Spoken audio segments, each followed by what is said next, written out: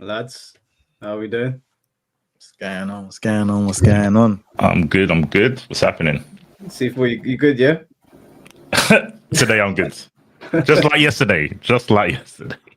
Was it yesterday we did the podcast? Was it the day before? Oh no, it wasn't. Was it? It was the day before. Yeah, I'm always good. I'm never mad. That's Don't good worry to hear, about man. Well, I mean, some people might get mad at this podcast. We're in a new age of the FGC now, I guess.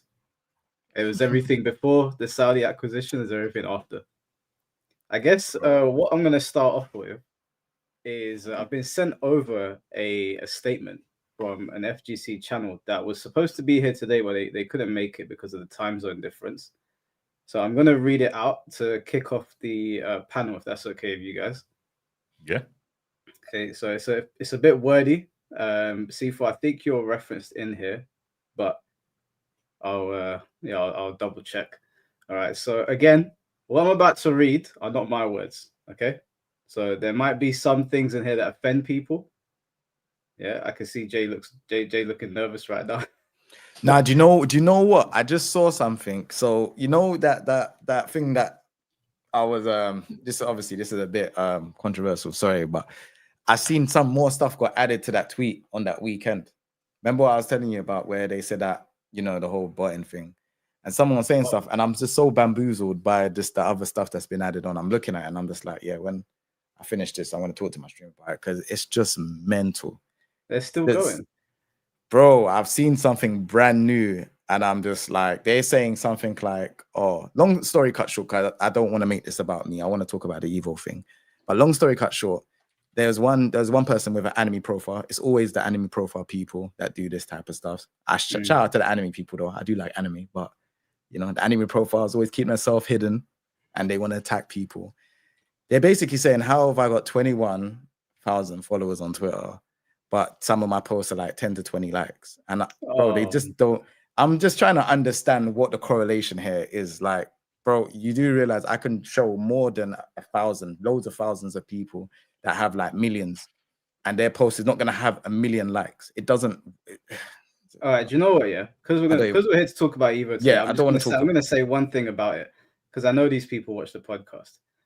If you are that dense, I'm going to give you guys a lesson in how to understand and read analytics and what goes on in the back rooms of these social media profiles, because the people that are doing this to Jay have got to be bottom of the barrel stupid. So I'm going to do you a favor. I'm going to run through things with you in a non-offensive way because you're clearly of the reading age of a child, and hopefully we'll put that to bed. Because if you're listening right now, I want you to know that I believe you to be stupid, but I'm going to help you. Okay, so we'll cross that road when we get there. Bro, we need to have a conversation about it because, bro, I just can't believe it's still going on. And it's like, I now know I have a lot of haters. And this only spiraled as soon as I've hit the 100K. As soon as I've hit the 100K, I'm noticing a lot of stuff now, like, just coming under the woodwork. And it's just like, bro, the stuff that these are saying. You know what, bro? Don't even worry about it. Like, yeah, when, we'll talk about when the time comes, we're gonna talk about this, and I'm gonna drag these people out into the light because their stupidity offends me. The things that I read on Twitter offends me. So we'll talk about that in a bit. Yeah, all right. Let's talk about this evil thing because I still don't understand. So this is why I'm happy to be here and talk about this evil thing because I don't fully understand what's happened, but I know you're gonna break it down and chop it off from there. What I'm gonna do is I'm gonna start by reading the statement from an FGC channel. It's from a channel called Saved You a Click FGC, which is on Twitter. It's quite a well-known page. And he said, "Hello to Mike Hollow and his esteemed guests. My name is Shaq, also known as Saved You a Click FGC on Twitter, and I'm probably the most controversial anonymous member of the fighting game community. I was invited by Mike to join the stream, but unfortunately, due to time zone differences, I had to decline. However, Mike has agreed to share my thesis statement for the panelists to discuss among themselves. Firstly, here are the facts of the matter. Now, again, for anybody listening right now, these are not my words. Okay, so if you have anything to say, don't get mad at me. Saudi Arabia has a lot of money, and the fighting game community, except for a handful of major tournaments, simply does not. I can understand and even prefer the desire for grassroots community events as the arcades and our homes are where the FGC was born. That being said, no matter how many GoFundMe campaigns you launch or how often you post to support your locals on social media, from a purely economical standpoint, grassroots communities cannot support their professional players. Your charity is unsustainable. With that out of the way, let's address the real reason why Saudi investment in the fighting game community became so controversial: politics. I acknowledge that Saudi Arabia is an Islamic dictatorship with a dodgy track record on human rights. However, would the FGC express the same level of anger if, rather than the Saudis, it was the Chinese Communist Party that invested its blood money into esports? The answer is no. The FGC doesn't actually care about human rights violations. They only care when their special interest groups are targeted, i.e. the gay and transgender communities. If communist China poured money into the fighting game community, you would not hear a peep from Sonic Fox, Sajam, or anyone else in the fighting game community who shares their radical left-wing ideology. This political hypocrisy has also affected Fatal Fury's City of the Wolves. I agree that including Ronaldo and Ganachi in the roster was a terrible idea. I despise celebrity cameos in pretty much all video games, not just fighters. But a lot of people in the FGC hate them primarily because of Saudi Arabia and the allegations against Ronaldo, not because of law implications. This hatred has led to boycotts, denouncements, and widespread shunning of SNK and their games on the internet. Need I remind you all that SNK used to be owned by China after they declared bankruptcy? Communist China is far more tyrannical, dangerous, and evil, but FGC Twitter and Reddit had absolutely nothing to say about that for years. For those who followed me on Twitter for a while, you may know that I was initially very unhappy with Saudi Arabia purchasing over 96% of shares in SNK. I believed they would censor their female characters, relocate the studios outside of Japan, and destroy what makes SNK so special. But with the exception of Fatal Fury's celebrity cameos, I admit I was wrong. Much to my surprise, the Saudi prince himself said he wants SNK to remain a Japanese company first and foremost. This raises an important question. If the Saudis are okay with SNK being a Japanese company, can we expect the character of the FGC to also stay the same? It depends on who you ask, but I can imagine a lot of left-wing extremists will stick to their guns and stop participating in the FGC when Saudi money is involved. And frankly, I say riddance to these people. These Marxist lapdogs and their authoritarian policies have done far more damage to our gaming communities than most people are willing to admit. People's lives have been and will continue to be ruined by them unless they are expelled from their positions of power. If Saudi Arabia's blood money is what causes them to leave the FGC, then so be it. And then he went on to say, he had one more addendum to add to this. On the topic of the Saudis owning SNK, there's a good chance your friend C4 will make the following counter argument. The outrage towards Saudi Arabia buying SNK isn't comparable to China because the Saudis are more directly involved with the company and the FGC than China ever was. To which I say, I have evidence that suggests otherwise. Look no further than 2XKO. 2XKO was created by Riot Games. Riot Games is 100% owned by Tencent. Tencent are required by law to employ members of the Chinese Communist Party to ensure their business operations align with government policy. Of the 60,000 people employed by Tencent, over 11,000 of them are from the CCP. That's 1 in 6 people directly tied to the Chinese government. With all that in mind, has anyone on the panel seen a single person say, I'm going to boycott 2XKO specifically because of China? Because I certainly haven't, which is why the outrage is hypocritical. And that is from Shaq. And he said, P.S., and this is, I don't know why he wrote this. He said, P.S., Bridget will never be a woman. So you shouldn't have put that. I'm just putting that makes me think he's an unserious person. But yeah, I don't know why you'd say that. That's got nothing to do with anything. What do you guys say to that? I know it was quite. You know, I'm just gonna put a disclaimer there. I laugh at everything, innit? So I don't want people to think I'm taking the piss, but that Bridget comment is funny. That's from Guilty Gear Strive, right? Yeah. Character. Yeah. Oh, that comment is that it was so serious until that. Exactly. That's why it made me laugh. Let's forget about that. That's just a dig at the Strive community. Yeah. But what do you make of his thesis? Do you want to go first? Yeah, I'll try and work backwards. Well, I can't even work backwards. The bit he said about me, he's shadowboxing because he's like presuming that I would be hypocritical in, I guess, commentating SNK, but I would say boycott Evo. That's the only way that makes sense, right? Okay. From what he's saying. Yeah, I just think he's shadowboxing. He doesn't know my position. I've not said it. Yeah, I think he just made an assumption, probably based on maybe based on things you said on here. I think, well, maybe. Like, not even trying to disrespect him. I don't know the person or the thing you said he's talking from. Yeah. I'm assuming he's gone, oh, I'm a Strive commentator, so I think like all the Strive players, and I'm commentating SNK. I'm commentating Fatal Fury. Yeah, he just doesn't know. I mean, he will find out if he listens to this. But yeah, he said he's going to listen. Yeah, the comment makes no sense because that my position doesn't make it so what you said applies to me. So. Okay. Well, how do you guys feel about the general outrage? Because, like, I mean, I saw it and I kind of knew what was coming. There's obviously things that we'll run through today. I want to talk about Sonic Fox's tweet as well. But how do you feel about the Saudis taking over Evo? I think it's the monkey paw wish. Everyone wanted money. Now you've got it, but you don't know. You don't like where it comes from. So yeah, it's like comical in that sense. Obviously, it's a serious matter. But yeah, I think it is a case of, is it really what you wanted? Did you really want the money in the sense of you don't care where it comes from? Because now that is the case. And now it's me personally, I think most people prioritize fun over morals most of the time. And I'm hoping that my faith in humanity can be proven wrong today when people jump on. But for the most part, people put fun and stuff like entertainment over their morals. So and money. Yeah, and money.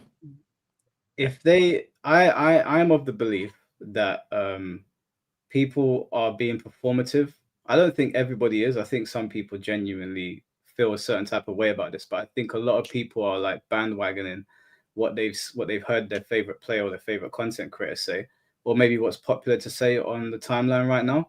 I don't think they're as outraged as they're making out. And I think when the prizes get announced, we're gonna see a very quick switch up from a lot of people. Not everyone. I think some people will stick to their guns.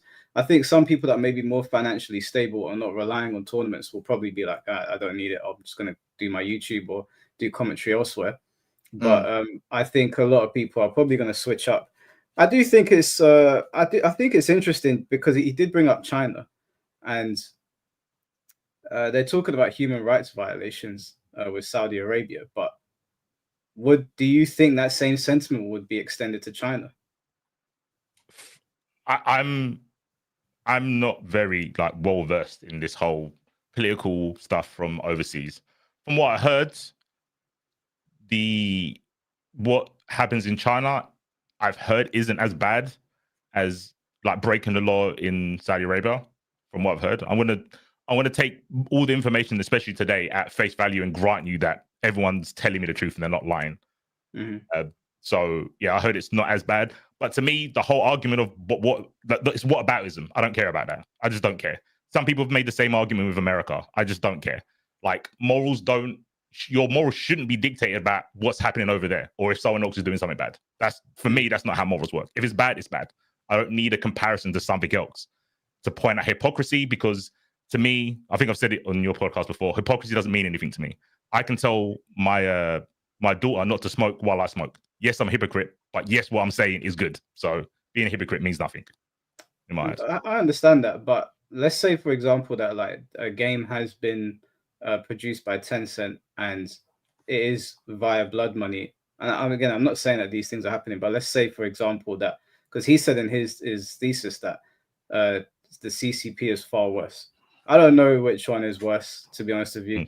I've got Chinese friends that tell me the complete opposite, obviously. So I don't know myself. But if people are happy to buy games like Wukong, or they're happy to support certain games that are being produced by them, or tournaments that are being funded by them, then Why would they not have that same energy if it's all about human rights violations? I don't know. Do you want to go, Jay? I just think, I don't know, man. Like this whole situation, it kind of reminds me of that tournament that happened in there was a Tekken tournament where they used like 3D models of the characters. I think it was like Scorpion, Jin, and there was a Street Fighter character as well. It interests me the fact that people complained about it. Honestly, just be real. Take the money, but never say you are above anything or anyone. There's no shame in that. Is that the real Chris G? Yeah, in the chat. You know, I was gonna message Chris G today and ask him if he wants to be on, but I thought time zones might make it a bit difficult. But if he wants to jump on and speak, then I'll drop him a link. It would be interesting to hear his take on what he thinks about things. But like for me personally, I think the FGC don't know what it wants. Because first of all, everyone's like, oh yeah, we don't have much money in tournaments. Then people are complaining about the Evo prize pools and the money and stuff like that. We now have money. Someone's investing money into it. Now everyone's complaining because of where it's coming from. It's kind of like, I'm not agreeing with anything, by the way. I'm just saying, what do you lot want? Do you know what I'm saying? Like you lot are crying about money. There's money now. Now you're saying you don't like the way how they get their money. So then where do we go from here? Everyone was watching EWC. People had nothing to say about EWC because that was in Saudi Arabia and that's their own thing. But then now all of a sudden, yeah, they've taken over Evo. PlayStation's giving it away. I'll be honest, I think PlayStation probably thought that this fighting game thing is not making money. So they just kind of dropped down to being a partner. I think that's honestly what I think has happened. Yeah. You get what I'm saying? And that's why they've now Evo, like as in the actual team are now like, damn, we need money. Saudi, they had their meeting with Saudi. They're now saying, all right, cool, we'll drop some money on you. And it's just like, wow, they've done it. And we're at that stage where every game could potentially have a lot of money. Now you lot are complaining about where you lot get your money from. It's kind of crazy. When you go to work and you make your money, do you lot ask them where do you get that money from? You just take the paycheck, right? Yeah. I'm not saying that's how you should be in general in all walks of life, but that's the truth and the reality. You lot take the paycheck. You don't ask, the head office, oh, where do you get the money from? Is this blood money? Is this whatever? Do you know what I'm saying? I just feel like we really need to stop this kind of like narrative where people's like digging deep into things that don't really need to be digged deep into. Do you get what I'm saying? We complained about money. We now have money. Now you lot are saying, oh, you lot don't like where the money's come from. So what happens now if Evo we're just doing prize pools for just like, if you win the Evo championship, you only get £1,000. Like, what are you lot going to say? Yeah. I do find it funny that everyone's gone back. Everyone's against it, saying support Grassroots. And I'm like, you lot weren't supporting Grassroots before. You guys abandoned those a long time, but now you want to support them. I'm confused. That's why your top players were not going to the Grassroots tournaments. They weren't going to the locals. Like, let's stop it now. Your content creators that started off playing, fighting games, don't go to your locals. Do you get what I'm saying? It's the people that really want to grind and really want to make something out of this that go there. So you're getting about, like, let's say, for example, I don't know where everyone is from, but let's say you're getting around 15, I don't even know, that's being even nice. You're getting around 8 to 20 people coming to locals every single time. Like, you get 8 to 20 people. Like, Evo is getting a mass amount of players coming into these tournaments, like in the thousands, right? And they need money to fund, to get. They also have to pay for the judges. They have to pay for loads of different things, production, X, Y, and Z, right? Yeah. Where is that money going to come from? Now that PlayStation has now dropped down a tier, like, remember, they were fully hands-on. There was no Smash Bros involved because of, like, obviously PlayStation's taken over and stuff like that. Smash Bros definitely going to be involved now. Let's be honest. Just before we go further, guys, I'm going to bring in Chris G. And what's going on, PR? What's good? I'm loving the conversations and what's going on. And I'm glad Chris is stepping in too. Yeah, I'm going to bring him in now because I don't know how much time he's got because, we're always here for a while. So right. Chris, good to see you, bro. What's up? What's up, guys? What's up, Chris? What's up? Chris, what's your stance on this whole situation in Saudi Arabia?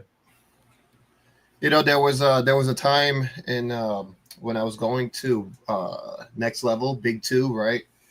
When there was an interview that had happened, and I forgot, and I've been trying to find it. But at the end of the interview, there was like I was leaving, and there was something like, you want any final words or whatever, and I was like, we need more money, esports, right? and that was how it ended. And the interesting thing that people don't understand is that if you compare, right, like, and now I'm talking about the big boom of like fighting games, right? So, you know, we're talking about like from like 2009 and on. Now, during 2011, 2012, that was technically the most money I was making ever. We're talking about, even if you compare Evos from back then, if you compare majors back then, if you compare all these tournaments back then, like I was making, you know, from just locals, I was making thousands of dollars a month. Thousands. Damn.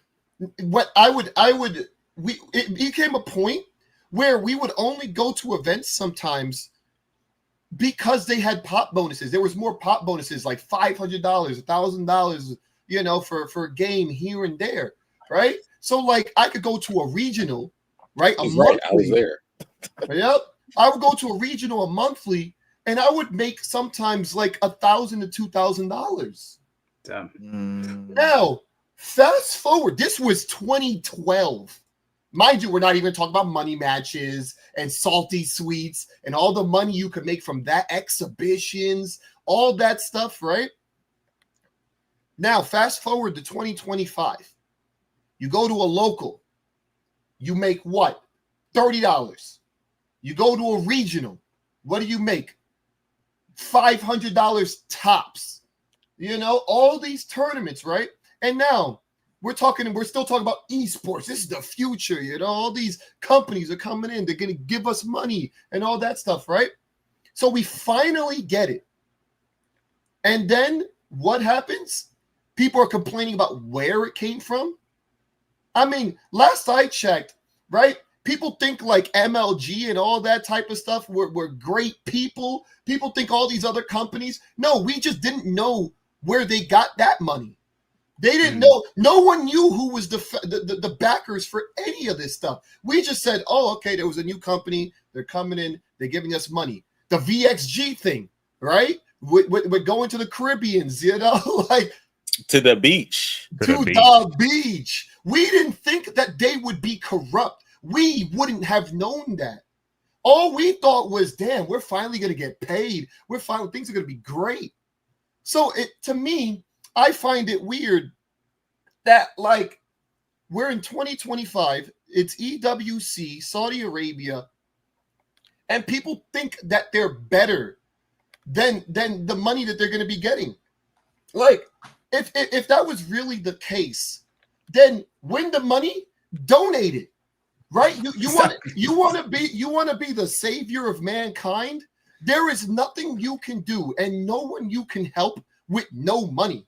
You want to say, oh, Saudi Arabians hate LGBTQ and blah, blah, blah. Well, then do something about it. What are you going to do? You're just going to say, oh, all right, well, damn, I guess I'm not going. I guess I'm not going to help anyone. Like, no, a big slap to the face, you know, quote unquote, would be getting the money and donating it, right? Or there's so many other things you can do. But like, what do you think is going to happen?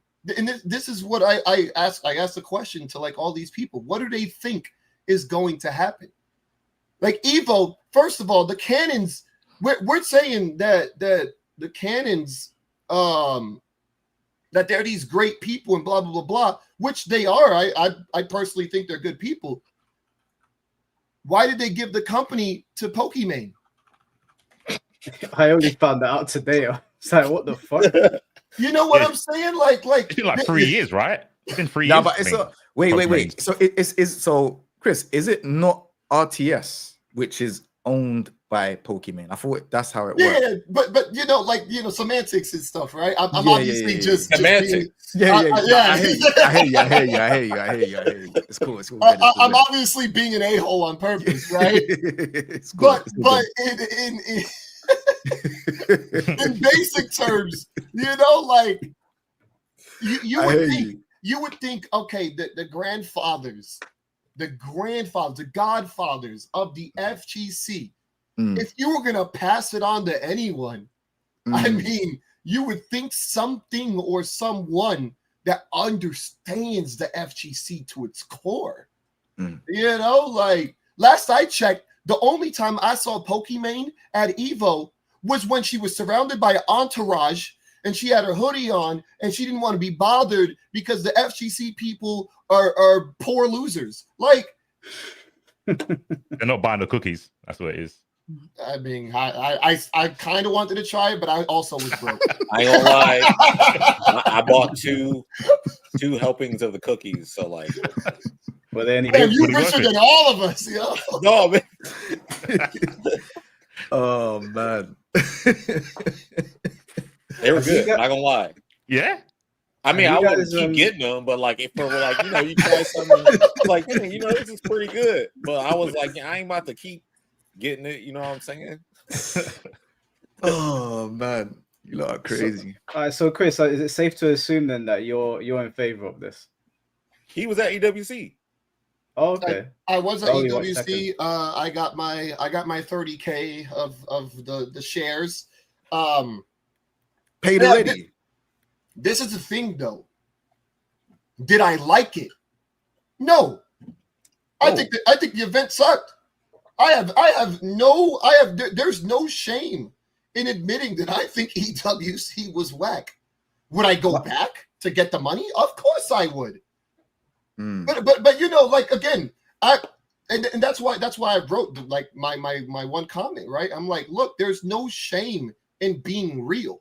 Like, you're not paying me to say nice things.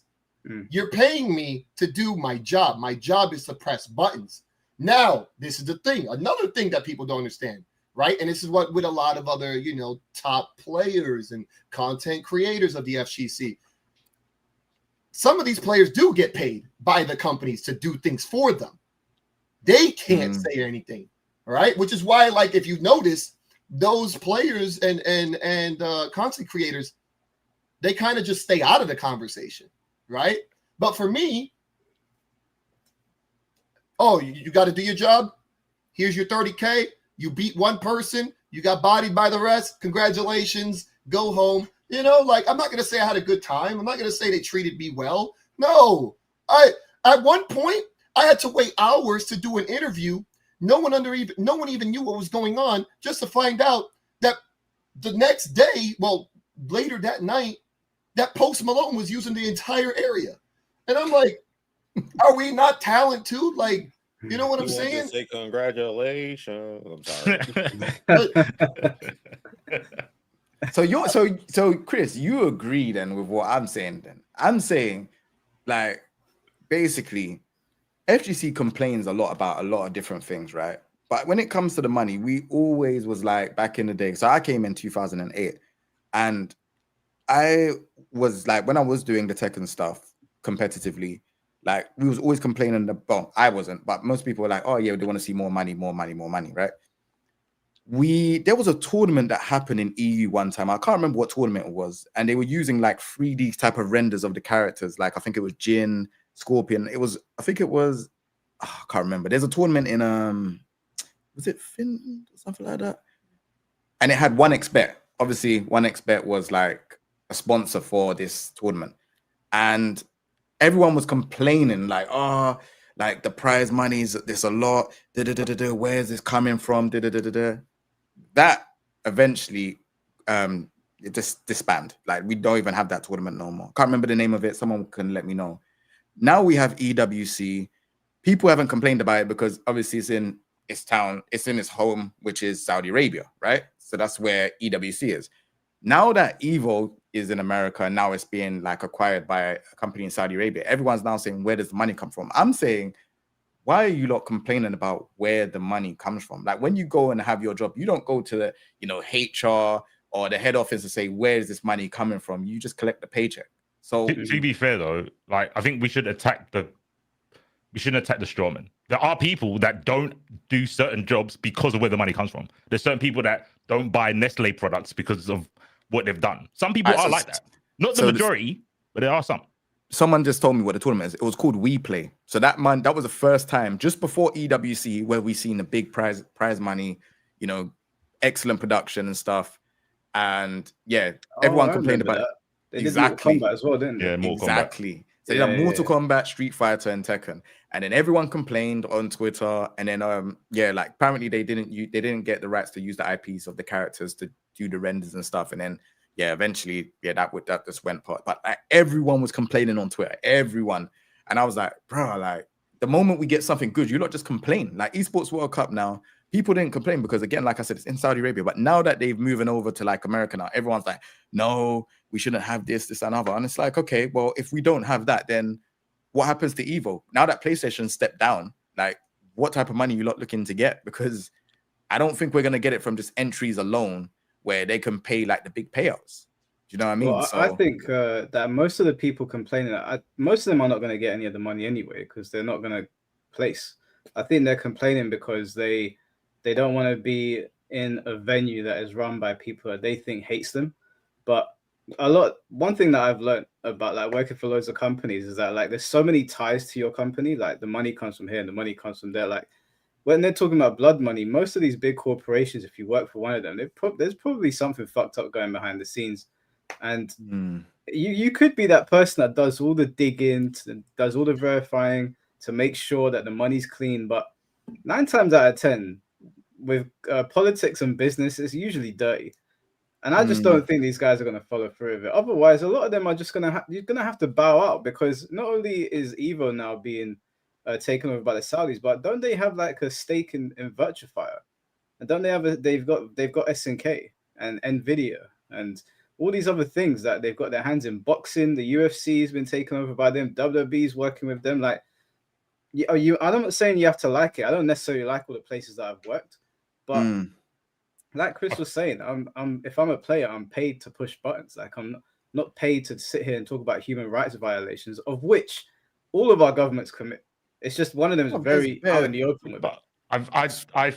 I think we're doing this shadow boxing shit. Like we're attacking the weakest. No, we're attacking the weakest part because everyone's got this. You know when you play like League of Legends or something, you've got moves that are AOE, right? You got AOE damage, right? Some things are more closely affecting you than others. Like for example, Street Fighter, one of their investors is was it PIF or something? It's basically the government, the Saudi government. It's funded by Saudi government, but it's a shareholder. Where the Evo thing, they are in charge. So I wouldn't expect everyone to be like, oh, Saudi involved in Street Fighter, stop playing Street Fighter. Because there's so many degrees removed from the actual product. If the game was made in Saudi Arabia or something, that's different. But that's what we're talking about Evo. Evo is directly now controlled by it. So we've got to do like there's degrees of effect from the things that people don't like. I think just going, oh, this is the same doesn't really work. We're doing the hypocrite thing and it doesn't work. I don't think it works. But if you want to attack the weak arguments, go ahead. I think we should attack the actual people. What argument do you think we should attack them? Where should we primarily start? I think most people are talking about the blood money aspect or the safety aspect. Is it safe to go now? Okay. Let's talk about safety because blood money, that's going to take forever to like cover all of that stuff. No one knows if it's actually like, does anyone actually know if it's coming from actual blood money? Like that's the thing because I don't know. But all I see is people talking about. There's like a video. I'll send you a link to basically like sports watching and stuff. It's okay. It's not like complicated, but it's like boring. I mean, obviously, like the blood money thing. I understand that argument, but in terms of like safety.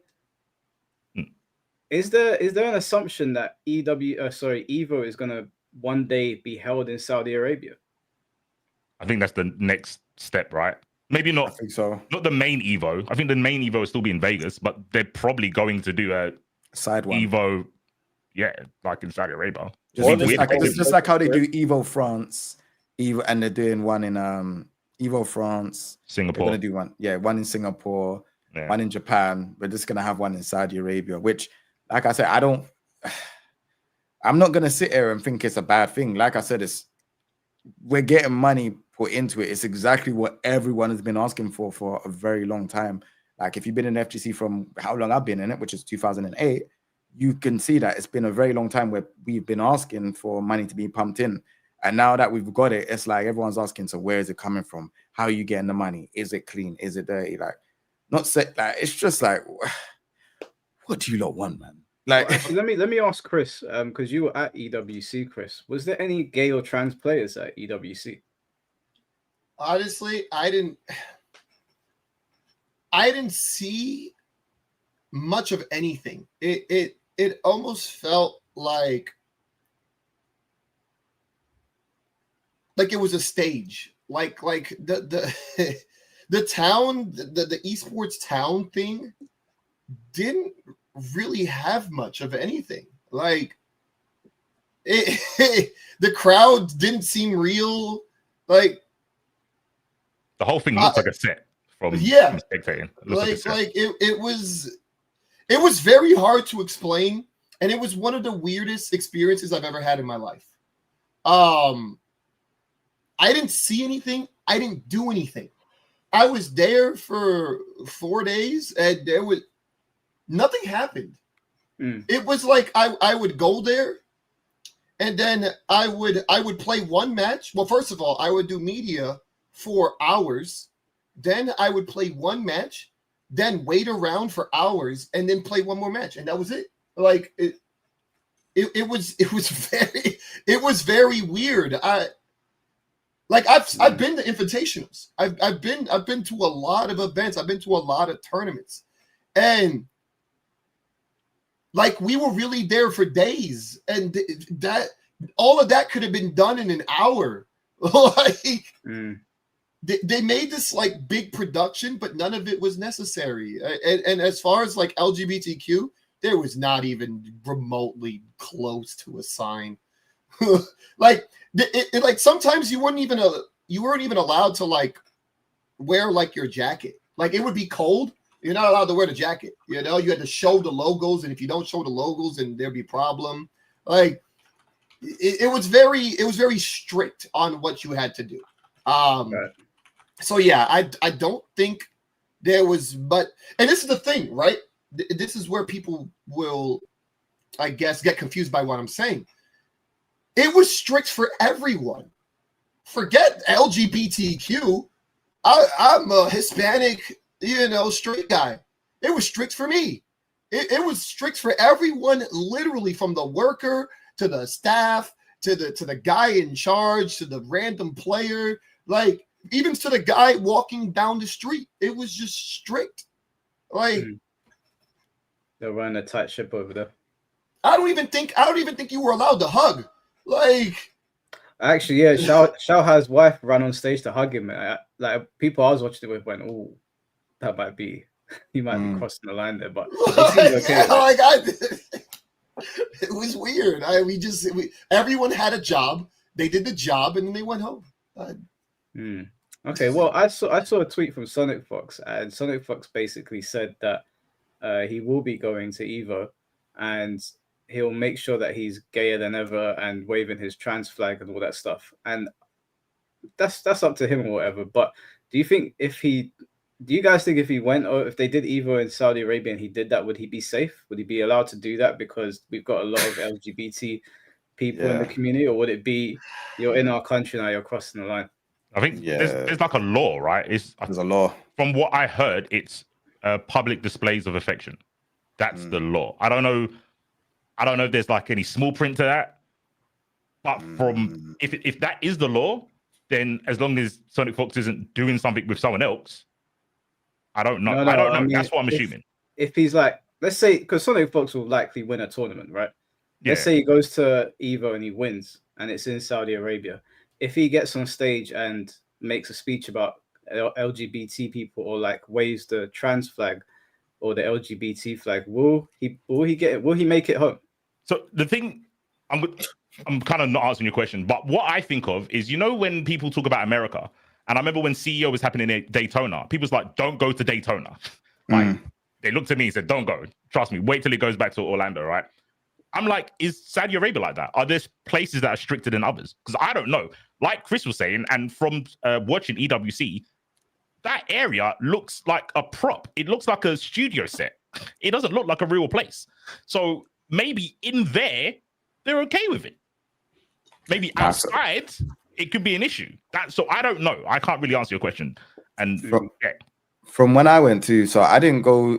I went to Gamers 8 before it was EWC, and again, it was quite similar to what Chris is saying. It does feel like everything is just like sectioned off, and when you do stuff, it's kind of like they would say, "All right, cool, come here," and it's like certain things don't seem like they're organized very, very well. It just seems like everything is kind of like it's just happening, and you don't get to see everyone. It's strange, but like there are some stuff that I have heard of over there, like like not being able to wear dress and stuff like that.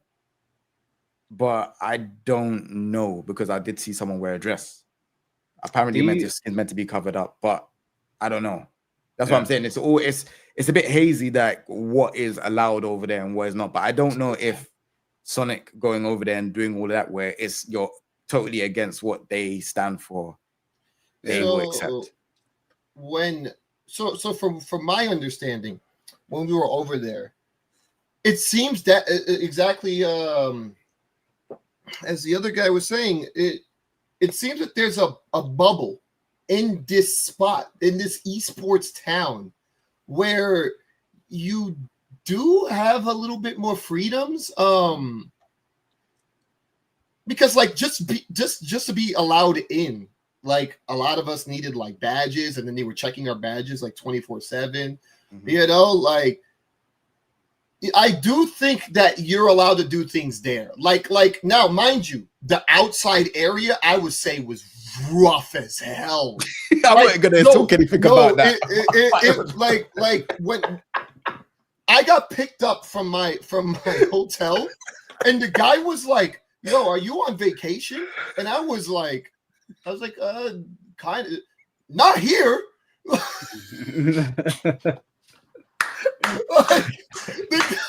So mind you, right? Like if I travel a half an hour, I'm in the safe zone. But that guy was like, he was straightforward. He was like, "Oh, do not stay here." Yeah. I got a story. I got a funny story. So the bit where everyone stays, it's like it just looks amazing, isn't it? But once you step a bit out, there was like little kids that were just looking at us like raw, like we was food to them. I was just like, yeah, nah. Maybe like it was when I say like we had obviously reps that were with us, right? So everything was cool, they checked the badges, all of that stuff, they had security and all that stuff there. But there's a part where if you step away, that's where everyone else is. And they're not really nothing to do with the EWC Gamers 8. And that's real Saudi Arabia. Do you know what I'm saying? And it's like, yeah, you gotta be careful there, because it looked mad. Like they were just looking and thinking what's going on. Wait, but it wasn't the nice look. Yeah. Is it you gotta be careful like it's Croydon, or you gotta be careful like it's like Compton? Like what level of severity are we talking about here? Bro, I think it's both, bro. Like I said, those kids were like, I remember I had my camera and everything, and I was like, obviously I got like an expensive camera and I'm holding it, like filming everything. I'm seeing these two kids just eyeing me up. I said, what? But obviously, I'm from a hood in London, but at the same time, I'm like, bro, this is not London. This is Saudi Arabia, bro. And it was like a couple kids there. And I'm thinking, yeah, you know what? I got to kind of chill. I got to know where I'm at. But yeah, it looked like if you was by yourself type of thing and you had no reps, nothing like that, and you're over there, yeah, a robbery could have happened. Do you know what I'm saying? It looked like that. To add on, so would you say it's all right? So comparable to like some of the worst places to be in America? Yeah, like I guess. Well, was it I could be wrong, the South Side of Chicago, or like say Compton, or trying to think of some areas. I mean, even some areas in Ohio, that I know are bad. Like, would you rate them up there with that, or what was the threat level to you? You did 1 to 10. I would say, I don't know if they were just looking. That, you know, I'm cautious of people, and I'm always looking around and thinking, okay, are they looking because they're curious, or are they looking because they wanna? Do you know what I'm saying? But there was a couple of them, and it was like, oh, were they starting to approach you or something, or what? Like, no, because they couldn't get in. That's what I'm saying. The area that everyone is in, it's like there's buildings, and you can walk into the parts where there's different stages. So that you had a Fortnite stage, you had the fighting game stage and stuff like that. But then you had the stage where you had like a building where you could do like interviews and stuff like that as well, and you can watch the matches on the screen. So there's like 3 different buildings, but then it's kind of like all sectioned off because you've got security guards, you've got like the vans that bring the players in. So like it's all sectioned off, but the part that's sectioned off is the rest of, like, you know, Saudi Arabia just looking around in like, you know what I'm saying? So it's, I can't say that, oh, they were gonna that you can never know in it, but my guard was like, oh, okay, I see them like kind of like they're just looking at me. It was ambiguous their intention. Yeah, they were trying to like scope me out basically, and I was just like, it sounds like, well, I would too. Like if I had never seen you before, you just like out there and stuff at time as far as like scoping you out. But and like, I had a camera, like I had a gimbal, I had a camera. You out there, like, obviously like those things are not cheap. They're probably like, what is this dude doing? Nah, I don't know, man. The scope, I know. I'm from the hood, bro. I know what a scope looks like, bro. You know what I'm saying? I know what a scope looks like. There's a big difference. When someone's like, oh, okay, you know, they're kind of pointing and kind of like, a scope is like, you know what I'm saying? Like this, it's just they're trying to map out. Like, yeah, they know that, like, you're not like, I'm not a tourist, and I'm going there to do something. Do you know what I'm saying? They're just mapping out the situation. So that's why I'm saying, I don't know. They could have probably just been like happy to see it, but it didn't look like that to me, innit? So it is what it is. But I had a good time. I can't lie. I had a good time over there. I know, Chris, you said that you didn't really enjoy it. I had a good time because, like, you know, the food and that, it was in a 5-star hotel. The food was great. Like, I went to go and do what I needed to do. Obviously, it was cool. And it's a different experience. Like, obviously, seeing that stage was sick. Like, compared to, like, any other thing I've seen in the FGC. I've been Evo multiple times. Like, that was a completely different, like, stage. It felt like esports.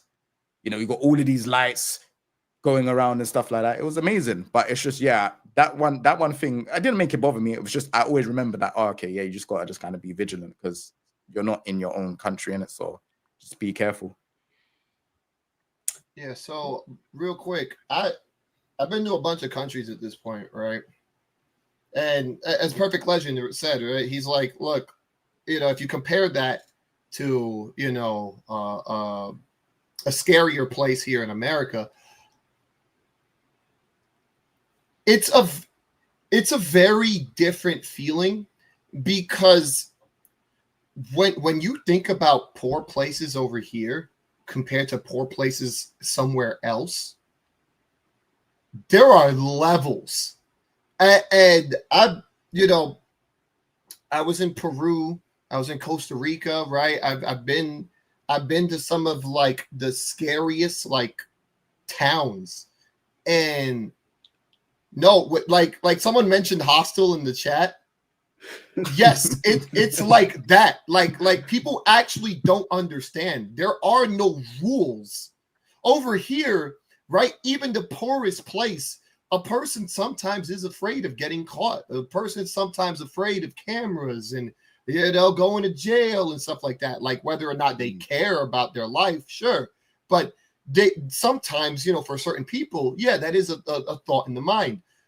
But I've seen children beggars. I've seen slaves. I've seen it. There are levels. I was with people while children spit in your face because you don't give them money. Like, I've seen it. I've seen people walk up behind you with knives. There are levels. Like, I've been stopped by crooked cops that want money. I've experienced this stuff. Like, when you realize that there is nothing anyone can do to protect you, that's where real fear comes in. You know, like, and this isn't like, you know, a shot at Saudi Arabia. This is just a shot at like like places that are outside our own bubble. Like it could be anywhere, right? Like Saudi Arabia, right? Yeah, outside of that esports bubble, yeah, it's scary as hell, you know. But that same thing with all these other countries. You go there, yeah, like don't step outside. Don't think you're better than other people, because they will show you how small you are. When you're not protected, it's over. Bro, is it fair? Is it fair for the LGBT players then, like, hearing this, for them to be like, yeah, we probably should stay at home? Look, yeah. Wait. I wasn't ready for that question, bro. I wasn't ready. I wasn't meant to laugh. It's a serious question though, because like based on what you lot are saying, because I've been places as well, like what Chris is saying. I've been places as well where you know that the law's not going to protect you. You need to keep your head down and keep on moving. And if it's the case that it's, you know, if you step out of the esports bubble, and I know what you're talking about, Jay. You put those kids probably had Conqueror's hacky, like you could feel it. You were there, bro. I could feel it, bro. Yeah, you know what that, because we've both grown up in hood, so we understand the difference. And I know exactly what you're talking about. Hostel's a good comparison. If that's the case, these players, even though I think some of them are being performative, maybe they are not safe going over. Would it be any different though? Yeah, like, well, because we're more accepting over here. Yeah. I was thinking about, like, if Chris was there and like Sonic Fox, would they be treated differently? I think that they would both feel the same sort of fear, no? Nah, do you know? All right. What I think could happen, yeah, if people are part of LGBT, yeah, I think the best thing they can do is have a rep from Saudi with them, walk into the venue, walk into the stage, walking back. I think if they had someone like that to protect them, I think that'd be cool. I don't, like I said, I'm not treating like Saudi as like it's like this next mad country, because it's like I was fine in it. Nothing happened to me, but I'm saying that obviously that was the one thing that I saw that I was just like, oh, all right, cool, yeah, I gotta be careful. But these times, like, I'm a person, I don't have an Apple Watch on and I have a camera, but it's not really that deep in it. But had I was be wearing jewelry and I go step out and that, yeah, it would be a very long day for me. So yeah, that's what I'm saying. You just have to I think if they tread correctly there, you know, and just not go outside of, you know, like, I don't know, having like a trans flag and all of that stuff. Yeah, I don't know how that would work in Saudi Arabia. Like, what I'm hearing is this is like, you know how Vegas is also kind of like sketchy, and I'm not saying they're sketchy as far as Saudi, but I'm talking about like as far as it seems like at least interacting with locals, that would be the equivalent of interacting with, you know, the bums and scammers and stuff on the streets of Vegas, like on the strip. And, you know, in some areas it's a little bit like sketchier, and it sounds like it's another level to that, like where because I wouldn't recommend anybody walk around by themselves in Vegas, you know what I'm saying, on the strip. Vegas ain't that bad though. I walked on the strip of Vegas by myself. That's a fun time. But yeah, but I'm talking, there are specific parts of the strip, like, you know, there's definitely like a more luxury part of the strip, but then there's like a real, hey, maybe you shouldn't be here part of the strip. Okay, that felt like, bro, like I said, when I was at Game 8, aka EWC, bro, unless I had a rep with me, I wasn't going nowhere. That's how I was. So I don't know. Yeah, like, Chris, was that the same for you? Did you have a rep that was with you, or would you just go and play by yourself? Yeah. Well, for starters, we didn't really go anywhere because for me, I enjoy the nightlife. So there's no real nightlife unless you, I think, just smoke hookah. I think that's really the only thing you can do there. Yeah. But yeah, so yeah, doing things at night, everyone just kind of just ate food and went to sleep. But like, did you do shisha out there? No. Okay. That was the only nightlife I had at the end with shisha. Yeah, What did I miss? Did you guys move the conversation? No. We were just talking about, like, obviously, like, having a rep at EWC and like just the nightlife. Obviously, I was asking Chris, what did he do for nightlife? Obviously, I said I smoked shisha on the last day. That was like you can't really, like, I don't think there's clubs and What is I don't know. shisha? Oh, like The hookah. is that Oh, what you okay, call okay. it? Yeah, Okay. hookah. Yeah. So that's what I did on the last day. Yeah, I think just in general, like you just gotta protect yourself. Like it's not even about being like LGBTQ. It's just about being smart. Don't exaggerate things while you are there. You know, like if you're just chilling, minding your business, yeah, like no one's gonna bother you, right? Stay where you're kind of supposed to be, right? Like any of us. Don't go out there. Don't try to make a political statement. Just like anybody else, just mind your business and you'll be all right. Yeah, I just think to kind of round it off is just don't be wearing like flags and stuff that obviously trigger other people, and like that's the only thing I'm saying. Like, I'm not saying you can't do it anywhere else. It's just with that type of country, like I just feel like just to be safe, you just don't need to draw attention to yourself. Do you know what I mean? Like that type of stuff will draw attention to yourself. You know, that is the problem, though, right? That is the problem. That the fact that you have to do that. That's what the people that are against it would say. I don't think that's a problem. I disagree. So I'm gonna have to try and put myself in those shoes because I'm just here for the strongest arguments. The strongest argument is why should I have to do that? Why if Sonic Fox is going, they'll be like, why should I have to not express who I am? Because you can do it. You wouldn't. What Jay was saying in that country, don't do it. But it'll be like, well, in America, I can do that, or in this country, I can do that. They're saying, why should I have to not? Why can I not express myself? Because you're not in America. Like we're having the same argument over here right now. Yeah, with the flags and stuff. There's a lot of stuff like the English. We're in England. I can raise my English flag. I'm British. Yeah, it's not offensive to raise it. You can't tell me as a British citizen, my flag is offensive. That's retarded. People are doing that. That's what. That's what I'm saying. And look what's happened. We've got massive protests everywhere. September 13th, Central London is going to be swarmed by 1 million people. But think about it. Nonsense. It's the people that want to do the flag thing are having to protest. The people that want to express themselves in their own country are having to protest. That's the angle. The angle is other people going to another country and wanting to express themselves.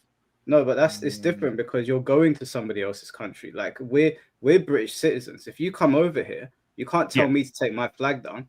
So if Sonic Fox is in America or anybody else in the LGBT community, America's accepting of it, which is fine. That's where you live. I ain't got no problem with it. But the same way when you go to Japan, you can't show your tattoos. I was told several times in certain areas, cover your tattoos up, Mike. It's going to draw the wrong attention. I got told that by several people. Even when I was out there, a woman told me specifically in this area, don't show your tattoos. So is that a law? Or I didn't know that. No, it's not a law. The area. But there's some places that will, like I wanted to go to a gym in Tokyo. And that gym in particular, a certain type of people would go there. And my tattoos could have been mistaken for something. And she told me, cover up your tattoos. You're not allowed to do that here. When you're in somebody else's country, you're supposed to follow their rules. You're supposed to assimilate and not cause a problem. So if the Saudis are coming over to America and they're telling Sonic Fox you can't wave your trans flag, I think that's wrong. Yeah, 100%. I think that's wrong. Like Sonic Fox lives in America. They're accepting of that in most places. But if Sonic Fox goes over to somebody else's backyard, you can't tell them I'm going to act a certain way in your own country. And besides, we're very lenient with stuff over here, which is why like certain things have gotten out of control in England and the US, but they're not lenient.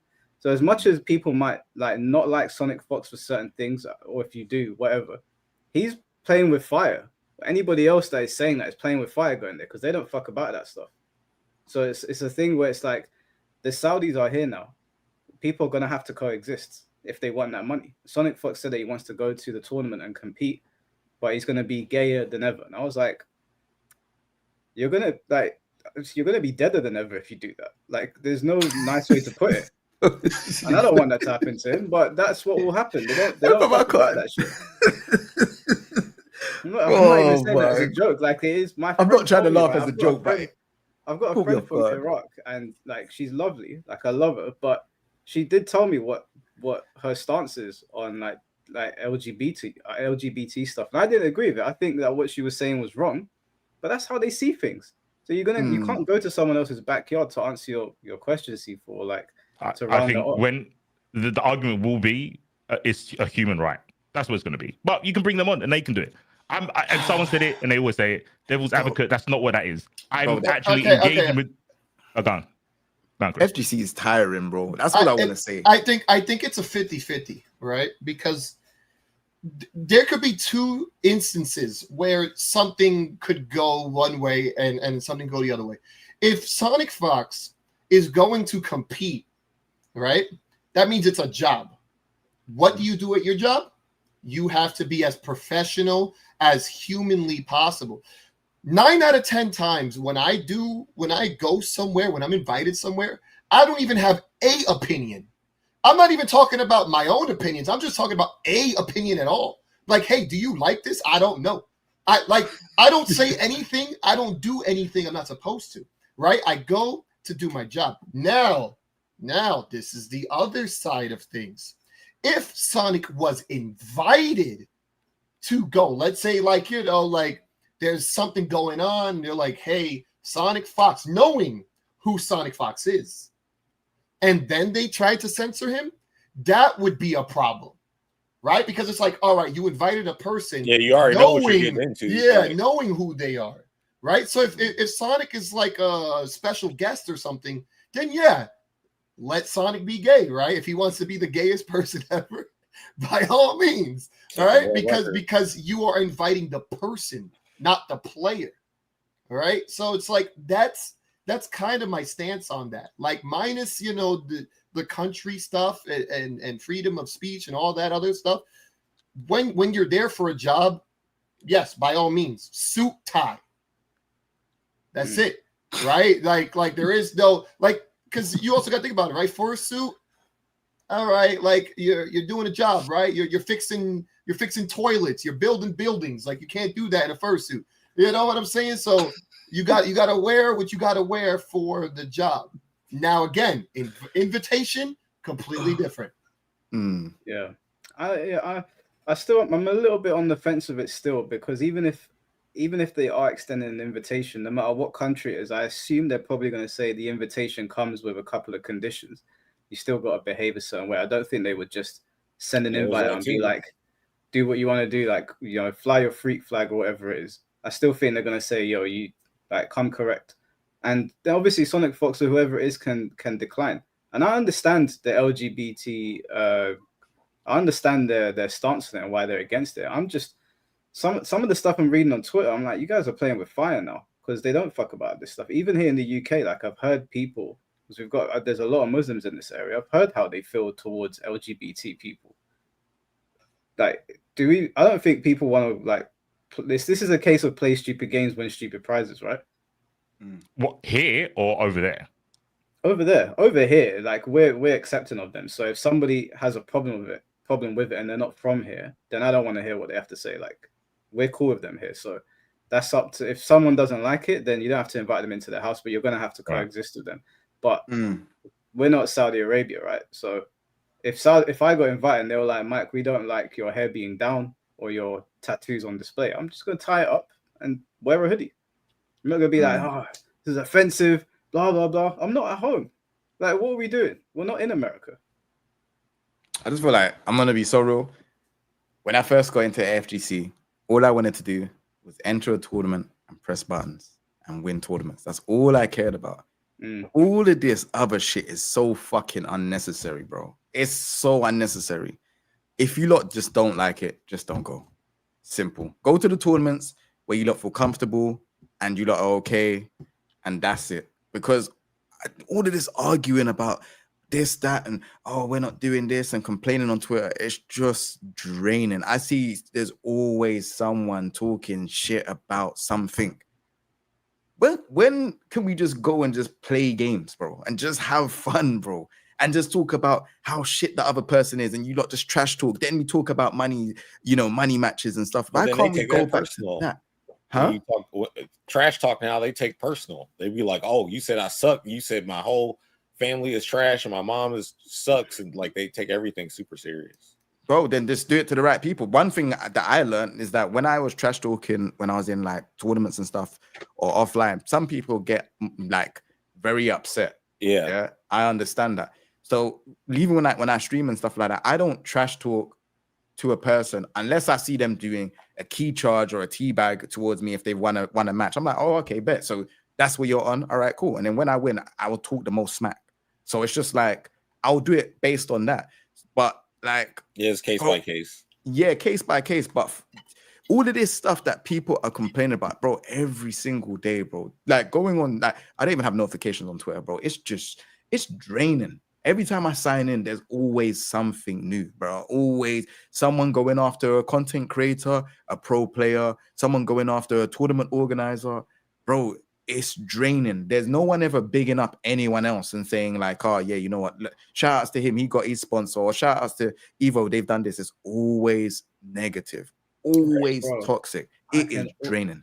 I can almost guarantee, and I'm only using Sonic Fox for this because he announced it. I didn't see too many other people saying it. Mm-hmm.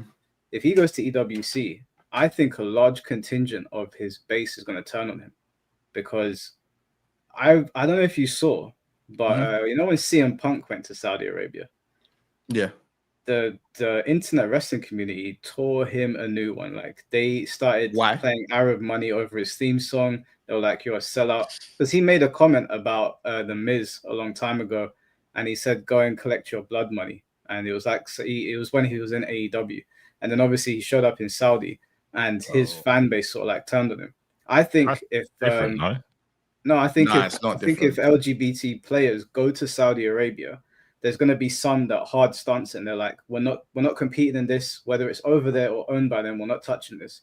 And then if someone else goes to compete, like Sonic Fox or FemShep or any of these people, I think their bases are going to turn on them. It's going to be like a civil war on Twitter. That's what I'm anticipating. Because I saw replies to his posts. People were like ripping into him saying, you just want the money. And it's going to be even worse if he doesn't do what Chris said, which is if he wins and it is blood money, you got to give that money away, right? Because you're there for the Evo Championship. You're there to build your legacy in terms of like titles. You don't want the blood money, so you got to donate it now. I guess if you think that they're going for the money from the tweet, I thought they were going there to prove a point. That's what I thought. But yeah, if they think that Sonic Fox is going there for money, then you can say the whole hypocrite thing. But I think he was going there to prove a point.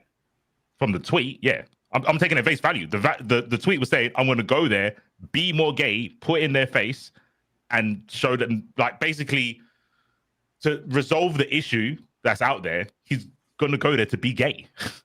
To be like, you can't ignore us.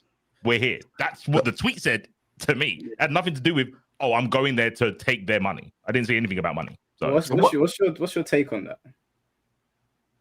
If you want to change their perception of gay people, that's how you do it. You have to go there. It's in the bubble, not outside the bubble, in the bubble, in the safe zone. Then yeah, because if Saudi are going to do these tournaments with top players, they're going to have to be inclusive. Will they have Mortal Kombat there? Do you reckon Mortal Kombat will be at Evo in Saudi Arabia? I don't know. They haven't announced that game. They got a rule against. Yeah, they got a rule against violent games, right? Like Mortal Kombat. Do they? I feel like they do. Well, like if Armika was patched because there was too much booty, I don't know about MK, man. I don't know about MK. Like, too much ass. Too much booty, apparently. You know, like you weren't allowed to use like a bunch of other outfits. Well, so just gotta get good at the games that everybody else is playing. Yes. I think if they're gonna have 2XKO, they're gonna have to be inclusive. Because 2XKO is gonna be there. Because it's a diverse player base. Okay. Yeah. I mean, so and it goes against the sports washing thing. Oh, Mortal Kombat is washing for their reputation. If they want people to see that they're changing their reputation, Sonic Fox can prove it by going there and coming out all hunky dory. So you can't be mad at both. You can't be mad at that they're discriminative and they're sports washing. You can't be mad at both things at the same time because they counter each other. Just to add on to that, I do feel like there might be a way that obviously if Sonic does end up winning, that they might like change, like, I don't know, they might change their I don't know. It'll change the whole country. I don't think it will change the whole country, but obviously just the bubble. Oh, just the bubble. Just the bubble. Yeah. So I think it will change just the bubble, right? Not the whole country. Like, yeah. So I feel like they will be more like accepting to, do you know what I'm saying? I think if Sonic Fox goes over there and plays the game and just, you know, like everybody else, there's no need to be gayer because Sonic Fox is more than his sexuality, right? He doesn't need to gay up the place. We know he's gay, but you can just have we all know we're straight, right? But we don't have to talk about how many women we've been with or the straightest thing we've ever done. Like it doesn't make any sense. So if you're going to go over there to change people's minds and prove a point, just go over there and play the game. Like, surely that should be what you're doing. Going over there with first of all, he's not going to get through customs with the LGBT flag. I can't see that happening. And secondly, I don't really know like what you plan on doing if by gaying up, like being gayer than ever. I don't understand what does that even mean? It's like Cobra Kai, strike hard, strike strike first, strike hard, no mercy, something like that. I think he probably could go over there and have a positive impact if he just plays the game and just, you know, he doesn't have to embrace the culture because it goes against who he is, but there can be coexistence if they're going to be in the fighting game community, right? I don't know. You're looking a little disgusted at what I'm saying. I'm not disgusted. I'm surprised on your understanding of the other side of the argument. Just bring the people on. You should just bring the people on. Wait, hold on. Say that again. You should just bring the people on. I've been given the argument because I've listened to what they've said, but you're just attacking the weakest part. So you should just bring other people on. And how am I attacking the weakest part? Because you're talking about Sonic Fox should just go there and play the game. Sonic Fox is making a statement of that they should accept gay people. That's the point. That's why they have to be overly gay to prove the point. If I'm attacking the weakest argument, that is a delusional statement to make. That's not gonna happen. They're not going to be accepting. All right, their religion bring the people on. Don't argue me. Their religion has not moved. Like Christians are very lenient, right? We tend to be pretty lenient with things. Muslims are not, right? But so wasn't for thousands Christianity of years, at one time was like that? Yes, that's what I'm saying. For thousands so it changed. Wait, no, it's not going to change thousands over video of game, years. bro. These guys have Maybe not the bubble moved the goalpost, right? They have stayed very, very like matter of fact. This is what we believe. We ain't moving. So if you're going over there and the goal is to like have gay people over there in a safe capacity, wouldn't it be to sort of, you don't have to like get down with the culture, but to not rustle feathers? Because if you do go out there and you start, you know, saying whatever you want to say to let them know that gay people are here, they might get angry. Like, and all I'm looking at it from a safety aspect. If they don't fuck with this stuff, why can't we find a bridge? I don't want to turn on Evo and see some shit going down in Saudi Arabia. That would be mad. It would be better if everyone was just friends. We don't have to like each other. I don't like everybody in the fighting game community. Also, I think in order, like I get your point. It's just that Sonic would need help. Sonic would need a bunch more people. Like you can't. No person can make a statement by themselves in the middle of nowhere and be okay. Like if they came through with like a bunch more people that also, or maybe even some of the players, right? Like let's say a bunch of the other Street Fighter players or Fatal Fury or whatever game that's going on, and they stood with Sonic Fox. Yes, that would possibly work, right? In the bubble. Well, yes, in the bubble. Now, on the other side of things, you could make the argument where if Sonic Fox was the coolest person ever, right? If they showed up over there and everyone just liked them, right? Then it could be like, oh, well, by the way, I am also gay, but I'm cool as hell, right? So it's like there are multiple ways to get people on your side. Just a chill guy. Yeah, exactly. But to be like, yo, like, yeah, I'm just gonna come through. I ain't got no support.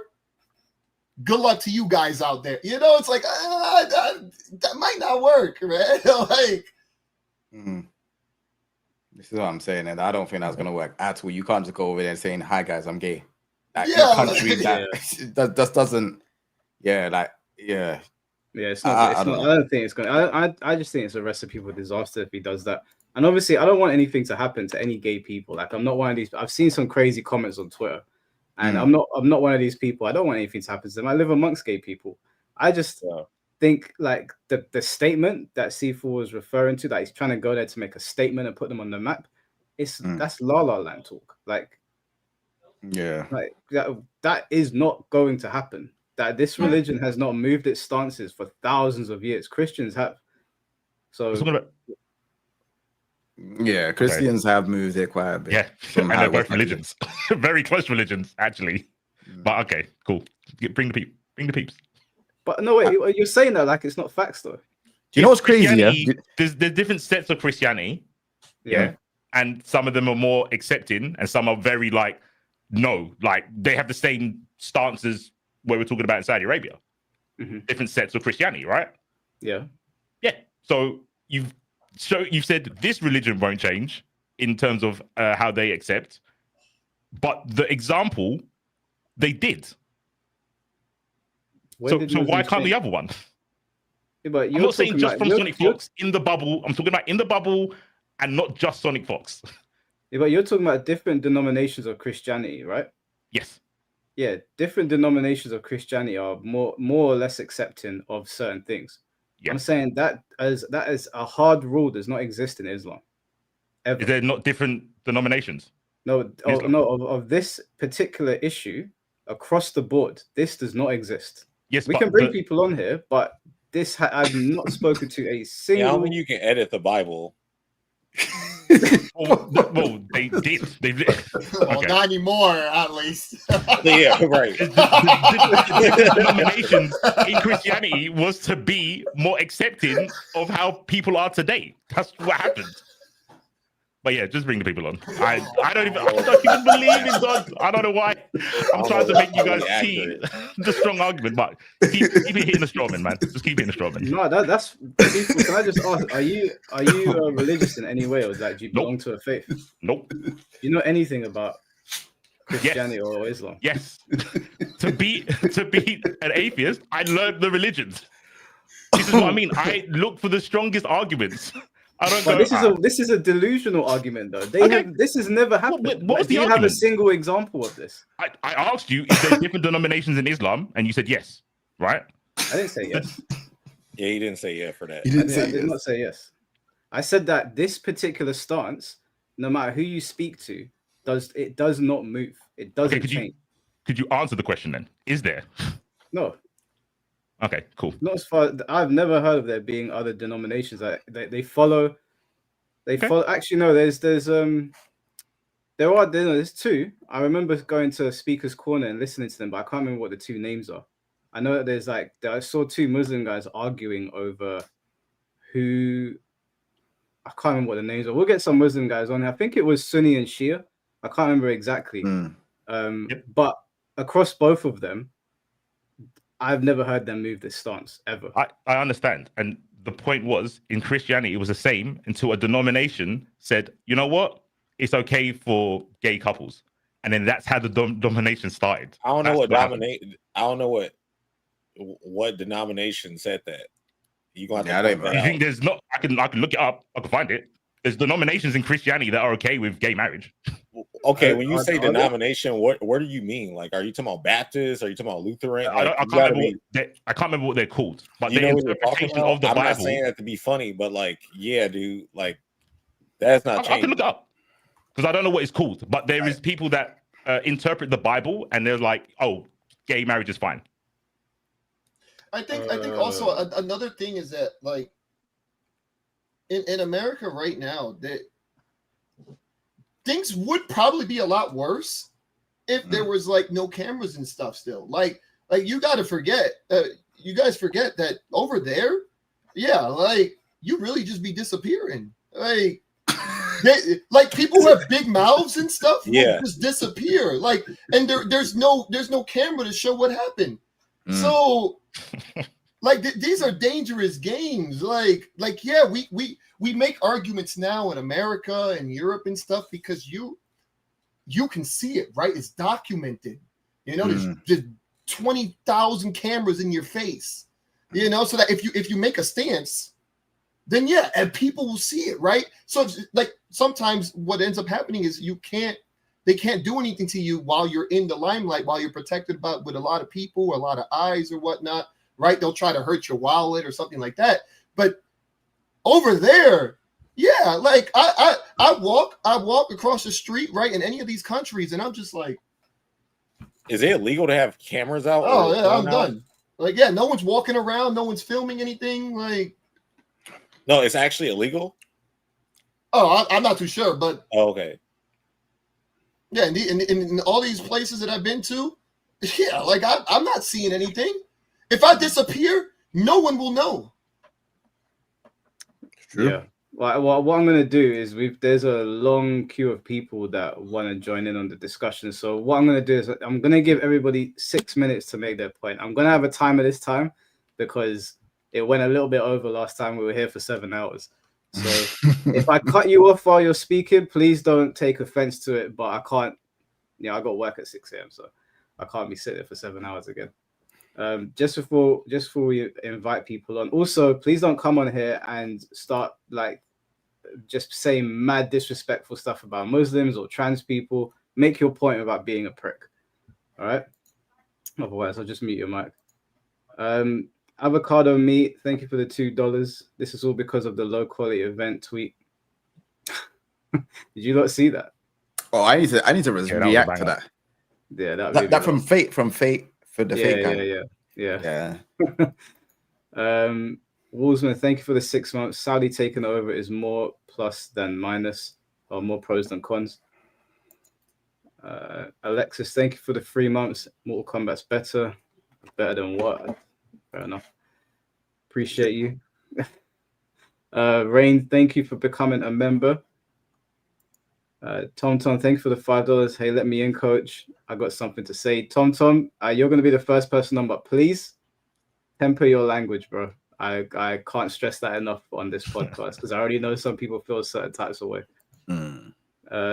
Theo Lee Ronan, thank you for the $2. One, Thessalonians 4:11 is all I'm gonna say. I think that's probably a chapter or a verse. I don't know. Oh my god. VLSH9, thank you for the $2. You guys realize there are racist cities in America? Yeah, I'm well aware. Mr. Mars, thank you for the $10. Mike already beat me to it. If you're in a different country, keep to yourself or respect their rules and culture. Last thing you want is to be thrown in prison and deal with bubba or losing your head. All right. I think there's 20 people waiting to speak. So if you can't get into the room, you'll be able to get in once somebody leaves. Okay. So please don't spam me. All right. First person is Tom. Oh, what's up? Can y'all hear me? How you doing, bro? Yep. Yeah, I'm doing all right. What's up in Chris G, Perfect Legend, King J? What's up, man? What's up, y'all? But I'm gonna say it like this. I'm gonna be 100% real. The FGC cannot have it both ways. It's either y'all want to be rich or y'all want to be broke. Which one is it? Y'all can't complain about like, oh, we got no money. We can't afford to pay for soap and water that we know we're not going to wash our assholes with anyway. We're just going to sit in our ass on Twitter all day just complaining. Like, y'all gonna have to pick a struggle. It's either y'all want the money, they are going to flunk out of pools trying to get, or y'all going to stay broke. Which one is it? And on honesty, and these same people on Twitter have no problem harassing people for saying the wrong fucking things. Like all the time I be seeing on Twitter. These dudes are in these particular groups are hypocrites. And I'm just sick of it. Now y'all scared now because these like Saudi Arabia see other groups that got these big pockets. Now they got the power and the authority to push you around. Oh, so y'all don't like it when the shoe's on the other foot. All I'm saying is it's a bunch of bullshit. If y'all truly complain about that much, then get the fuck out of the FGC. That's just how I see it. I mean, and plus, what money on this earth isn't tainted in some way? 100%. The U.S. got blood on their hands. Australia got blood on their hands. Fucking any country in this planet got blood on their hands. I'd rather deal with blood money than fucking cum crusted fucking fingers all day complaining on Twitter for no fucking reason, just to be complaining. If y'all gonna be a bitch, then just leave. That's all it is. And excuse my language, but that's just how it is. It's either you want to do it or you don't want to do it. Nobody's forcing you. No, I hear that. I hear what you're saying.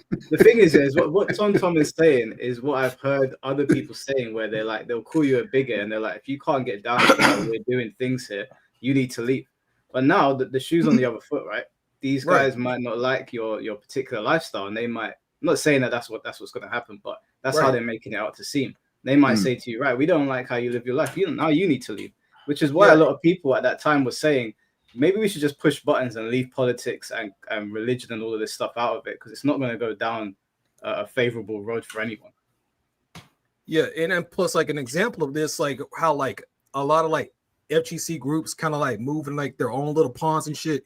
Like an example of this, like think of like the Guilty Gear community, right? Like before, like Strive and all that shit, like Rev2 and all that. Sure, they had some weirdos and shit, but for the most part, it kept to themselves. Now the shit is just blown out of proportion, like a fucking hand grenade in a cow's ass that has diarrhea. like for real. Like for real. I mean, am I wrong though? Why did they have to have diarrhea, bro? Bro, because the shit is full of shit. They just constipated, man. Where are you from? I feel like I gotta know. I feel like this is like, where am I from? From fucking Georgia. Okay, yeah. He explains so much, but yet explains so little. But he's got the analogies and the quotes, like, and everything. But bro, it's just like, man, like the FGC used to be. Excuse my language. I'm gonna say it like it is. I ain't gonna say nothing like it. It's gonna get the monetized. Excuse my language, but it used to be, the FGC used to be like back in the day. Used to be a bunch of cool people and some niggas. Now there's just some diaper furries and some weird ass peanut butter jelly time after school activity motherfuckers. Like, I don't know what the fuck is going on. I don't know, bro. They got these fucking dildos and shit that's plus on block. I don't know what the fuck is going on. Shout out to Max Mode, yo. Shout out to Max Mode. I don't know, man. I don't know what happened, but the FGC is just so pussified nowadays, man. I ain't gonna lie. Like, we all have our bad days, like on these fighting games and shit, but we don't take it like beyond it. Like, the site's been a trash talk, like, oh, your mama's toes smell like Funyuns. I'm gonna dox you, bitch. Like, even the smallest shit like that can get like, and they never let shit go. That's the fucking point. They never let shit go. Never. Well, I mean, they don't let food go because they're still fat. I got that reference.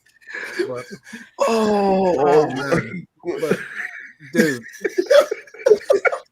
why you laughing, Chris G, so much? Why you laughing so much? Because I love it, yo. I love it. I live in Vegas now, man. I miss when Vegas when people made some real jokes that were creative. You know, I miss creativity. I remember when fucking Vegas used to have like some hot women. Now there's just a bunch of shapes and sizes, and all of them ain't lining up. No fucking. Oh man, I don't even want to say it. But I had to get my 2 cents in, man. I had to. Like, this shit is getting ridiculous, bro. It's getting ridiculous. It's a bunch of unwashed asses complaining all day on fucking Twitter, just sitting on there fucking crusted and shit. No, honestly, he brings up a really good point. It's like, I'm just saying, if these guys don't give us money, how long do you think it would take for the next person to give us money?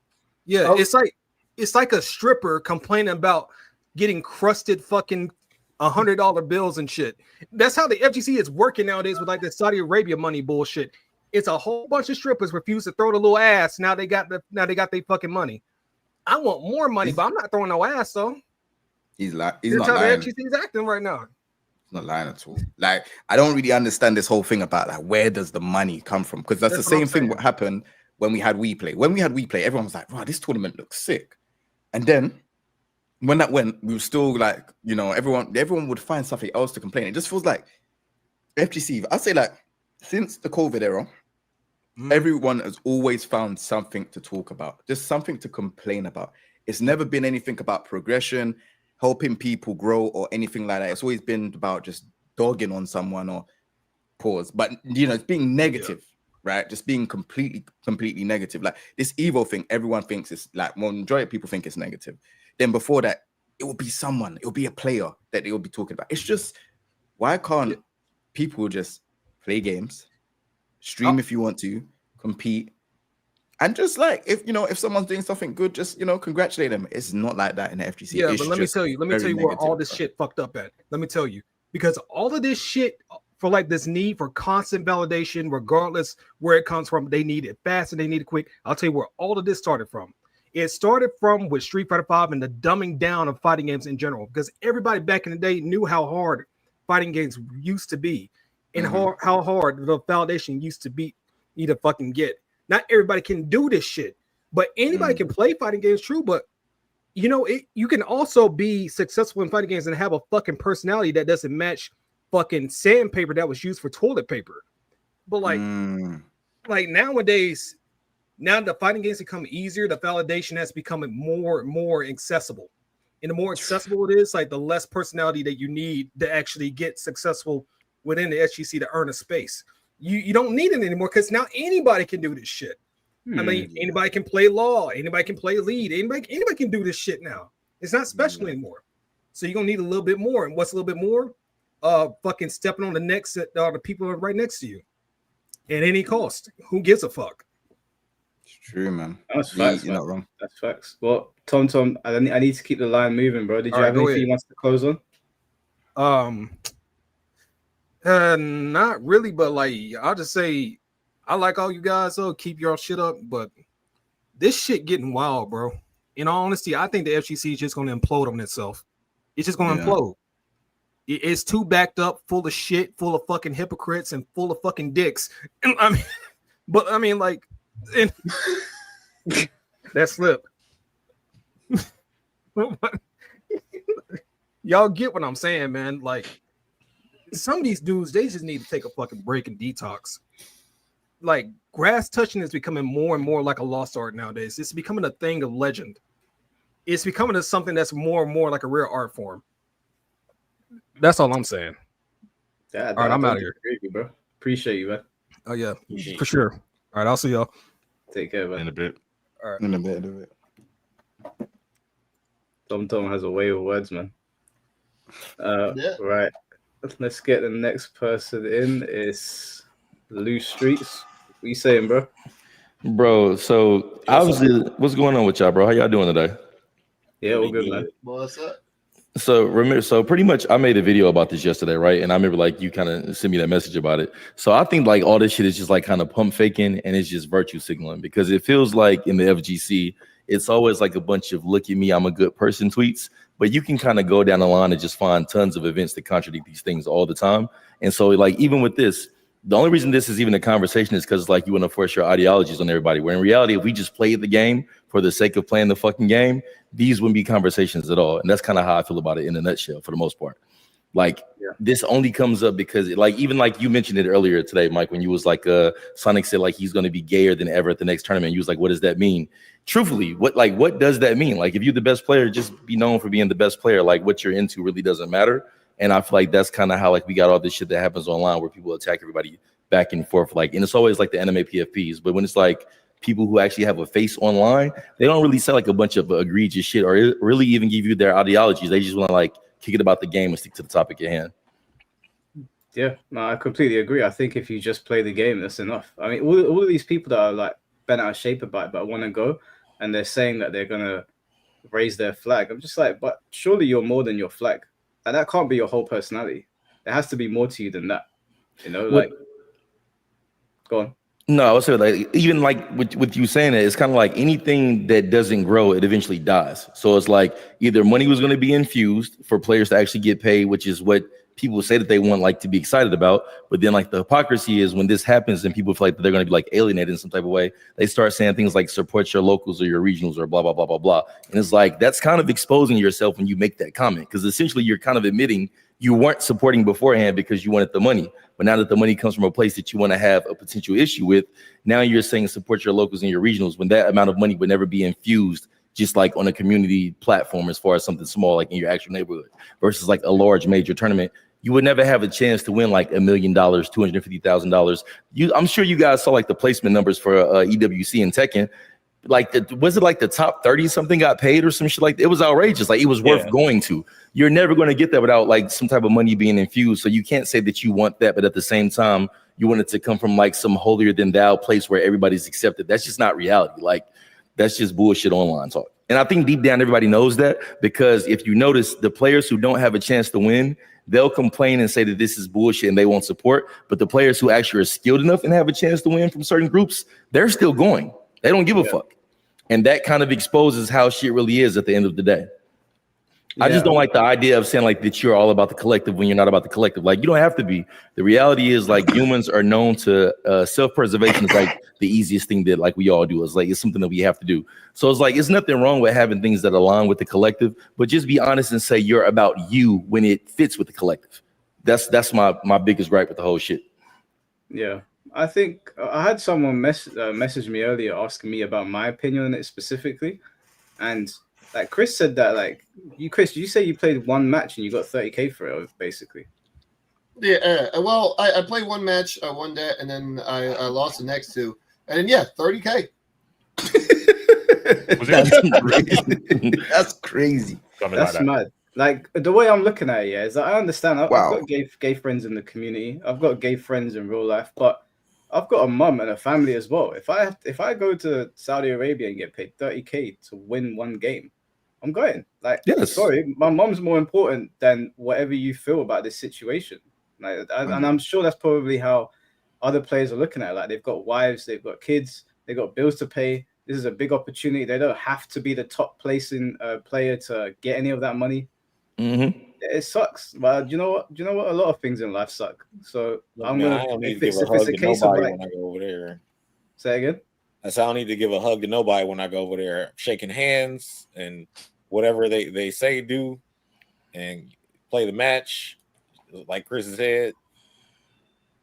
And look, I've been a part of other productions of games before, like Championship Gaming Series, ESL, World Cyber Games, and they all got their own like regulations and stuff. Of course, I can't like.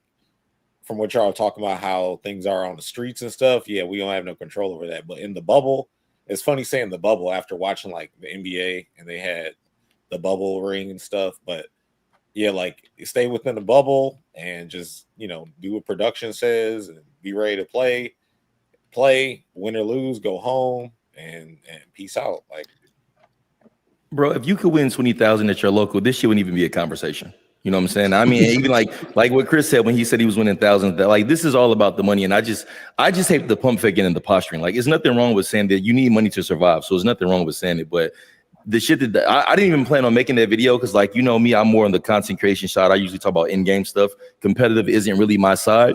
But I saw this shit on my timeline so much that I was like, well, what's the biggest issue? And overall, what I saw is like, oh, the people who got a chance to win, they're going to play.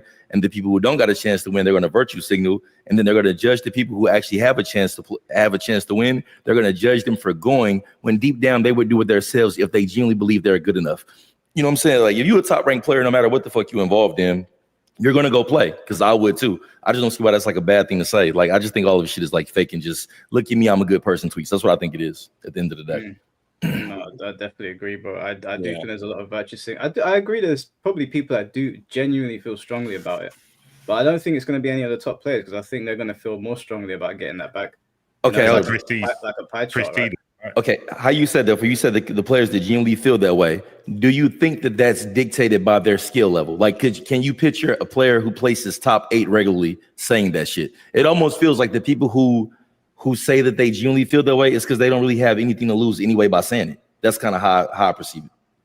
Yeah, I think that I understand that like some people just like going to Evo to be there, and I'm not gonna like dismiss their criticisms of the situation, but at the end of the day, Evo is a tournament series. Like players play all year round, they work really hard to get recognized and get paid. So from a spectator standpoint, it's not that your opinion don't matter, but to me at least it matters less than the players.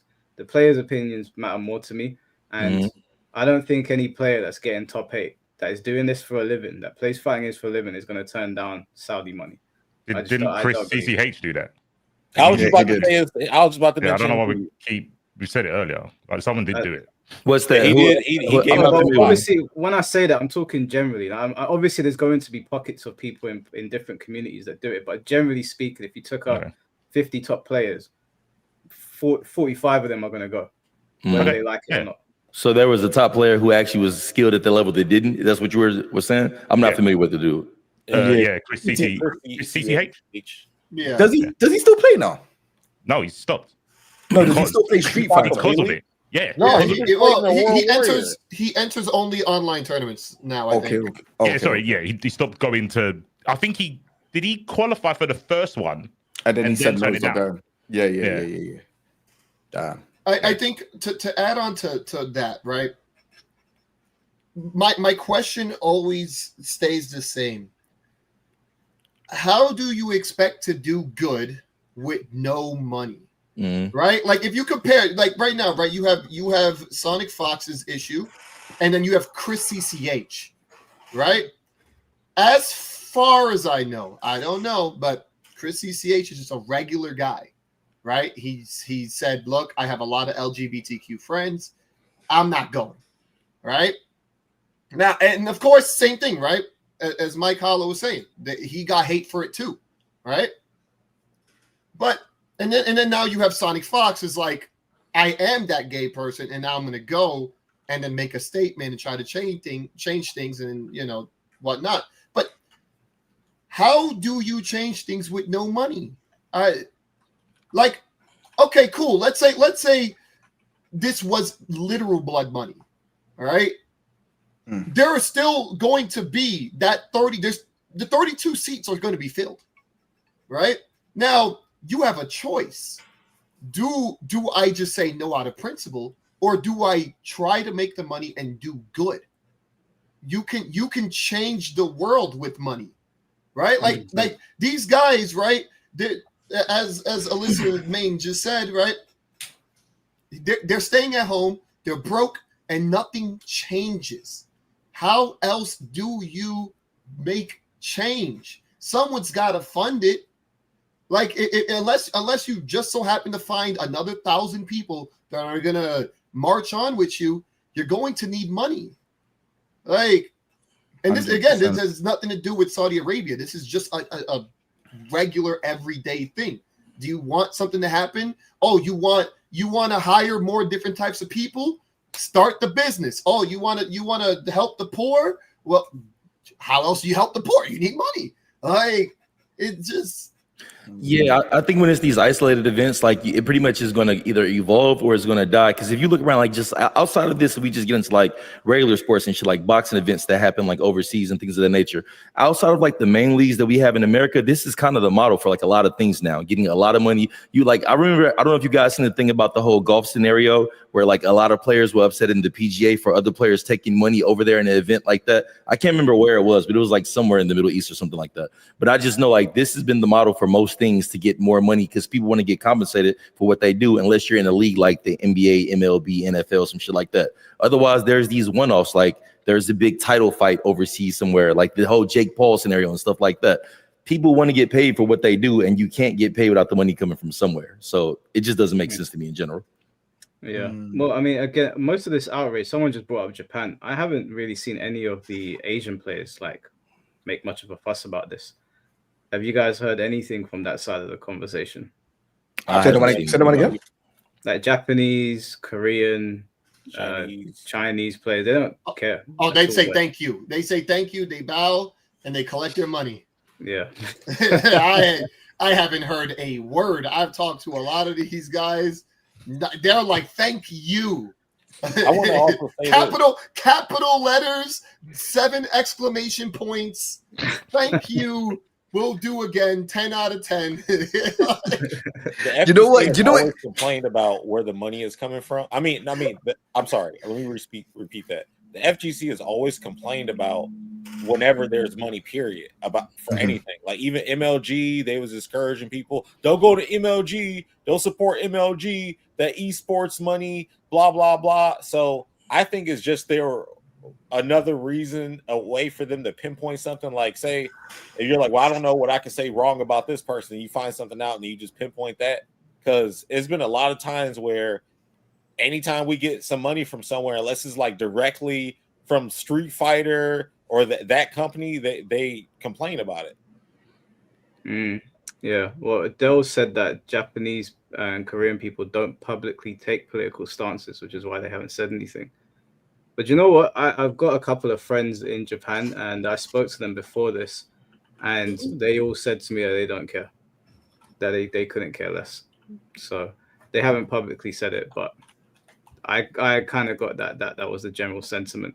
But you know, can I say something? You see, like Korea, Japan, China, those countries, they don't. I'm not gonna lie, they don't complain like as much as the Western does. I'm not even gonna lie to you. Like, obviously they have their forums and all of that stuff and that, but bro, the Western side of things complain a lot about anything and everything, bro. Like, it's just like, bro, why can't like, I get it that there's gonna be some complications in that, but bro, this whole thing is crazy.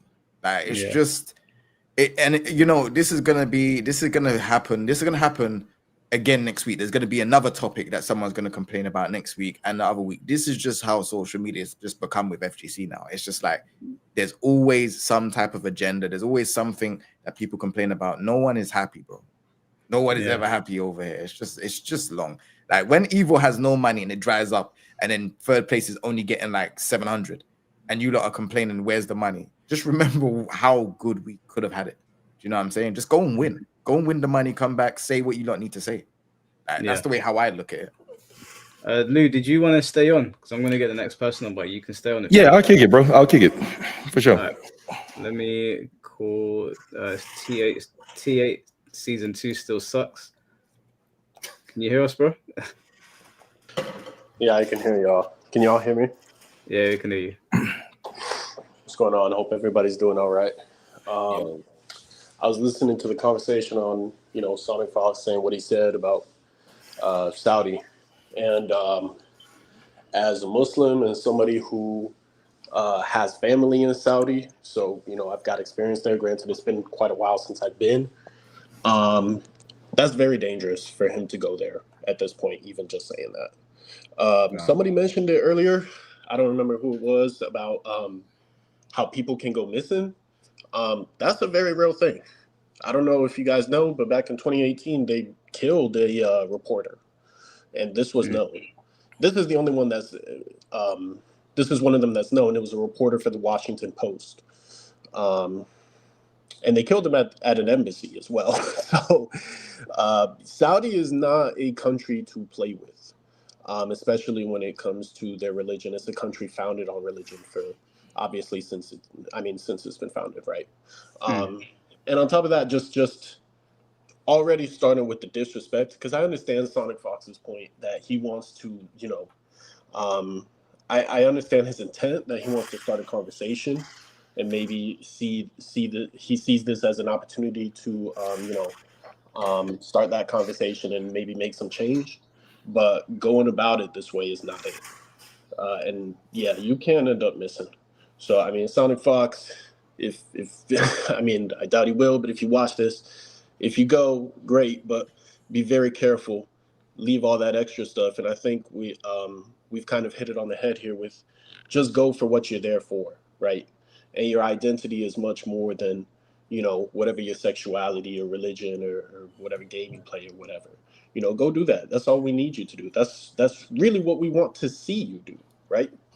Wait, C4, why are you shaking? One second. C4, why are you shaking your head, bro? It's a serious thing. I'll let T8 finish.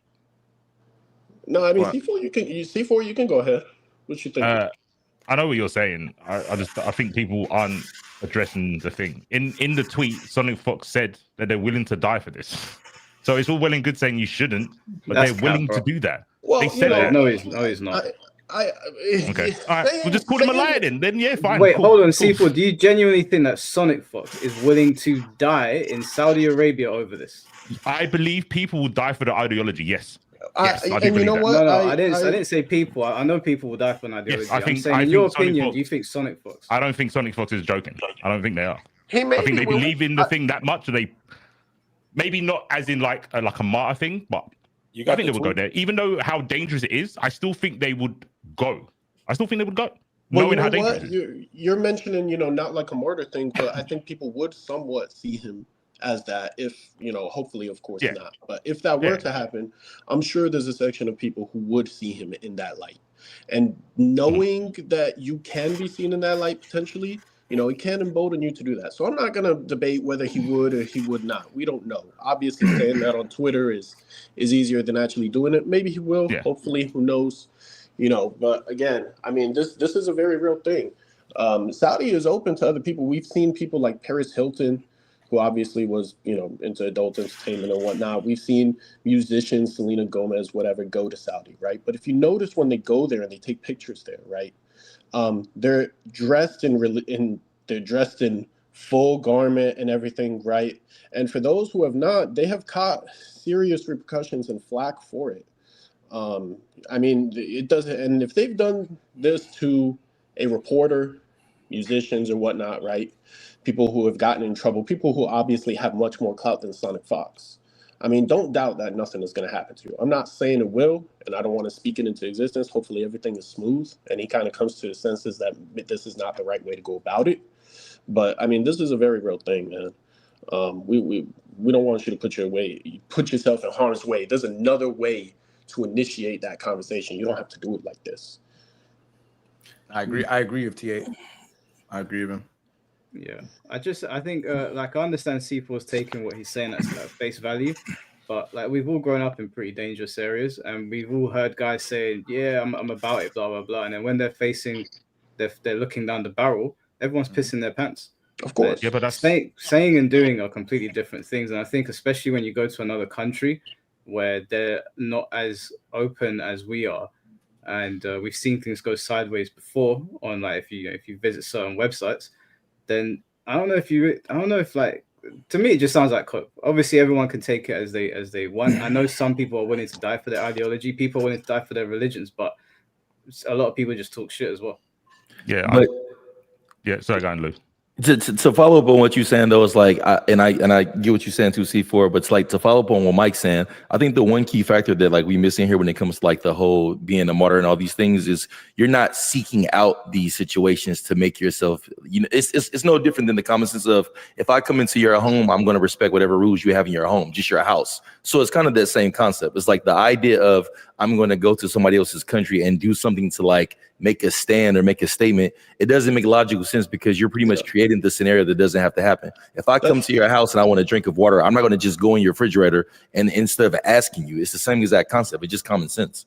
So I don't really understand like why this is needed in the first place, because it's like you're kind of antagonizing when you say some of these things. It is. That's a fantastic point, actually. And again, I mean, I think if Sonic Fox, imagine how much more receptive people would be if Sonic Fox goes, makes them a lot of money, and actually wins the tournament, and then attempts to have some sort of conversation in that sort of realm, right? That would be a much more productive way to go about it. With this way, who knows how much they're already going to regulate social media and see what people are doing, how people's behavior is before they even let them into the country. Saudi is not the type of country you can just go to like that. We have to remember that these foreign countries, they're not like America. Here, we're and that's not to say our justice system is all that, because it's not. But we do have certain luxuries in the justice system that other countries don't have. Other countries don't have due process and all this stuff. We've seen basketball stars go to China or go to Russia, the female basketball star, get jailed there for long periods of time, right? I mean, we had to trade I don't remember who it was, the arms dealer or whatever, for the WNBA player and all that. I mean, other countries don't play. This is very real. And I think he's maybe underestimating. Who knows if he'll even be able to go at this point? Because like I said, if they regulate social media, they say you playing being disrespectful. I wouldn't be surprised if they just tell him, no, you're not even going to come to begin with. So, but yeah, I mean, that's just what I wanted to say. I just want to say, you know, again, if Sonic Fox is listening to this, man, this ain't the way to go about it. TA, I've got a quick question. I don't know if you would know. In your opinion, is Sonic Fox qualified for, say, like Seat of the Wolves after this tweet? Do you think they would be like, actually, you can't qualify? Do you think they'll do that? Why wouldn't? Well, qualify based on what would disqualify him? The tweet? Because of the tweet. He might not have seen the tweet. The tweet basically said my that bad. he's willing to go to Saudi Arabia and show them like how gay he is and put put gay people on the map. So is your question that the tweet could potentially disqualify him? Yeah. Do you think they'll disqualify? Absolutely. Them from qualifying? Absolutely. This is Saudi. I just told you they killed a reporter at the embassy. I mean, these dudes are unhinged. They're really about it, you know. I mean, yeah, absolutely. And this is silly. This is over a game. You think they're gonna sit here and be like, well, you think we need you? Do you think the tournament needs Sonic Fox? I mean, nobody's telling me yeah. No, I mean they Saudi owns so much now that we're so. I mean, they bought up a lot of the FGC, but in the grand scheme of everything they've bought, it's still quite insignificant. But I don't think they do anything for money. I don't think they do much of the stuff for profit. So let me say this. That's a good point that it's insignificant, that they still own a small portion of the FGC. But I would also say that incentivizes them to have the mentality that we want to build this, right? And we don't want drama.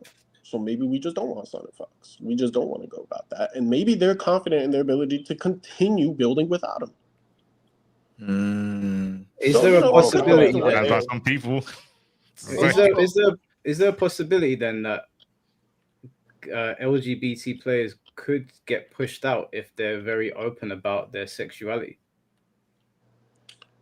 If they're very open within the country, or if they're very open on Twitter? Because right now Sonic Fox is talking about going to the country, and his tweet is ambiguous. We've kind of talked about what does that mean, but when you talk about going to the country and you're going to start doing something, yeah, I wouldn't be surprised if you get pushed out. You can't do that on Twitter. Just on Twitter. Okay, so if you keep it to Twitter, and you behave within the country, I think you'll be fine. Because again, we've seen Paris Hilton go there, right? We've seen musicians who obviously sing about music, sing about drugs and whatnot go there, right? But they keep a certain level of decorum when you're in there, right? I mean, Paris Hilton's an adult star, you know. But I just asked about if Sonic Fox qualified with the tweet, and you said that they would probably not allow them to go. Because his tweet is different, because it's not like Paris Hilton said, I'm going to go to Saudi and do this, right? If you mind your own business doing it where you do it, sure. But it's not like she ever expressed any sort of intent to go to their country and act up. That's the difference between Sonic Fox, right? Because he's now expressing intent to go there and act up and cause a scene. That's different. Also, to add on to this real quick, a few of them apparently met the prince. So, sure, if Sonic Fox really wanted to be smart, they could try to make that happen. Like, have a conversation with the prince. Like, obviously, don't take it too far, but you could have an actual conversation. Like, a lot of the champions have been able to meet these people. So it's like causing a show doesn't make any sense. When you potentially could have the opportunity to talk to someone. Yes, Sonic Fox is not a scrub, obviously, right? Sonic Fox is an amazing player, so he doesn't have to go about this route. He can go there and start that conversation another way. I mean, again, if he were to go and win that tournament, right, and then now they're in a good mood. Right, you've built a relationship, we've made money together and whatnot. I mean, who just sits there and tries to change somebody's mind in an antagonistic way when you have no relationship with them even to begin with? If I just sat here and told all of you that y'all need to convert to Islam or you're going to hell, no, you're gonna look at me like get up out of my face, right? Versus if we were to sit there and maybe I build some sort of relationship where you start talking about religion. We can have a much more productive conversation like that. Why would you just start it off antagonistic from the beginning and disrespectful? Yeah, no, I agree. But isn't that like an FGC kind of standpoint though, like where people do things and say things to antagonize people? That's just like, I'd say that's his persona. Because like if he went there, and like I've met the prince and I spoke to him in Saudi, and it was a very sick conversation. And I feel like if he just spoke to him, like I said, hey, look, this is how it is. I think things could change. Not like, I wouldn't say for Saudi again, in that bubble, it would change. But yeah, like it just all depends, man. I just feel like him saying that in a tweet. Yeah, I don't know, man. I mean, I'm not gonna sit here and say that I think things can. I mean, whether things can change or not, I'm not a believer in that, to be honest with you. Okay. But at least to have a productive conversation, that's step number one. You know, you can't go into. I think when you're trying to change people's minds and their on beliefs, especially when their belief is a core part of who they are, right? And this is not just a core part of who the prince is. This is a core part of the identity of their entire country, right? If you want to go and do that, you know, again, you kind of got to understand that step number one is let's have this conversation in a productive light. And you can't be so worried about the results as well, right? Because they may not change their mind. Maybe they don't, maybe you don't get what you want, but they're willing to meet you halfway, 25% of the way, right?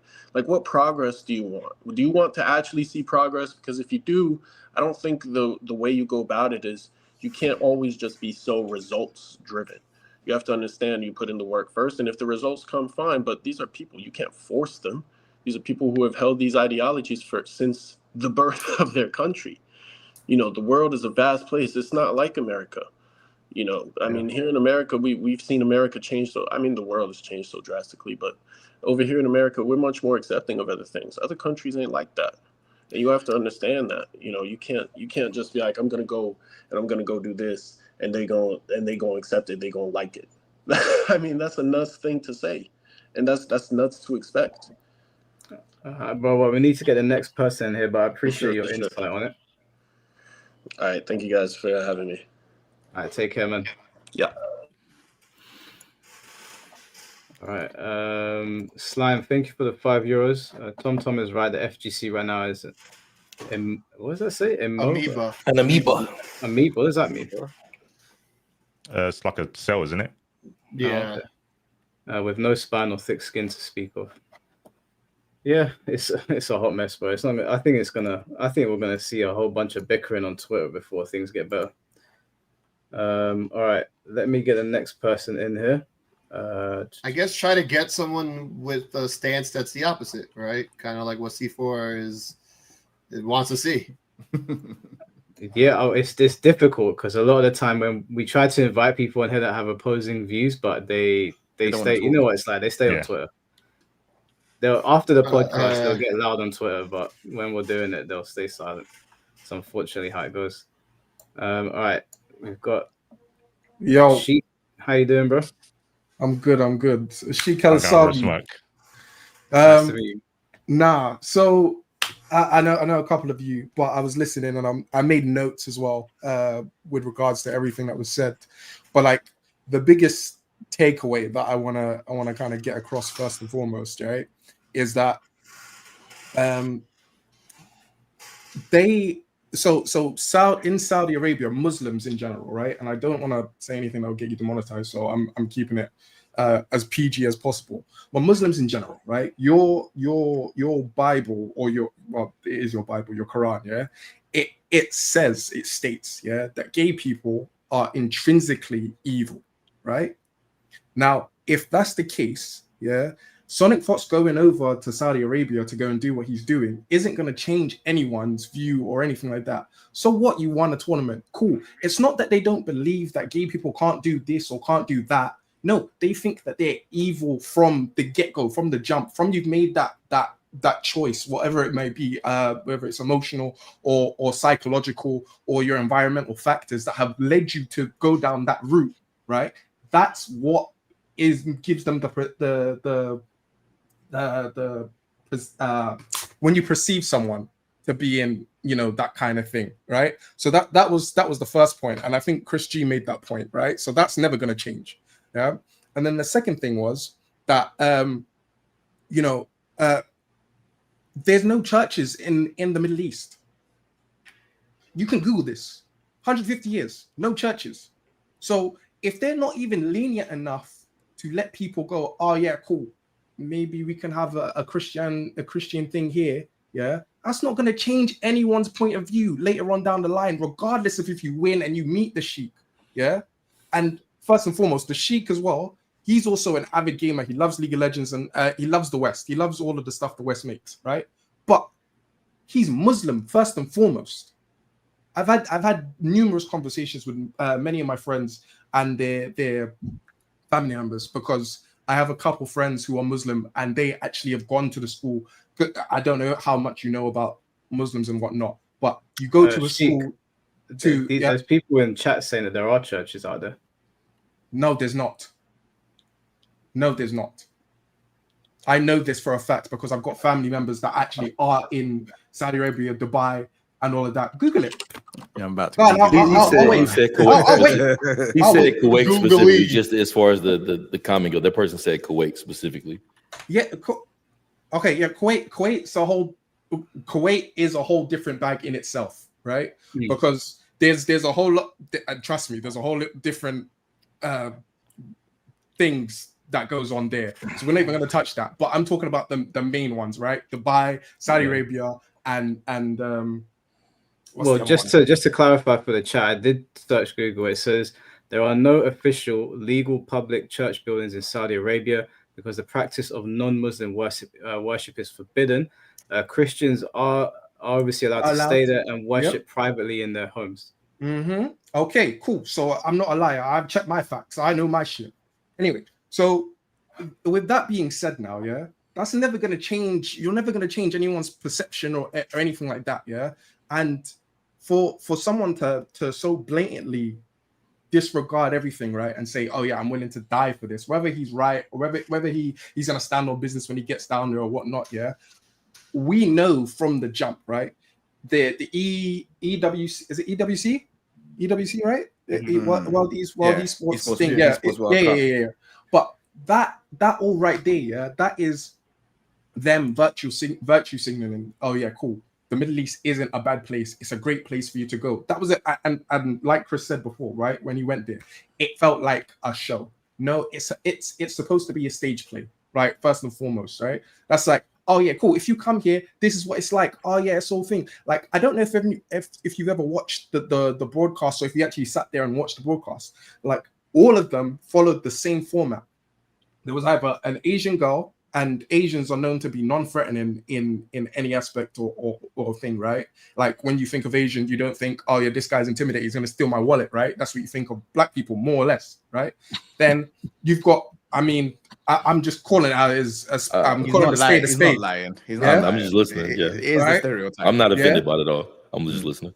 I'm black too, so it was spade to spade. But then you had like a non-threatening white guy, yeah. The non-threatening white guy talking about comment, like, did you actually really deep it?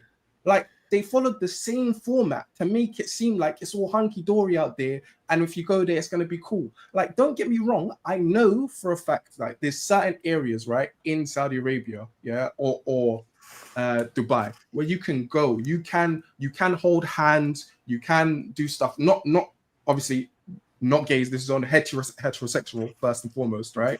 Where you can go hold hands, you can even drink alcohol. They've done all of this to make it accommodating for people to go down there. Yeah. So why now, when they're doing all of this, can you not just abide by the rules? And also another point that Chris made as well, with regards to sorry, I'm checking my notes. I've got a lot of them. Gonna have to rush out, bro. Yeah. Sorry, I'm really sorry. I thought I was gonna be more prepared for this. I can't remember now, but that was basically it, really. To be honest, those were all my points. I don't have anything else really to say about that. That was I mean, that's right. That's right on 6 minutes anyway. Did you have anything else to close on? Do you know what? Honestly, I'm of the stance of, if they don't want to go, that's great. My eyes won't be visually accosted by the stuff that I've seen at events. and we can all be happy. You know, that's it. Fair play. Well, I appreciate you coming on, bro. Hey, yeah, anytime. All right, take care. Bye. Take care, man. Take it easy, man. That black guy shit was hilarious. Sorry, I had to go. I know him. I play Among Us with him too much, bro. I've heard him argue for literally days at a time. He's cool though. Was that Jarrell? Yeah. Do you know what? I had a feeling. I had a feeling. I hadn't seen him in person before, but I had a feeling it might be him. That's him. He knows his stuff though. He researches. I'll give him that. Yeah. Researches. Yeah. All right. Cool. We'll get the next person in here. It's Del Walker. Yeah. Can you hear us, bro? Yeah, I can hear you. Let someone else go first because I need to research one more thing. Okay. All right. No problem, bro. All right. Let's see. Who got Shiro. Shiro, can you hear us? Hello? Shiro. Season 1 Kuma, man. Hell no, bro. This guy was spamming the chat. He wasn't even ready. All right. Dragon Eye, how you doing, bro? Good, man. How are you guys doing? Yeah, not bad, man. You? Hey, is that Loose Streets? That's me, bro. That is me. Dude, I saw your video the other day with Mr. Aqua. I still can't believe you did that to me, bro. Yeah, it was pretty whack. Yeah. Yeah, man. Listen, man. I wouldn't even worry too much about it, man. It's like it's crazy. But moving on to the topic. So I've been seeing a lot of people say that now that like the Saudis control more of the FGC. You guys were talking about how Mortal Kombat may not appear there, but let's say they could, right? A lot of people are talking that some games won't appear there willingly. Do you see that happening? Yeah, I don't imagine Dead or Alive is ever going to get there. Yeah, but do you think that's because they can't, or they would choose not to because it's Saudi? I don't think any of these companies, like, because a lot of these guys been wanting more funding and wanting more money, right? NRS gave in to WB, SNK gave in to Saudi Arabians. Capcom, part of it is owned by Saudi Arabians as well. So they're technically, I don't think Riot with Tencent. At this point, I don't think any one of these companies actually hold too many morals. I don't think Strive would. Money. I don't think Strive you're would. not lying. Not making it. I think that's the only one, though. I think that's the only one. I don't think Strive would. Because I low-key think that, like, community-wise... Oh, sorry, go on, Mike. No, I was going to say to C4, is that because Guilty Gear has a trans character, or is it because the scene has so many LGBT people? Yeah, I think I want to say Arxis know their clientele, and it'll be like, it's just the conflict of interest is too much. And from what I've seen, they're not backed by... They're literally just backed by themselves. Well, Bandai, I guess. I don't know if Bandai is backed by anyone. All I know is Capcom is with Saudi. But Bro, I don't know if Bandai and Namco. Have you not seen? Actually, let me not talk about that story. Wait, you be in trouble? Have you not seen the Tekken 8 update recently? Oh, with the I saw Mike's video in it. With the boobs added. I saw Mike's video on it. It's like, but they're still going to be allowed in Saudi Arabia. So I don't think Dead or Alive is fully cancelled. Do you get what I'm saying? Well, obviously, Dead or Alive, that's their main focus, isn't it? Like, yeah. Obviously, whereas Tekken, it's gameplay first. Do you get what I'm saying? I don't think that update on its own would like cause a big enough like change to where they say, all right, you guys can't compete anymore. I don't think that's what I'm saying. Yeah, I think Tekken it won't. As because boobs, they really did bro. inflate those, man. I was watching Moonsault's tier list. I was like, what the hell? Hey, at least they fixed her neck though. Yeah, no, they fixed their neck and then some. And then some. Jeez. Yeah, it's crazy. The jiggle one, they put a lot of work into that. I wish they'd do that for the balancing. Bro, you know, if you listen, I'm gonna sound like a gooner, and I'm not a gooner yet. Listen, I did buy it. I should look like that. I don't like that start. That's a bad start. But bro, that's why the disclaimer. He had to show that he's not gooner yet. Yeah, this is why the disclaimer had to be said before I came. Because I know I'm gonna get clipped out of context, right? All right, cool. Listen, quick little story. Uh-oh. Basically, I never had no money in currency.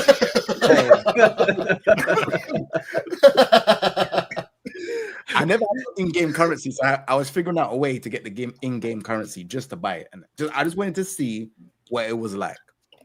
And I was like looking at Asuka, because Asuka's one was mad, right? If you go down and go up, like as in make them crouch and stand up, you see the jiggle, and that's a dead or alive thing. Like I said, huh? Like why did they add all of that? Like I was like, bro, this is crazy. So I said, all right, I want to see another character. For you to do that? So I went to Lily. Same thing happened. I said, nah, this is crazy. They got an audience that they want to cater for to make some money. Bro, listen, Tekken is going crazy.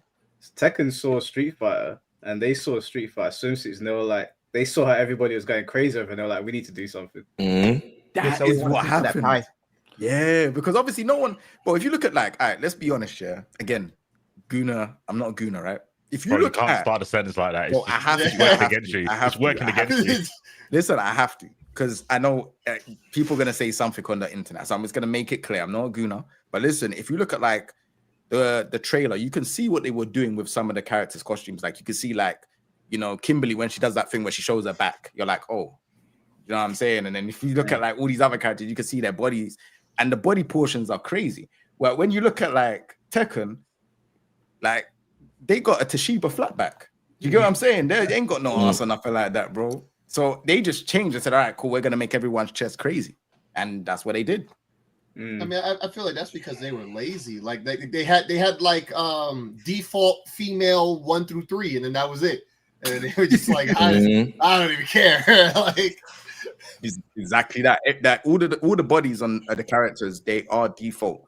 Like everything just looks the same. So I feel like that's what they say about the faces, dude, ain't they? Like they say that all the like in this game specifically, all the faces, like the female ones, kind of look more or less the same. Like I've definitely been saying that for the late, like so Tekken 7 and Tekken 8. I think Tekken 6 and Tekken Tag 2, their faces were soft touched, but they looked unique amongst each character. Whereas Tekken 7, Tekken 8, the characters, their face look exactly the same. But now it's like obviously they're messing around with the jiggles, and everyone's kind of looking a bit different. So no gooning. No gooning. That no gooning disclaimer was crazy. You should have saw PL face when he said that shit. No gooning. I'm not a gooner. Disclaimer. Like what? How can you start with that? No cheeks. Do you see what I'm saying? Look, bro. Oh yeah, you do know. Yeah, I never noticed it. Yeah, you're right. I used to see Ivy's titties jiggle, but that was like in Soul Calibur too, bro. This is what I'm trying to explain, bro. That's why I said no gooning, bro. It's hard to not realize. You know what I'm saying? It's hard. I didn't notice that because I haven't played much since the update. That's crazy. Bro, it's mad. They went all in. Going back to the Sonic Fox tweet, Sorry, Dragon. Sorry, my bad. Oh no, you good, man. But all I really gotta say about that is, I personally don't think that like he means what he says. I think he's just saying that just to say it, because I feel like we've seen this before, and with the FPS genre, you know, back when you guys remember when all the China stuff was going down with the China games? Yeah. I'm not aware. Everybody was like, "Oh, I'm not gonna compete anymore. I don't want the China money." You know, like the China bad, and then everybody like forgot about it, and you know, there's tournaments on it now again. So I think it'll be like that. Like maybe it'll like blow over in like maybe like a year or two, in my opinion, because that's what happened over there. Like everybody was hating on it, and then they forgot, and it, like nobody cares anymore. Dang, is that not enough for the FGC to not play 2XKO? Like what happened? So Pio, just for anyone that's wondering, what is the story with 2XKO? Yeah, I'm not familiar. Well, I was saying, because like if they were going to be talking about, oh, we're boycotting Evo and blah blah blah, well, the same people who are over that game are also over Evo, or we're also over Evo. So it's like y'all got to be consistent in your we're against this, against that. I'm not saying I'm being against anything. I'm just saying that if you're going to say one thing, then you got to follow with the other too. But people are mad because pointing out, hey, all these same tournament organizers are all working on the same events. You're like, we're going to stop going to Combo Breaker, stop going to CEO. Y'all forget who runs CEO, who also runs a lot of the EWC stuff and picks everything and those terms are still qualifies for EWC. It's like, look, if you're going to say something, it just, I was making fun about, pretty much making jokes about how people were acting, because like it's so stupid. Yeah, it takes you like 5 seconds to think and be like, oh, okay. No, a part of me actually agrees with what Perfect Legend is saying. Like, just a part. You can't. No, because like no, I get it, right? Like a lot of these people did, start from the beginning, right? Like no one thought that they would be working for EWC, right? So it's hard to be like, hey, okay, so I started from nothing. I had a grassroots tournament. My tournament's big now, and now it's like I have to keep going, right? There's a ladder. At the end of the day, there's a ladder. People have to climb it. Now, this is the thing, right? Like, because I'm cool with them. But the thing that I say I agree with is the people that are, in fact, hating on all this, yes, you really have to go after everyone. You can't pick and choose one tournament. You can't. You would have to go after everybody that's working at EWC, right? Because at the end of the day, right, these people are also, they are the cogs that make EWC run. So it's like, yeah, to be like, oh, you know what? I will never, ever take, Saudi money. And then you're like, I will never support anybody that supports Saudi Arabia. But then be like, oh, yeah, I'll still go to those tournaments, though. Like, right. Yeah, I 100% agree on that. Like, but as for like the people that are actually running it, I'm like, look, like I said, even for me, I'll take the money too, right? And they're doing what they have to do. And yeah, I'm not gonna stop going there. But for those hypocrites, yeah, for sure. Like, yo, I better see you not coming around here. I better not see you going over there. I better see, like, you better be consistent. Mm-hmm. I think that at the end of the day, most people that are saying, oh, I'm not going to go to Combo Breaker, I'm not going to go to Evo, are probably still going to go, because the thing with the FGC, like the FGC has like the smallest amount of money for competition, so obviously people are going to want to make the money. So like, I think majority of people are going to go either way. And obviously there's going to be like a small pocket of people that are like, keep their word and do not go. But I think that's how it's going to be. And so, Sonic Fox saying what he says on Twitter, like he's playing with fire, and I don't know if he knows what he's doing, but I do see a possibility where because they're trying to make the FGC mainstream now, like we saw that with Street Fighter V, but I do see a possibility with what the other guy said, where like the TOs could go like, we don't really need you in this scene, and like he may not qualify, I think that's a possibility. Yeah, I can see that happening. Okay, they don't need any of us, really. Yeah, because like C4 said, it's not about money for them. The money is nothing to them. They just want to, they've taken control of all of this stuff. I know people are having the sports washing. They're bringing in the sports washing argument. They don't need any one player for any of this stuff. They'll do it without him. So yeah, they really don't. It would be in his best interest, I think, to just go and play the game. Mm-hmm. I think just play the game and chill, man. I don't think anybody wants to see Sonic Fox in a tough situation in a foreign country. Nobody wants to see that shit. But he's not coming to the UK. He's not going to Germany or Belgium. He's going to Saudi Arabia. They don't play over there. Yeah, Saudi Arabia, like a lot of people seem to forget, it's like one of the oldest like religions, So like the thing is that they really do not like change, It's not like in the West where like going from like 200 years ago, it's like completely different, Yeah. It's definitely night and day for sure. Yeah, they don't like that in the Middle East. In the Middle East, they like really like hang on to their ideologies, Yeah. Yeah.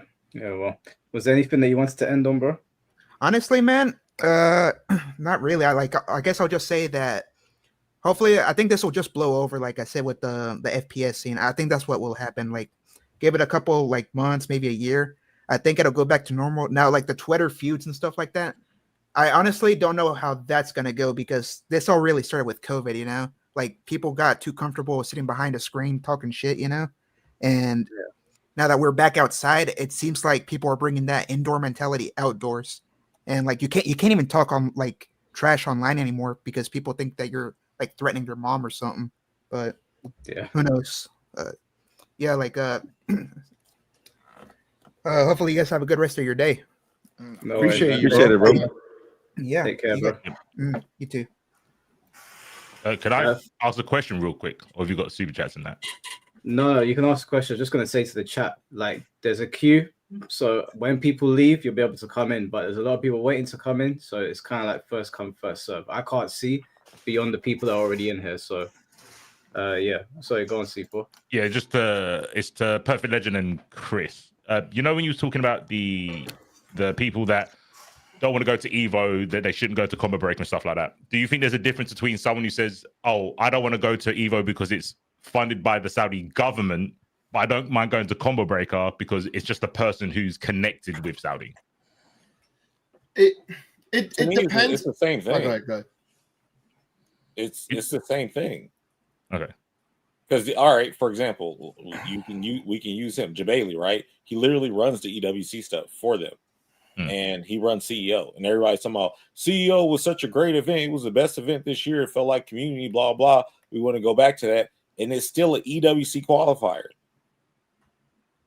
So it's like you have to just be like, all right, well, I'm just not going to rock with the thing at all, or just shut up and show up and play, and because that's pretty much it. All the same people, whether they're making the big boy decisions or not, it's still like where you're gonna be like, well, I know you're doing this, but deep down in your heart, you probably think like, no, it's still they're being employed by them or whatever you want to call it. They're in cahoots.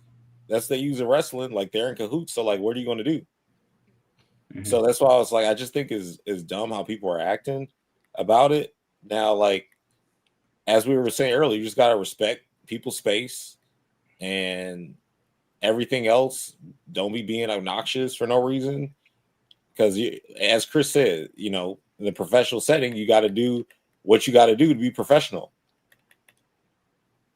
I do think though, like with all of this like Evo stuff and like PlayStation dropping down, it is making me understand that maybe the money is starting to slow down a lot in the FGC, because like we're seeing like entries for like most fighting, well, Tekken, Street Fighter and stuff drop off quite a lot from, what was it, last year? Last year there was a way more.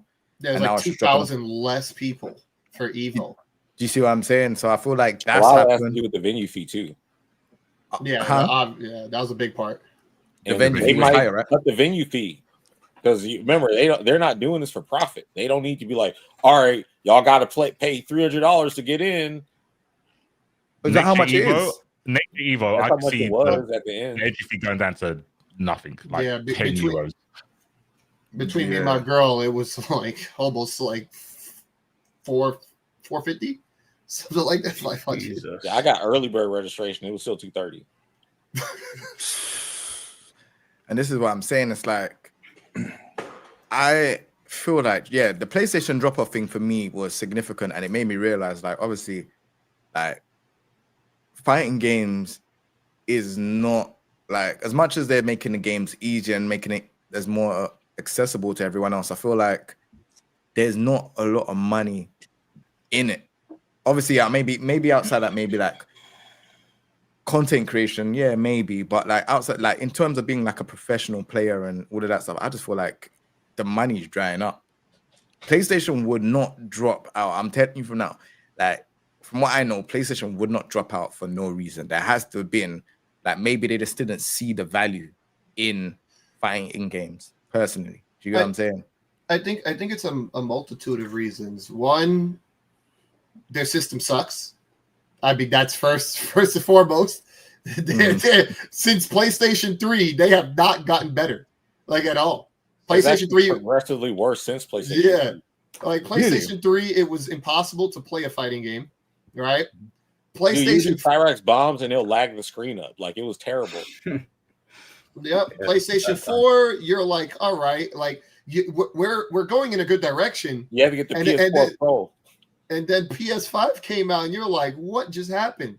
And now another issue, right? So you got the people complaining about that, right? They're going to Evo and they're saying this is the worst event ever because the way you have to deal with Sony products.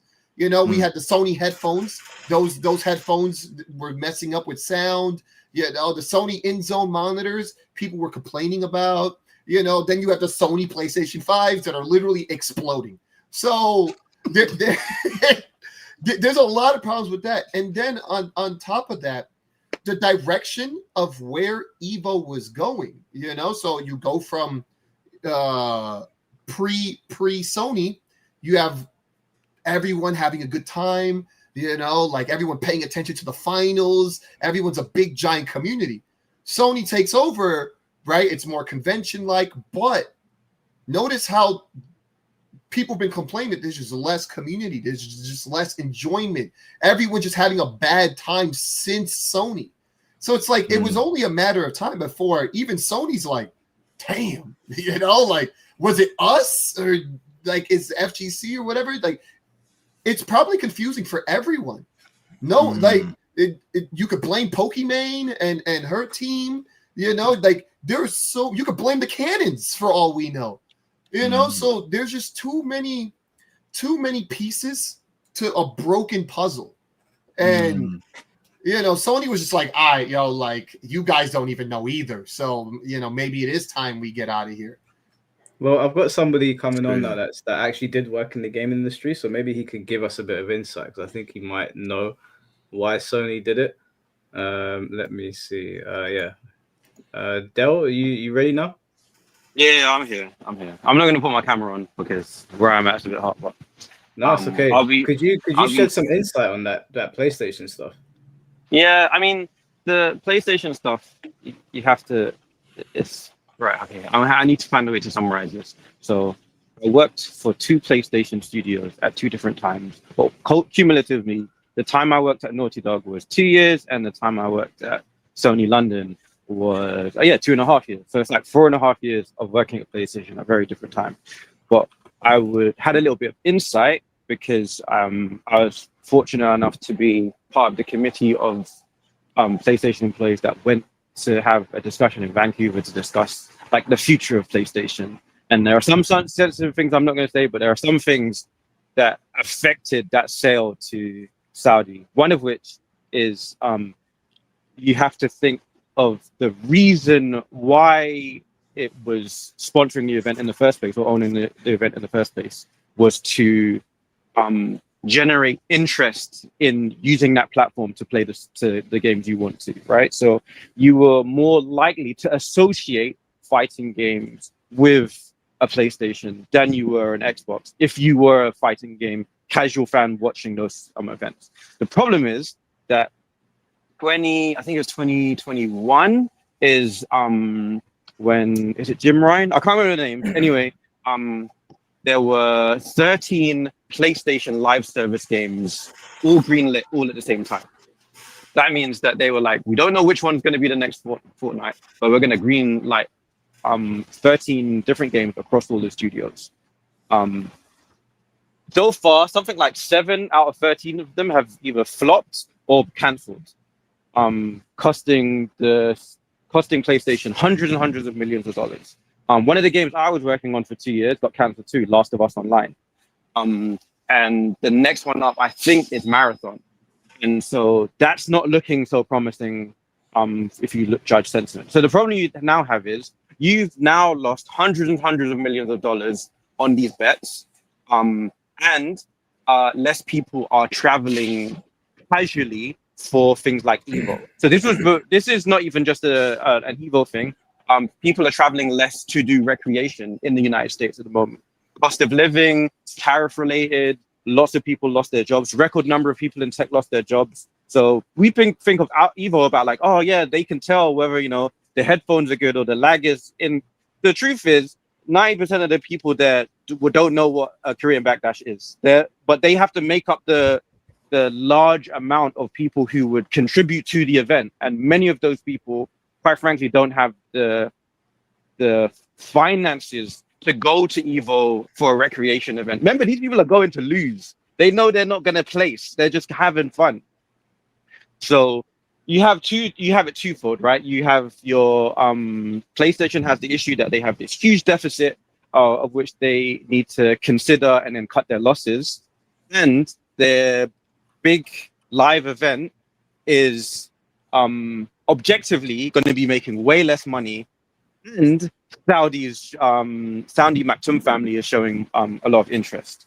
So I think just all those things together. I don't know. Maybe you guys have something to buy in and be like, no, actually, you're wrong, Del here. But from the way I see it, it just made a good sense to sell it when it was. I don't know if you know this bit. I did like a cursory look. The company that's bought it, they were like a subsidiary of Sony to begin with, and Sony haven't left it. They've just stepped down, like with the control. Is that right? That makes sense. Yeah, but that's actually really common. That's something that Saudi companies do. So you have to think from like 2017-ish. That's when Saudi Arabia started like really starting to do the quote unquote greenwashing. But it was actually the point of view that I was kind of bringing into is like there's kind of this discussion about like, oh, should this person say this, or if they don't come, will it matter? But this conversation has been had in like across like 11 different platforms. Like if first time I remember it 2017-ish is when it first started, because that's when the prince said we're going to start pushing more into economic soft power, which Saudi had zero of, and like America had a lot. And I don't know, just to summarize what soft power is. Hard power would be military might and economy. Soft power would be cultural interest and like things that people find inspiring. It's the reason why some kid in South London who's never visited Japan might be like have tons of Japanese anime or whatever because of the cultural interest. It's the same reason like Korea might have like tons of its K-pop affecting soft power is bringing more tourism, more interest. It means that if a product says it's Korean made, people take it more seriously. Saudi Arabia kind of doesn't really have anything like that. It doesn't have any soft power. And so they're buying it. So none of this stuff, it needs to be profitable. Because the whole point is they're trying to buy soft power in the world. Basically, they're trying to get what 1995 America had, where everybody was only interested in American movies, American TV shows, American clothes, music. But they're trying to find other ways to do it. And to be honest, you don't want to pull your money into movies. You want to put it into digital entertainment. And so, yeah, it was like 2017. London, right? I'm from London. I live in California now. Because they did that with football, right? A lot of the football teams. Correct. Yeah. That's why I'm saying 2017 is when Man United partnered with the Saudi Arabia General Sports Authority. And then after that, it was like people had issues with it. There was conversations just like you guys are having right now about what does this mean. And then 2018, they made a deal with the Italian Super Cup and Spanish Super Cup. They're going to actually be hosting them in Saudi Arabia now. And then WWE was like end of 2018. They did a Royal Rumble there. And then that's when you started to see the pushback a little bit more, because it was shortly after that. Then there was the boxing. They had the super middleweight title with Callum Smith and George Groves. That was in Saudi Arabia in 2018. But the big issue was when near 2018 at the end, when Djokovic agreed to play in Saudi Arabia. And then that's shortly after when people was just like, what does this mean? This is a place that doesn't respect blah, blah, blah, blah, blah. All the stuff you guys are saying. Word for word, these conversations were happening, 7 years ago in just a different field.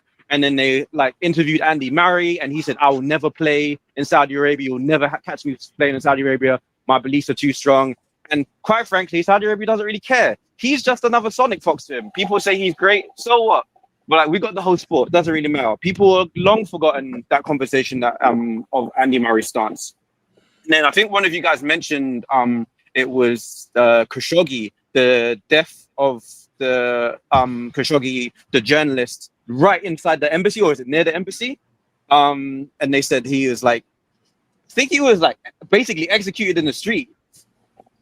And then they were just like, oh, this is going to affect like people's perception. And then the Crown Jewel event, the WWE Crown Jewel event 2018, that was going to happen. And then John Cena was removed from the billing. He wasn't going to go to Saudi Arabia. But he never said anything. He just didn't go. Kind of like, I'm going to step away from this nation that is, doesn't believe in the same things that I did. But it didn't really stop there, because 2019, they bought out Sheffield United. And then there was a big thing about them not respecting or seeing women as human. And there was a big discussion about like WWE can't have any of the, are they called divas? Is that the name they gave them? Yeah. The WWE, none of them could go. None of them could go to the WWE event. And then 2019, they let them have an event. But they all had to wear like long sleeved, like different suits, basically. But I think the bit I'm getting to is like they're doing this consistently. They did this with F1. They did this with tennis. But the one that really pushed back was PGA golf, because they couldn't get into PGA for whatever reason. Nobody was selling, and it was like, this is how it is. And then Saudi was just like, no problem. We're gonna do our own Premier Golf event. And then they offered everyone 20 million, like who's placed in the top 8. And then the PGA Tour commissioner, he sent a letter to all of the golf organizations saying that there's a new organization with Saudi interests, and we need to basically push back. Anyway, it didn't work because they made Live the PGA Tour rival, and then basically they just said everyone who plays here is getting 3 times more money than if you play at PGA. And so it's like, all right, say 5 or 6 of you decide not to do it because you're like, oh, this is against my beliefs, or blah blah, or I'm gay. This doesn't really matter because enough people will accept the money. And then PGA tried to sue them because I think they ended up paying individual. I don't even remember the names. Like, forgive me, I'm trying to be fast because I'm taking up too much time. But they ended up taking up. They ended up taking individual golfers, and then they would give them $50 million signing bonuses, and they would double the 50 million signing bonus if they managed to get more people on the tour. So it was just like money that was just like, oh, you're setting up my family for life. That didn't work. They couldn't sue them. In the end, PGA and Live are merged. So now the PGA and the Saudi Live Golf is merged, but it's quote unquote merged, but really Saudi owned it because they did the thing you're describing where they were just like, oh yeah, it was a subsidiary, but then they went off their own. Then they bought it. Like, it's like, bro, they're just eating everybody and no one can stop them. And I just think the whole conversation of just like, oh yeah, well, maybe this will make a stance or blah, blah, blah. It's like, you're not really going to win this. And the more you speak about it and saying, I'm not going to do this, I'm not going to start, you're probably just going to be left outside in the cold. And that's fine. Maybe you're okay with that. But they're like, they didn't manage to sign LeBron James when he was meant to come over to Saudi Arabia for a trip in the early 2020s, because they wanted a big star. And then he came over and he was pictured with the Saudi royal family. He went back. They offered 300 million to who's the French player, the mixed race guy? Black guy. Mbappe. Sorry, I'm sorry. Okay. They offered him 300 million, and he turned it down. But it was just like, fine, we'll just take Ronaldo instead. And then Cristiano Ronaldo was just like, yeah, this seems like a good deal. So it's like there is a decision that's been made to absorb entertainment so they can hold the soft power. And it's not really about like Tekken or Street Fighter. It's like, no, we're going to use these things to help each other. That's why we invested in SNK, and that's why we're going to speak to the Maxim family about what should we do. And they'll be like, why don't you take one of our star players now, Cristiano Ronaldo, and put him in the SNK game and double up? And it just doesn't really care about individuals or people. This is happening. The only reason I got so close to it is because something happened very recently, well, in the last year and a half or so, where game publisher Embracer went through a massive fallout with Saudi funds, where they had promised they were going to be bought out for $2 billion.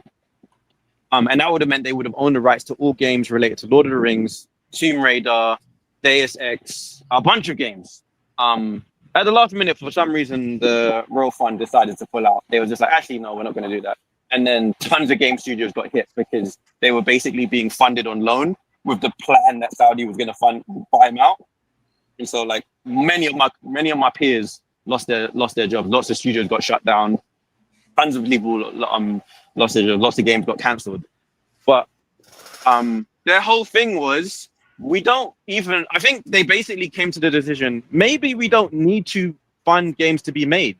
Maybe we just need to be focusing on the players. Because the truth is, only about 10 or 11,000 people are playing Tekken 8 at any one time, really.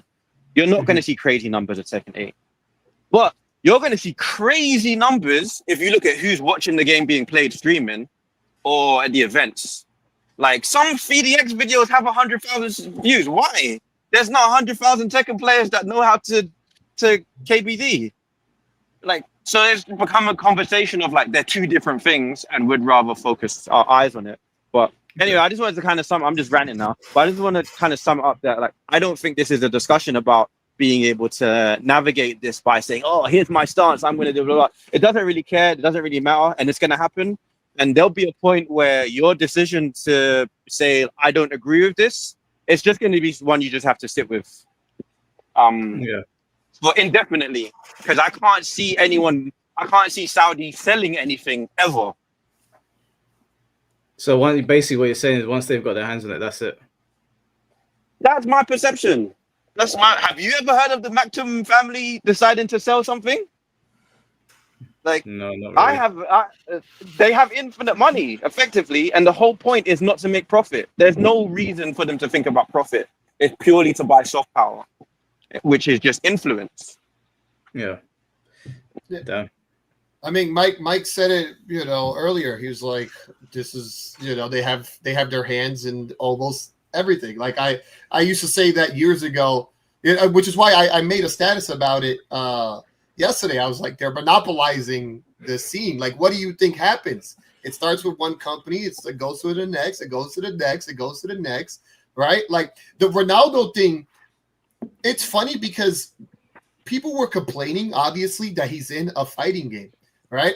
And then when I looked into it, and I was just like, okay, cool. They own SNK. And then I was like, all right, but that still doesn't make enough sense. And then I'm just like, wait a minute. Like, you mean to tell me that he's part of a team that is owned by them? So he's just in the game by proxy. Yeah, they just probably had a conversation. There was no deal. That was probably just a conversation, and then he was just in. I feel like a lot of people that like you just said, Del, they're thinking too hard into it. Yeah, I don't see a world where the Saudis make money off of this at all. That's never the point. It was never. Yeah, exactly. That wasn't never their objective. They're having conversations now with. There's been an open discussion about a biennial World Cup, meaning that the football World Cup will go from 4 years to 2 years, and Saudi are saying they will fund that. When you're having conversations like that, and like this isn't like, oh, this is just hearsay, you can just Google it.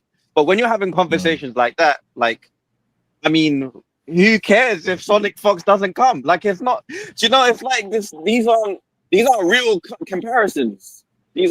Their concerns are so different. Like when you're buying influence, like world influence, like I hate to be the person to be like, be careful what you say, but I feel like people don't really understand what they're saying when they're like, yeah, I can go there and change their mind, blah blah. Like, well, what are you talking about? Like, what are you really talking about? And I'm not saying that they're bad people to think that way. I'm just saying it doesn't make sense to me. It doesn't make sense to me. And I actually find it a little bit arrogant and ignorant because we're taught to respect each other's cultures, but we have an issue when we find cultures lean up against morality. And it's like, you can't really do that. Like that part of respecting a culture is saying, oh, you are like this, I'm not like that, I'll just stay away from you guys. Not, I'm going to come in your house anyway and show you that, yeah, actually, you should walk in the house with your shoes. That's how my people do it. It's like, I think you should just disagree from afar. I think that's safer. Yeah, I completely. This is what I was saying earlier. Like, I don't think Sonic Fox's statement it's so far from reality or like what could even possibly happen, especially with them. Like, it was just, to me, it came across as performative. Almost like because he's the guy that got on stage and sort of like put them all on the map, I guess, in some sense. Like, he's the top player, and I guess he probably felt like he had to say something, but they're not. You ain't changing their minds at all. Yeah, I think it sucks because you want the best case scenario, right? Like, obviously, like, the conversation still should happen, right? As C4 wants to say, it should still happen. Like, regardless of whether or not good will come out of it, and that's the problem, right? Like me and you, we could all, the rest of us here, we could all be like, yo, nothing's gonna happen at the end of the day, right? But there is always you want to say, what if something were to happen? What if something could happen? How would you go about it? And that's happened. We've seen it happen. We've seen it happen when WWE allowed the divas to perform. But it started with conversations. It conversations. It didn't start with a tweet saying, "I'm gonna bust over there and show it." That's, I don't know, man. That's not the best way to do anything. So. Just for the record, anyway, I just want the bubble to change, not the country. Just the bubble. I mean, the bubble's important, Yeah, I think the bubble's the only thing that can change. I don't think the country can change. I've always said the bubble. But no, of course not. Of course not. Yeah, of course the bubble can change. Or maybe not change, but meet in the middle, like you said with the wrestling example. Damn. Do I think Sonic Fox is doing the right, going about it the right way? Probably not. There's probably a better middle ground between what they're doing and what Chris did. CCH, not G. I think there's a middle ground between what those two people did to get change in the bubble, not the country. Well, I also think it doesn't affect anything too. Like the WWE is mostly they didn't get John Cena in the event, and they were like, no problem. Next event, we're gonna get the last match of Shawn Michaels' career. There's always some alternative they can spin it where just the individuals just don't really matter, and it doesn't really affect their long game. Yeah, I agree. 100%. That's how I feel like happened originally with the FGC. A lot of people. It took a long time for people to be like, you know what, you're right. We do need money here. Everybody always wants to talk about these codes and stuff, but it takes people to be like, for me, right? I said I cannot support PS3 tournaments anymore. There's too much lag and all that, and everyone thought I was stupid. They thought I was complaining, and at the end of the day, I got it changed, right?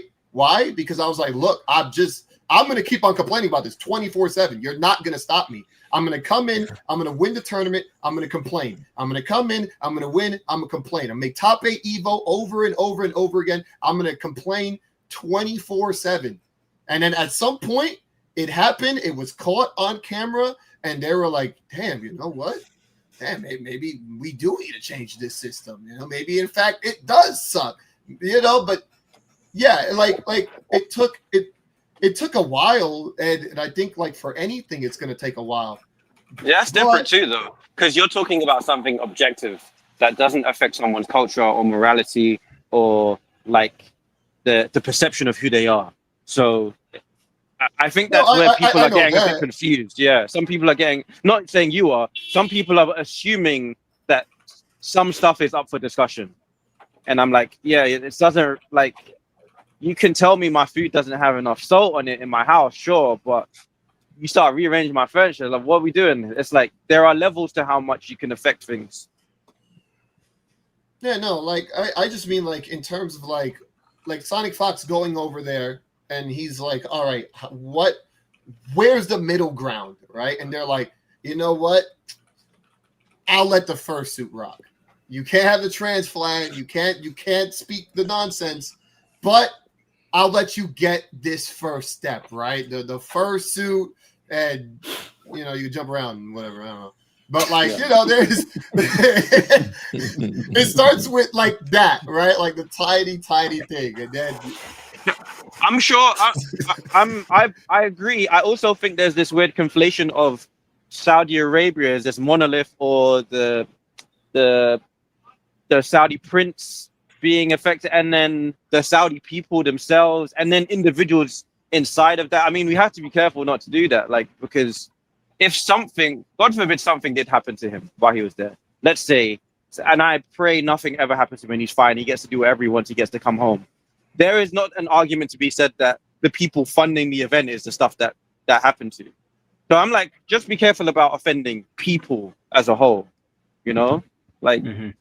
that's just be cautious, man. I don't know, protect yourself. Where I come from, you just have to be careful what you say when you're not at home. Full stop. you don't know, because you're going to someone you know and they're inviting you, doesn't mean someone along the way hasn't got an issue with you. Like, if this is the place where a really respected, award-winning journalist died next to an embassy, and the next week Shawn Michaels was performing in this like a couple of yards, like, you just don't matter that much that you have to assume that you're always safe. So I'm like, please, just people just talk a bit like less recklessly, and don't assume that this is some evil monolith. There's like a lot of good people there with good intentions and just trying to live their life, and you're just kind of pinning it as just like, yeah, this is the place where they hate everyone. That does like, you don't actually know that. You don't actually know that. Yeah, I've been seeing a lot of that in general with the Saudi players, just the Middle Eastern players in general, Muslim players. Like, they've been getting definitely a lot of flack that just not fair, right? Like, I know a lot of these guys, and they're really good people.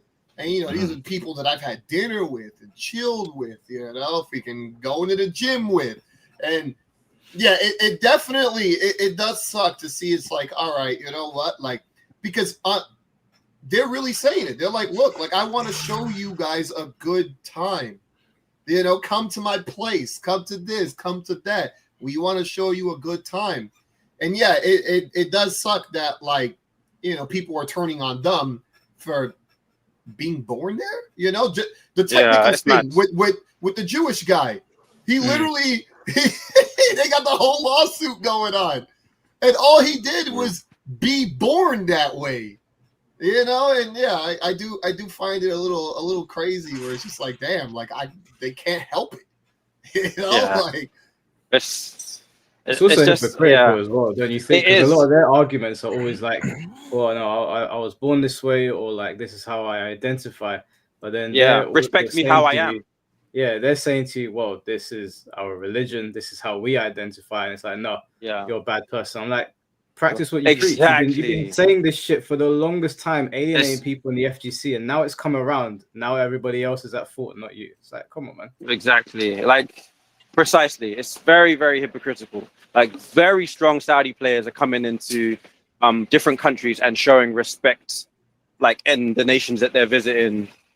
Like, I don't really understand why. It's not like they're saying you guys aren't invited. They're saying everyone who's good can come. Just respect the way we do things here. Like I don't know. Maybe I'm biased in the sense that, like, I'm not LGBTQ people, so it's easy for me to say that. But it's just how I perceive things, right? I don't know. What do you guys think? What do you think? I'm interested to know what you think, Jay, as well, because you kind of don't. It doesn't really affect you too much in a way, because you just decide you don't want to compete anymore. You don't have to go to these things. Yeah, I mean, I also get attacked for that too. I get attacked for everything, for not wanting to compete, flipping loads of different things. It's crazy. See, it's easy for me to say, like, either you go or you don't, because I'm not LGBT. So it's just like, like, for people that, they might, I don't know. I think it's a difficult one, because I think, like I said, I've been in this for a very long time. I feel like we've asked for money for a very, very long time. We're at that stage. If we don't get the money now, imagine if imagine if Saudi said, all right, cool, you know what? Nah, it's not happening. I know that's not going to happen, but imagine if they said, no, that's not happening. It could happen. Which could happen. Then where does that leave us? Because PlayStation's they've already like stood down from Evo. Yep. No one's picking up that bill. This is what I'm saying. So it's like, all right, so then what happens to Evo? Because the prize pot is still going to be, significantly lower. So then what happens? We're still going to go back to, like, FGC being on the bottom of the barrel again. So it's like, what do we do? This is where I'm trying to understand, because it's just like, it's all good complaining. It's all good saying, this, that, and the other. This is what happened last time with the WePlay. WePlay was in 2019, from what I remember. And that had a good prize pool. Now, even like, when Tekken came around with the Tekken World Tour, that prize pool was dead. Everyone was complaining about it. They've now upped it a bit. But now we're looking at Saudi just coming and saying, yo, we're gonna throw some money at you lot. Everyone's like now complaining. It's like, isn't this is what Tom Brady was going on about as well, though? Because for a long time, Tom's been saying there's no money in fighting games, and he's been right. But if the Saudis come in and they start to take over everything, and you're getting paid up to top 64 thousands of pounds, suddenly that conversation changes, and then people are complaining. And I'm like, what are you complaining about, bro? Like, I'm not a top player or anything, but I think I could get top 64. If they're paying a couple thousand, I'll start entering tournaments again. I like it. Big talk. I have a serious question. This is to everybody. Yeah. Has there ever been a company that has come in, given money, and we didn't complain about it? That's what I was saying earlier. Has there ever been MLG, one ESL, all of who them? have we not complained about? But they'll simultaneously. Wait. Are you talking about FGC as a whole, or are we talking about as an individual? Have we not complained? Yeah. Every time. I even see entire Reddit threads about how they don't like seeing Chipotle in Tekken 8, and I'm like, bro, it doesn't. They're just funding the events. I don't want to eat. I don't think anyone complains about Red Bull. That's the only one I can think of. Maybe they do. Being broke or having no job that doesn't pay anything, then simultaneously complain about money coming into the space. It's like, what are you saying? It's like having sex and complaining about it being gushy and warm and wet. Like, what's wrong with you? It's not always gushy, warm, and wet though. Man, sometimes it's dry. Ain't no reason to complain. Just saying. Nah, you know what? The only one that I feel like that hasn't been complained about is Red Bull. That's the only one. Yeah, where's the backlash on Red Bull trying to take over the scene? Where is it at? Because obviously Red Bull had proving grounds, and then they had like a few other tournaments like they do pop up. Yeah, they do pop up. And then you got DreamHack as well, but DreamHack is not on the same. DreamHack is not on the same scale as EWC, and that's all. This is what I'm saying. How much do the winners get for the Red Bull Comité? Ooh, you know what? That's a because I think that's their their only main. Because I know most things, and this is the thing, right? When it comes to all these energy drinks, most of them don't give money. All right, so it's Monster was a big Red Bull Golden Lair. Monster Golden Lair is 10 grand. Didn't really give much money either. So the Golden Lair is definitely 10,000. So I'm reading here that the Red Bull Kumite is over $54,000. We should hate them too. Why are they supporting this FGC? We should hate them even more. You guys remember when Brazzers was going to come in and start sponsoring? Wasn't that just? Oh no, Brazzers ain't that bro? What's that? Don't act like you don't know, bro. Stop that. I don't know what that is. Stop doing that innocent face. No gooning. No gooning. Is that adult content? Yeah, it's very adult content. Okay. Sorry, my bad. Tried it. Damn it! What was the team? It was Bang Bros. I thought it was Bang Bros trying to get the Miami Heat stadium or something like that. I thought I saw that. The pink shirts. Stop looking surprised. You're trolling, bro. Damn it, what were they called? What YouPorn was it? Yeah, Playboy? YouPorn? Yeah, what you? Yeah, YP Team YP. Yeah, Team YP. And you know what's crazy? They changed it to YP. Yeah, just so they can get involved in it. I'll tell you, that's crazy, man. Yeah, wait a minute. Yeah, that doesn't make any sense. We kicked them out because they're like, oh, all this stuff, blah blah blah. We can't allow these adult themed stuff. And that affects the perception of your sport. Yeah, that's gonna mess up the other sponsors stuff. I can't. Right afterwards, they're sponsored by Bud Light and White Claw. That's what I'm saying. It just doesn't make sense. I feel like everyone's just complaining just for the sake of complaining. It's like, even if it's not Saudi Arabia and it's someone else, they're gonna complain and find some way. I feel like I'm surprised that people ain't said anything about Red Bull and it being unhealthy because it's an energy drink, or saying something else that's just silly. We just haven't seen it yet.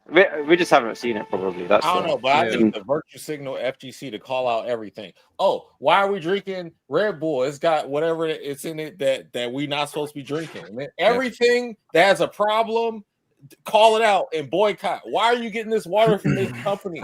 They were a part of the Flint water crisis and stuff. Why are you like? I want them to be as consistent as possible. I don't care. Like, I have no stake in this. I'm just saying I want consistency. I want to see every issue label and every boycott to happen. I'm not going to this event because they toes curl. I'm not going to this event because the wind blows. I just want consistency across the board. That's all. You know what I was thinking about based on what you just said, PL? I'm wondering like how much of this is like generational, right? Because it's like I notice a lot of us here are older and like have a more open mind to this stuff. And then I think like I feel like that there's this divide between when you have your real face online and you're from an older generation where you had to like meet outside, it makes you a little more reasonable versus like if your whole entire life is online, then when you see online news, you think it's the end of the world because you're not used to talking to people in person. And I think that's kind of more what's at play that besides like all the other stuff. Because everything that Dale said, that's like super informative and made hella sense. Thank you. No, I agree with you. For real, yeah. We'll see. We'll see how far they're willing to take this. I personally think it's a bunch of performative nonsense. Yeah, I do believe some. I feel like some people. I actually don't have an issue with performative. I'm just saying, be careful being a selective bad man because someone's gonna call you out and you might be able to turn it off after that. Like, just be careful. Just be careful. You're talking really reckless, and then you're like, I'm gonna go in the nation and do and say, and I'm like, yes, bro. I don't think he realizes what Saudi Arabia is like, bro. Like, bro, like I told you, bro, like man's from the hood. But when I saw those youth scheming, I said, yo, I had to be like, yo, I had my rep there. I said, yeah. As long as I know. One question.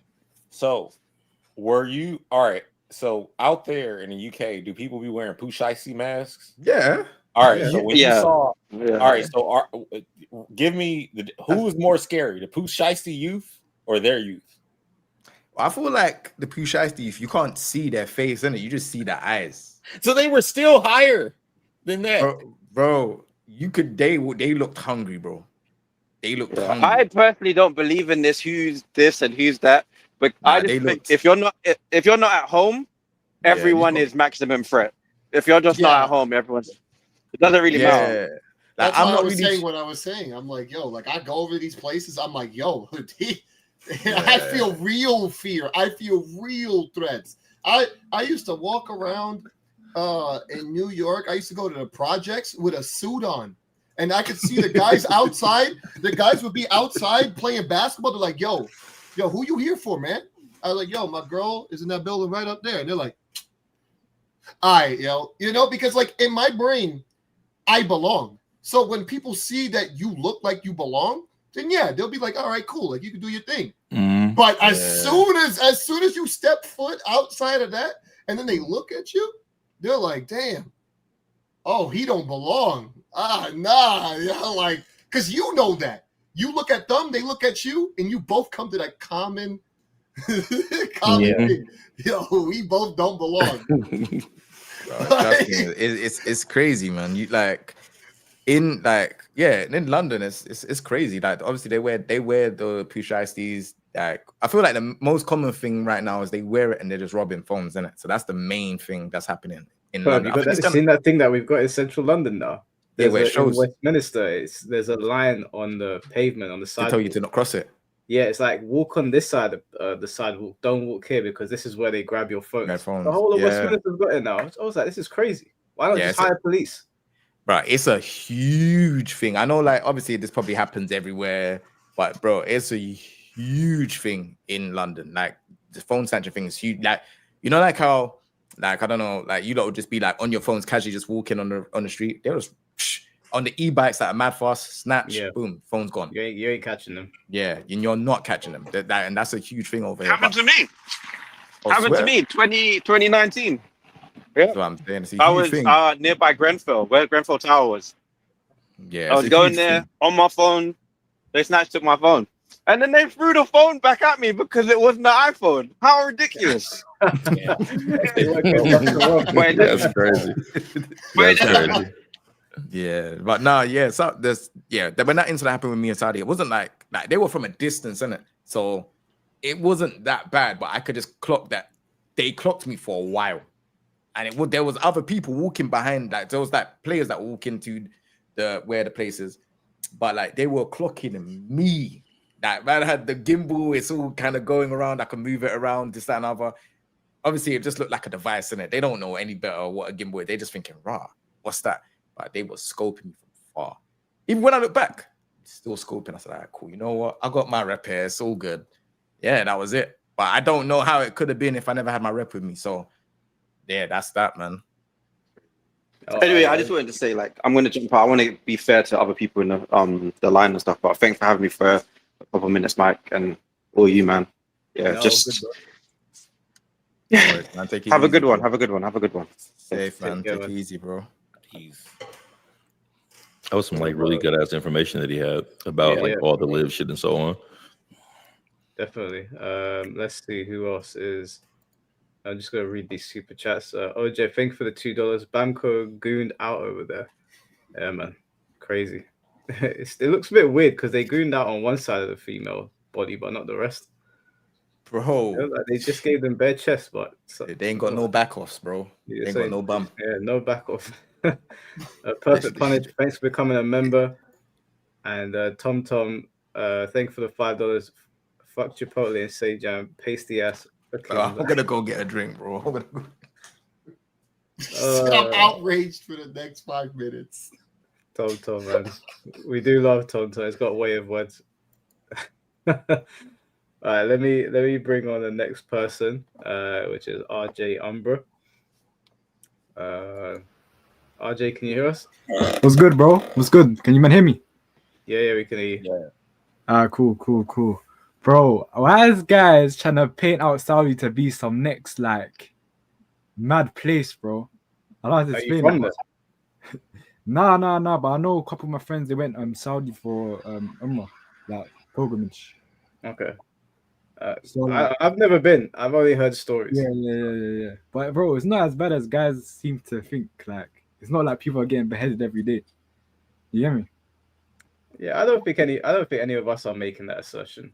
Yeah, but like people in the chat, people are saying like it's like criminal laws.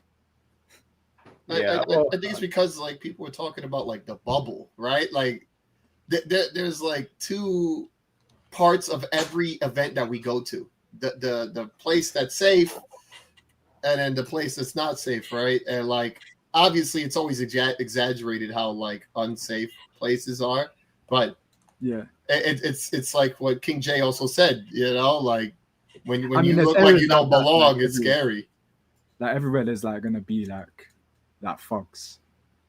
Like, London, like, if I go down the road, there might be like 1-2 people there.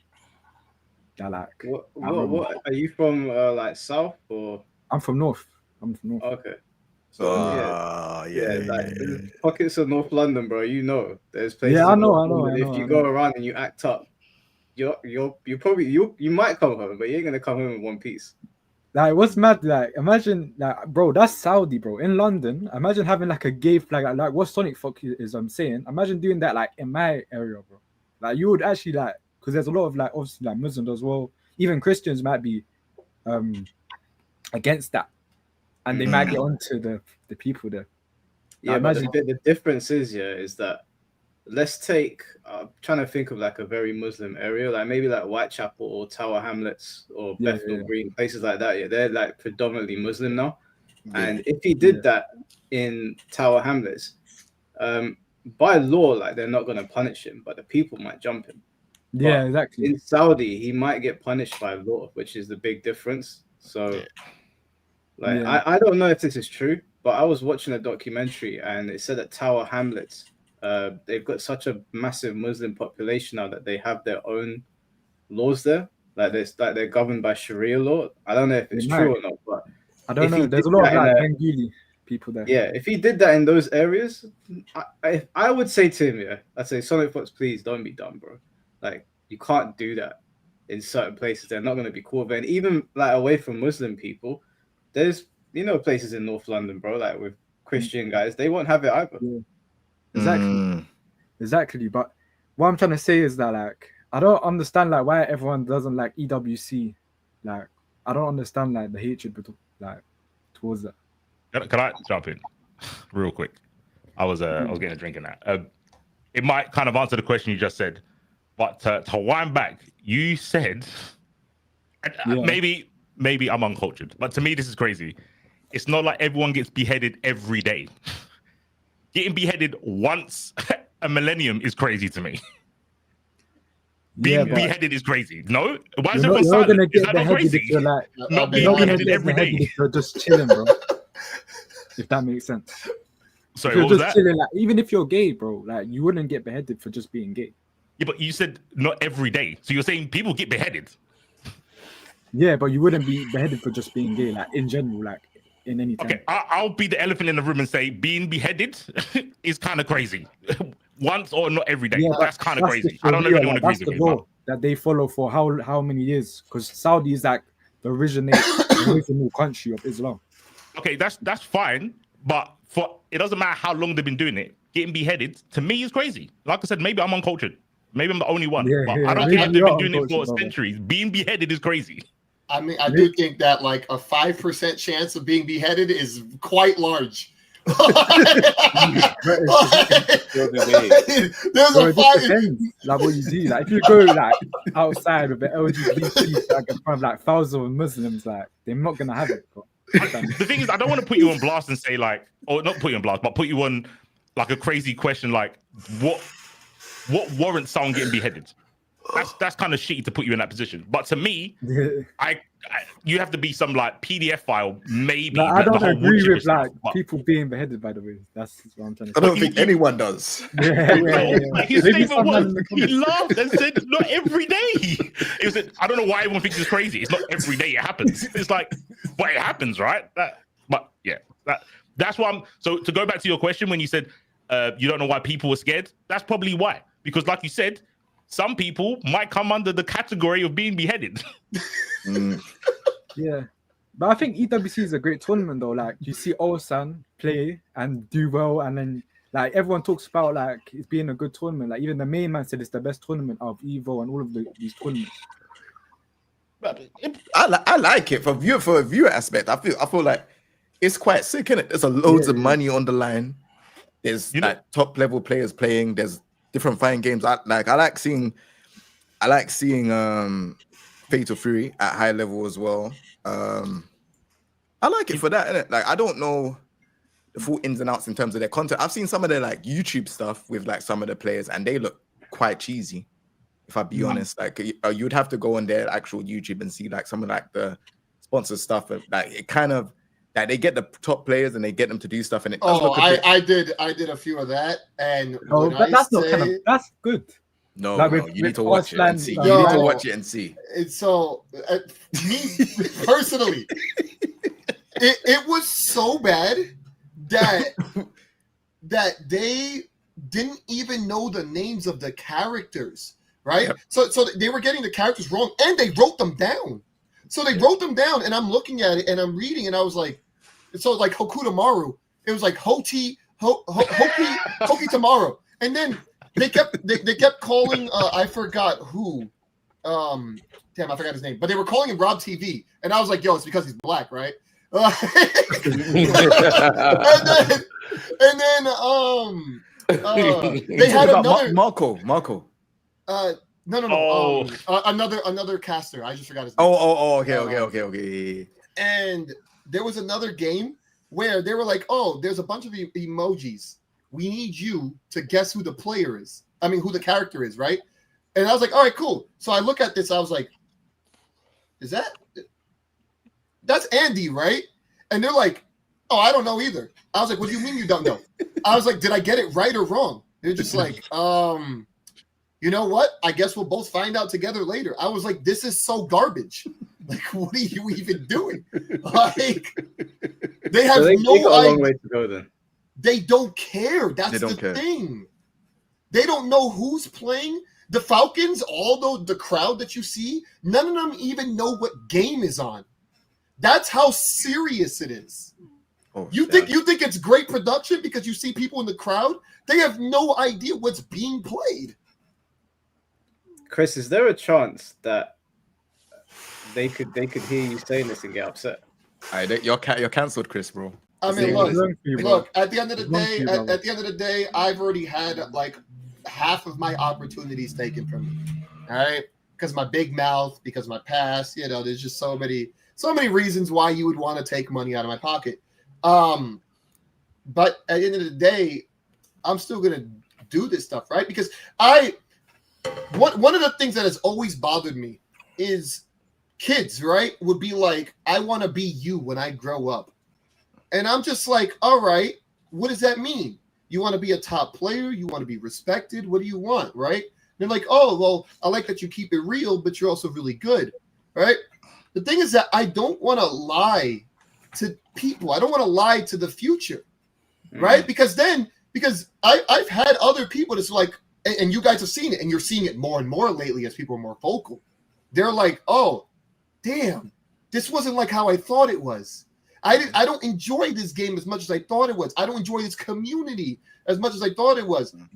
I don't enjoy Strive because Strive sucks. You know, like it.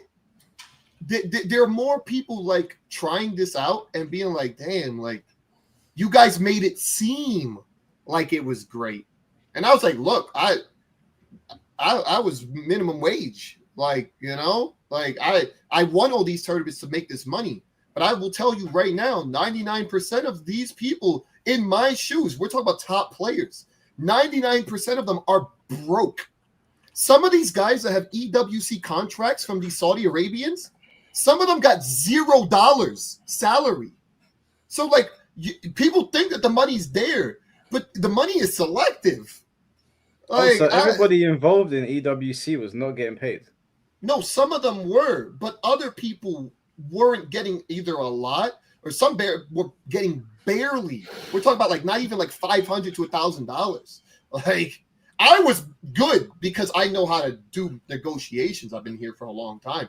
But some of these other players were just like, besides for like the money that they could win, some of them were getting like pennies to the dollar. I just want to echo off of that. Yeah, like I feel like Chris, you're the America version of me because this is what happens with Tekken, and like obviously there's like a group of Tekken people that I don't really get along with, and they don't get along with me, and I have heard that they take peanuts just to, you know, get on commentary, get on this, get on that, and it's insane what you hear behind closed doors. And it's like, man, so you could have got paid if you just spoke to me or if you spoke to someone and understand what's going on, but you would rather just get your face on there and just, do you get what I'm saying? I can't say too much because I don't want to cause any problems and that. Well, I can. Like yeah, I've had like the contracts that I was supposed to be signed like way beforehand. And the people that I was talking to, they were like, oh, we want to give you this money. And I was like, nah, I'm going to make EWC. I'm that guy. And they're like, no, with one of you, we could get 5 other players. 5. You could get 5 B tiers. And they're okay with that. And then, you know, you see the B tiers get accepted, or I mean, get you see the stat. I'm not gonna name names, but I will name these like they're people. You'll see them. Oh, I was signed by blah blah blah blah, and then you're like, damn, son. So you're just gonna pray to get to this spot, huh? And I get it because yeah, it is life changing money. If you do qualify, yes, life can change for you. But man, like. The number one thing, right? This is my dream, by the way, just so you guys know, my dream for the FGC is I go to a tournament and I don't have to win it. That is my dream. Every single one of these players right now, including me, have to win the tournament. They have to get the top 3 in the qualifying spot, or that 3-month contract will come to a quick end. And what happens after that? Not only are they worthless, but they're worth less. Because so when the Saudi money comes through, though, you'll be eating. I mean, look, if you're the 0.001%, we're not even talking about 1%. We're talking about 0.01%. Yes, I'm eating good because I believed in myself, but I'm not gonna lie to players and be like, yeah, this is great.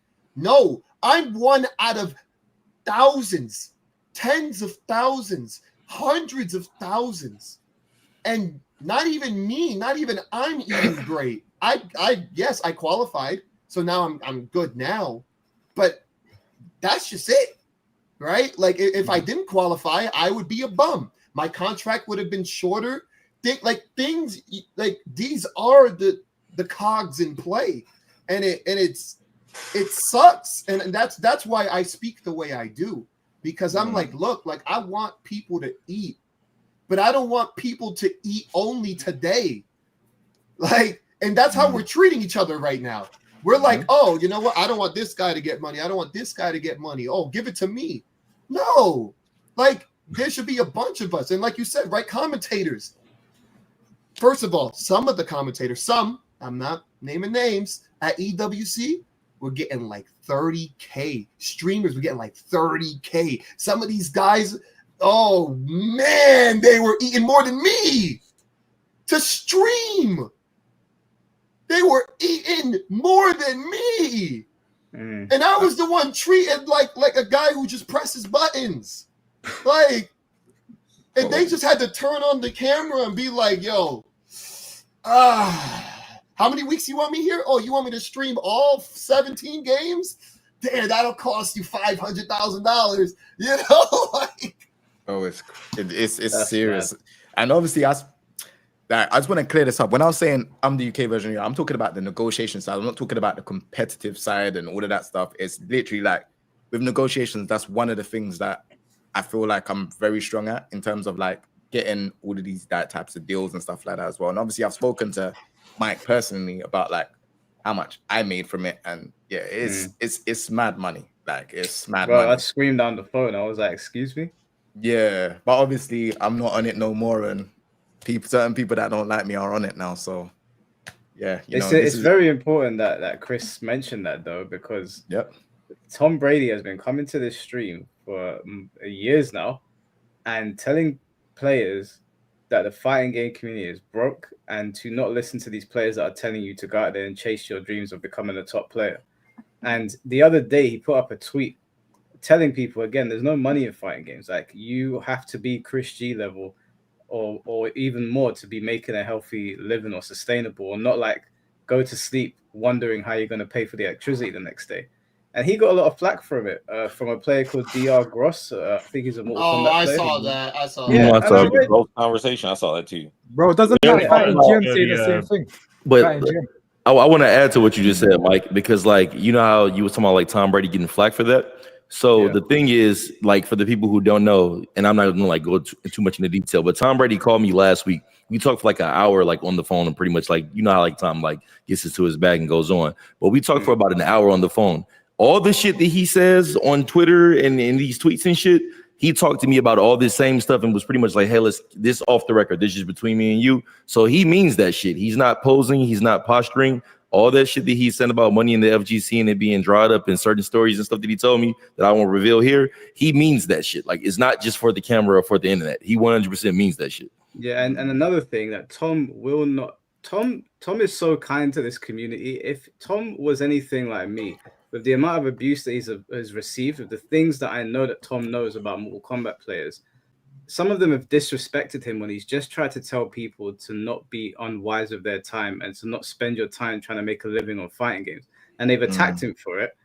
And the thing is that these very people that have attacked him for it, these people on Twitter or on here, are broke. These are not people with money. Yeah, these people do not have money. And they're flaming somebody who makes a lot of money. Yeah, Tom makes a lot of money now because he made a lot of good decisions. And then you got this other MK player, DR Gross, basically said, I'm going to explain it to you one more time, you stupid old man. And I was like, what are you talking about, bro? The advice you're giving people is awful.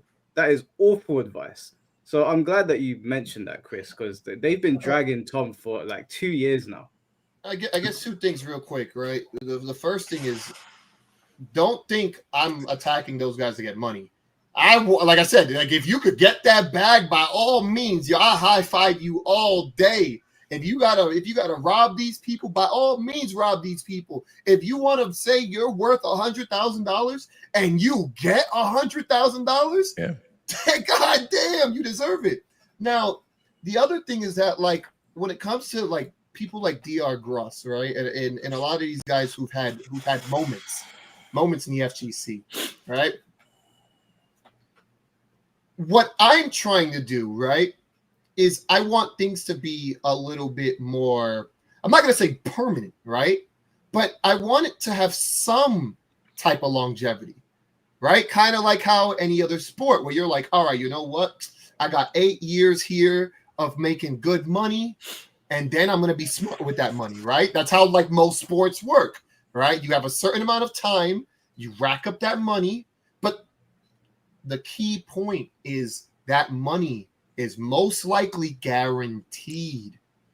What people start to argue is they think that the top players are already eating good, but most of them aren't. There is only a select few. So if you're doing good now, that's fine. But like I said, once that 3-month contract is done, there's still 9 more months of the year.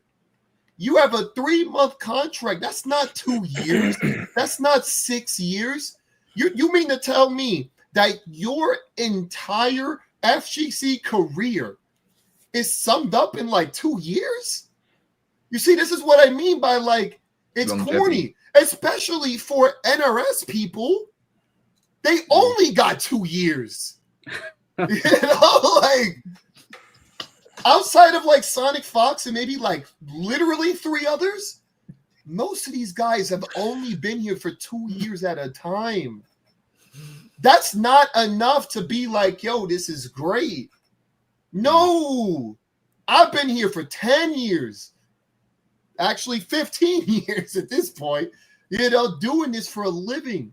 And I'm still telling you it's hard. Like, you mean to tell me this guy's over here is like, yo, I mean, you should do it. And I'm telling you, no. Be smart about it. Yes, like you gotta be smart. This EWC money is still only 0.01% of you. Like, be realistic. Are you gonna get a part of that money? No, you're not. Be real with yourself. You're not gonna get that money, and it sucks. No one wants to hear that. But man, we gotta, like, the FGC has to be more real, man. Like, no, I'm glad you said this, Chris. I'm gonna send this to Tom because honestly, the way people attack him is so fucking stupid. And it I hate to use this word, but it does feel forced. It feels like they just want to jump on a bandwagon when there's a grown man giving you financial advice. Tom's been there since the beginning, basically. He started at the beginning. He's seen every era of Mortal Kombat, so he knows probably better than anybody how broke the NRS scene has been, or the midway scene. So I don't know why they're always throwing shade at him. I mean, especially NRS scene, like, because like also like like there is, like, I will say there are spurts of money, but it's never long. So it like you could get your year, but then you have to prepare for the next game. You have to prepare for the next system. You have to prepare for a little too much that it doesn't feel worth it. Like content creation and YouTube, and even at this point, being a commentator is probably just more worth it. Like doing this right now, me being on your stream, right? Like this is obviously more worth it than trying to be a top player. It is just realistic. Yeah. No, 100%. All I need to do as like a hobby though. Like trying to be a top player like FG's like no pay, I can't lie. Yeah, like how are you gonna get paid if you're not in the top 3? At this point, even top 3 is mad. You have to be like top 2. If you're not getting paid every time going to a tournament for top 2, because remember, you still have to pay to travel, you still have to pay for entry fee. You're spending a whole day trying to win this tournament, right? If you don't win, where's your money coming from? If you ain't doing content creation, like where how are you gonna fund yourself? Do you know what I'm saying? So it's just like there is no answer. That's what I'm saying. That's what I'm saying. There's no answer whatsoever. So it's just like now you're seeing like a lot of these, you know, professional players, they all now doing YouTube. They're all now starting to do content creation, like because they know that placing top 2 is very, very difficult. Like even like if you're third in a tournament, you're not getting much. You're not even getting. I don't even think you're getting a return in tournament. That's outside of Evo and Combo Breaker. We're talking about all these other tournaments as well. So it's like you have to. I don't know, man. You're also only talking about like Street Fighter and Tekken. Like every other game, you just there is no money. Yeah. So that's if you're doing good in those 2 games. Like, Mortal Kombat, I don't even know. You get third place in Mortal Kombat at a tournament.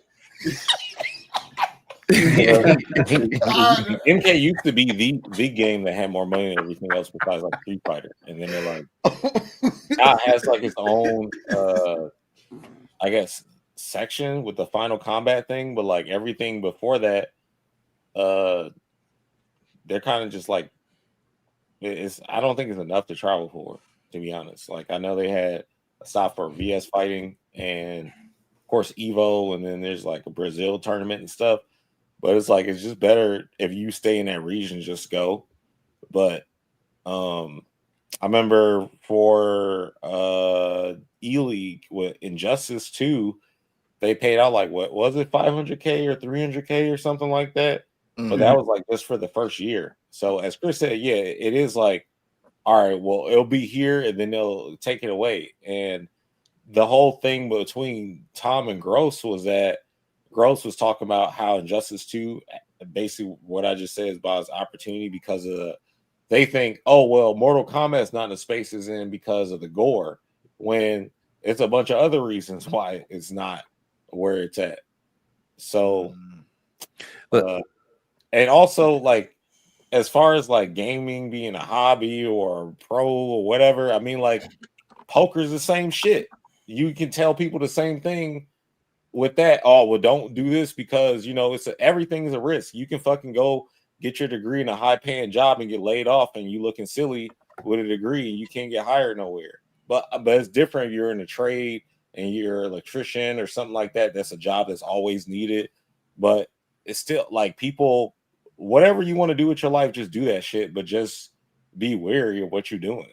But I also feel like we're having Captain Obvious ass advice. Like it's every other day I see somebody tweet some shit like they're fucking saying something profound. Oh, make sure you shower and wear your deodorant. No fucking shit, nigga.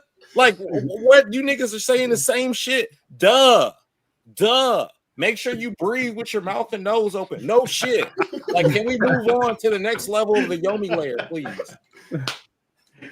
I want to ask y'all a question based on what y'all said, especially when y'all talking about being competitive, right? Because like people will see my clips all the time and ask why I don't compete. And I don't know if this is just something I knew based on like age or what, but I came in when I wanted to just make videos. I like making videos and shit, right? But for y'all who like compete, and especially like when the money matters as far as it being life altering, does that make the game less enjoyable? Because it's like you're just playing under pressure, even like you're just practicing day to day home. Does it make you kind of hate a game sooner? Because if you don't win the tournament, it all kind of feels potentially worthless. It depends on the game.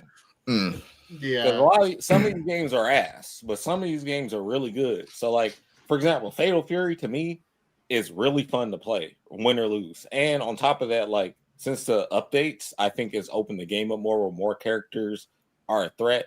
Previously, it was really annoying where Kain just doing whatever he wants, and Hokuto Maru's kind of doing whatever he wants, and Billy was really stupid. He basically had a plus on block screen and he can loop on people. But now it's like, it's just really fun to play. And when I was playing Dead or Alive, I didn't hate the game. I mean, there was a certain part in the beginning where I didn't like it because it was a little bit different from DOA 2 and 3. But as time went on and I got more accustomed to what I'm supposed to be doing, thinking about, I feel like everybody kind of goes through that stage where like, I hate this shit. And then you're like, okay, I understand it. It's great. And you'll just play when you're supposed to. The stress for me in different games, I'm sure Chris can speak on a different like level in terms of the games he played. But when I was playing DOA, the stress came from, oh, I'm playing Championship Gaming Series and they're having us play on these whack ass monitors. And they changed the the format from instead of 3 rounds of a match being 1 round, 5 separate matches, and it changed the whole dynamic in the game. And then we got like people yelling in our ear, there are coaches and shit. And then just like how Chris was talking about how I guess the audience was fake at EWC, the audience was fake at CGS. Like they just had people come in and doing stuff, and then like the pressure to win there in that environment, just with all the things going against you, was different if we were playing on the regular format and regular equipment and stuff. It wouldn't be there, because then I'm like, well, now I'm being forced to win in an environment that I can't control my destiny in, and it gets annoying at that point. And then same thing, like, and another time I can speak to where I just hated playing the game. I thought Mortal Kombat X was trash up until like a certain part, which was the final version of the game that came out. But by that time, we weren't competing anymore. Like this version of MKX that's out did not have like a serious tournament circuit. I don't care about what side tournaments they've had or online tournaments. It's not the same as all of us playing and trying to be the best, and you're just playing with like maybe 30 people who are only playing when we're all done. It's a totally different thing when you're fighting against Alien or Tanya and just doing whatever. And then like certain matches are just unwinnable, but you still got to play versus it for like 10K or whatever it is. So that shit's annoying. And I know Chris has his gripes with his games that he's played. He could probably I think so like in I guess a broad sense, I play a whole bunch of games, right? Now, normally, like for a regular tournament, let's say like a local or regional, whatever, right? Even like let's say like something like NEC or whatever. Like I enjoy playing in those. Why? Because I'm just like, all right, we're just here to play, just get through your matches, life moves on, right? What I've noticed more and more, especially these days, is EWC, right? Because that was one of my last tournaments. It does make me really dislike the game. So I was a big fan of Fatal Fury when it came out, right? I was trying to play as much as humanly possible. And when I went to EWC, right, and you have to do all that media, my first match, so we got, like, mind you, we did a whole media day. Then we play the next day. My first match was at, I got there at like 4 something. My first match was like 6, right? Which is cool. My next match wasn't until like 10. Like, so a couple things happened in between that, right? One, I won my first match. I was supposed to do interviews. They completely messed that up. I walked around for like an hour. We couldn't figure out what was going on. I didn't eat. I started to get really tired. My next match, right after getting like super annoyed at them, and you can watch it. You can literally watch the matches and how they went on, right? My match against Koji Kog, right? I'm doing my thing. I win. My next match against Xiao Hai, the first game, I wasn't even there. Like, watch it. Like, you can put it on the stream right now. I'm literally not even there. He like perfects me. I'm pretty sure. I don't even know where I was. And like the whole time, right? So afterwards, I'm literally just standing there with like Reynolds and like a few other people, and we're just like, dog, like this is show. Like if you lose, by the way, if you lose your first game, you're done for the day. But you have to just wait around. So then it's like, okay, cool. I lose my next match. Then I go home, right? I don't know. First, they interview my loss, though. They didn't interview my W. They interviewed my loss. So at this point, I'm really upset. All right. And then so we leave, come back the next day. Now, mind you, the first day it was burning. We're talking about like 80 degrees there, right? The following day, I decided not to bring my jacket, right? It was freezing. Like literally freezing. Like if you watched Reynolds was like, he's like, yo, my bones, they're hurting. Like it went from one extreme to the next extreme. And then I'm like, you know what? Like, F it. Because so I waited to play my first match, and that was hours later too. So like it's just weird because you are not allowed to play at your best. And I don't like that. That makes me dislike the game. If you're gonna run a tournament. But don't be like, yo, you'll play at some point, And then it's like, okay, cool. I decided to just say F it, pick Salvatore, which was probably not a good idea. And I lost. And I'm just like, you know what? Like, I'm just ready to go home. Like, a bunch of us are just like, I guess it is what it is. We just cool. That sounds shit. That sounds like every tournament experience I've had this year, though. You play at 10 o'clock, come back at 6, and you're like, what? Oh yeah, no, but that's the format nowadays. Like, I don't know what happened between like before COVID and like how we used to just like try to get through stuff like quick, and you used to get to top 8s that day. Nowadays, they're like top 32 on Sunday, and you're like, okay, you mean to tell me that I played a couple matches to get in the top 32 on Friday, and you mean my top 32 match is on Sunday? Some of this stuff is just really confusing these days. The way they do it it's definitely made me like fighting games just less and less. Like, that's why I like online tournaments better, because online tournament, the qualifier starts at 2. We're probably done by 4 o'clock. I'm like, wow, I can play at my freshest. I got to sit around all day. Like that's been the thing that's turned me off from majors, is that they extend the day for too long. I was like, how do you go from forcing me to play the whole tournament in 2013 at MK? We started at 8 in the morning and at 8 p.m. to, all right, we're going to play Friday, Saturday, and Sunday. One match too. I qualified for top 32. I think it was like a CEO or something, and then I had to wait for Sunday just to play one match and then lose. And then there were even some tournaments where like you fight for top 12. So you're in top 12 and you only have one match. And I'm like, why would you make a person wait a whole day to find out if they made top 8? Like, some of this stuff is just there's no way. You're ready. You're ready on that Saturday to make top 8, but nowadays it's top 16, top 9, top 12. It turned to an endurance match, a big and long endurance match. Top 24, 4-man make it out. Like, why are we doing that? Why is there so many people making it out of a pool? Just before we start another combo, RJ, I gotta get another person here, bro.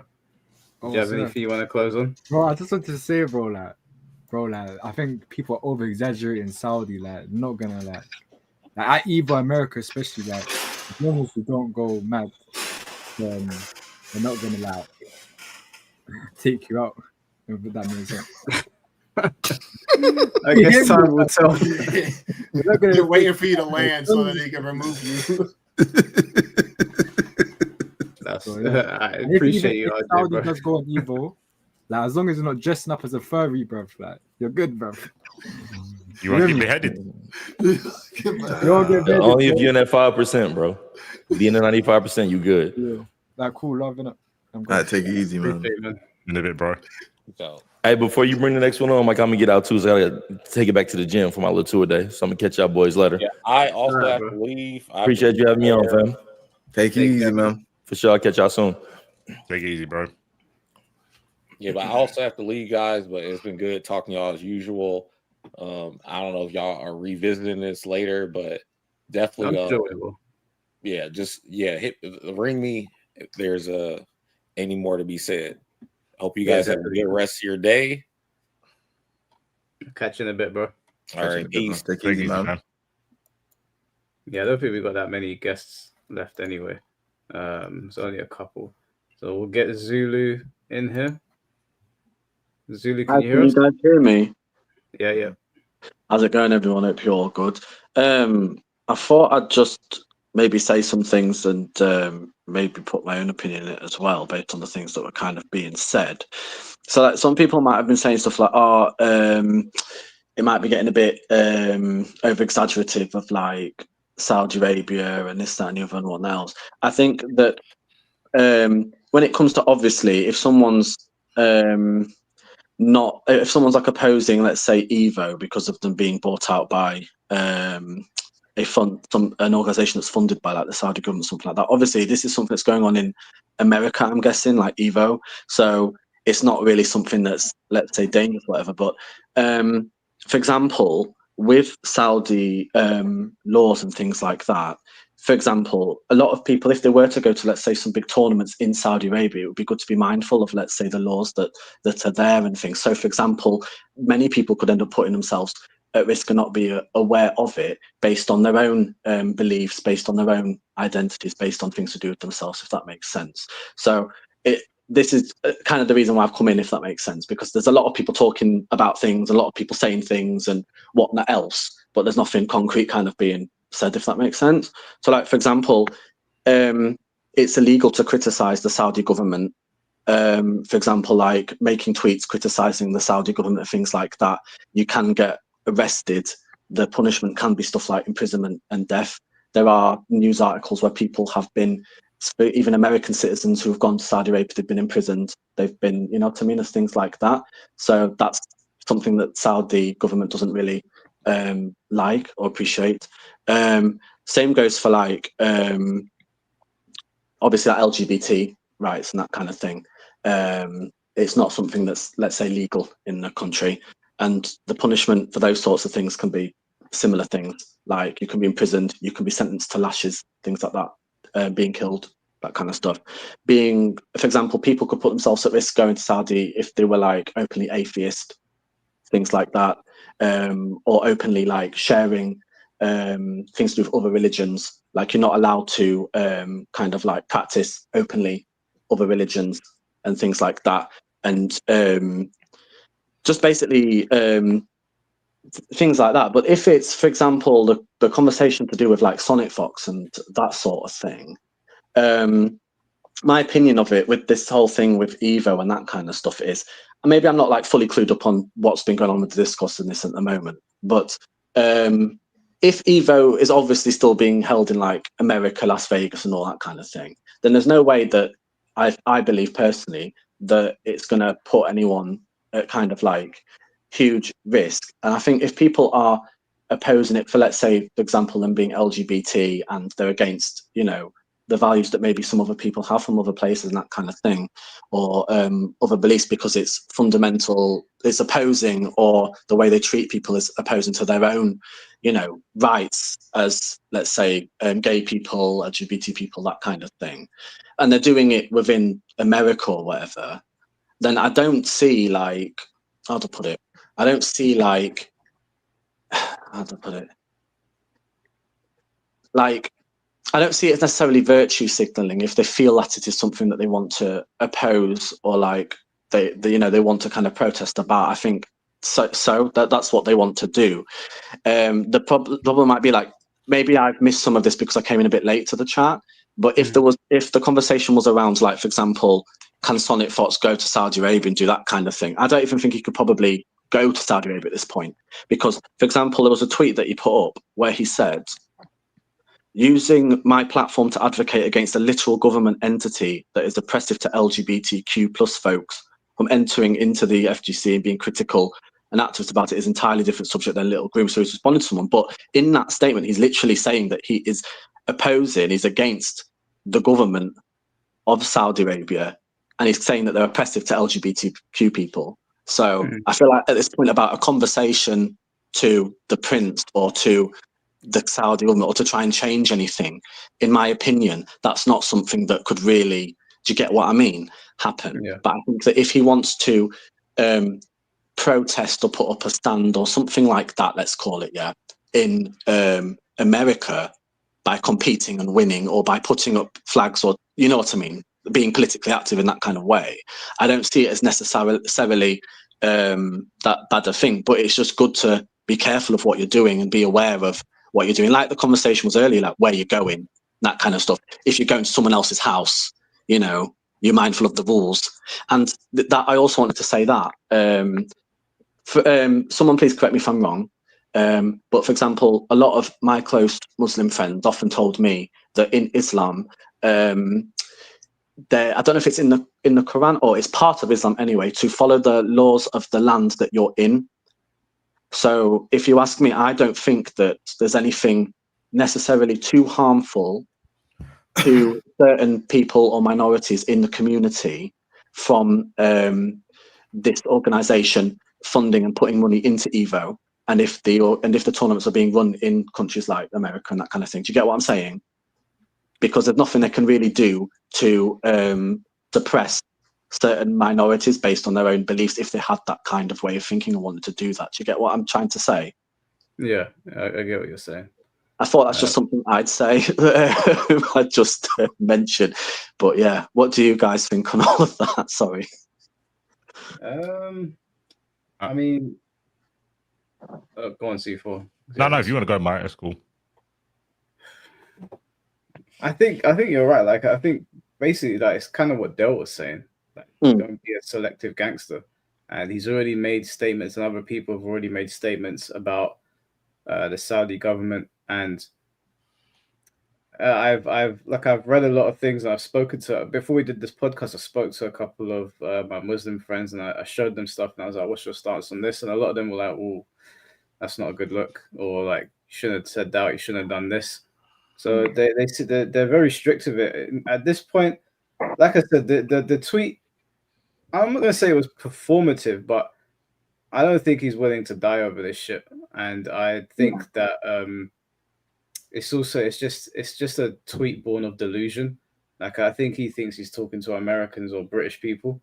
It just doesn't work like that out there. And when I spoke to my friends, they all had the same response. I don't know if they were Sunni or Shia. I never asked them, but they all had the same response. So I imagine that's how it probably be. And I imagine the people out there are probably going to be even more strict with it.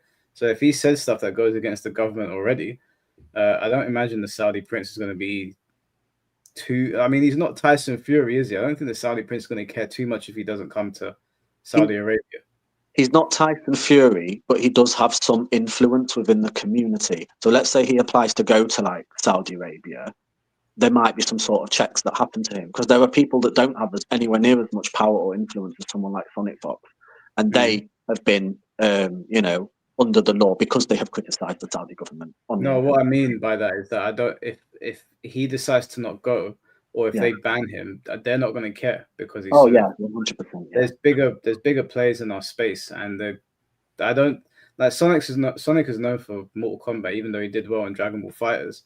But he's mostly known for Mortal Kombat, and I don't think they have much of an interest in MK, and MK is on like a much smaller scale than all of these other games, like Street Fighter and Tekken, for example. So I just don't. The fighting game space is already tiny. Most of us are probably going to be insignificant to them, if not all of us, let alone an MK player. So I don't know. It's just like pissing in the wind.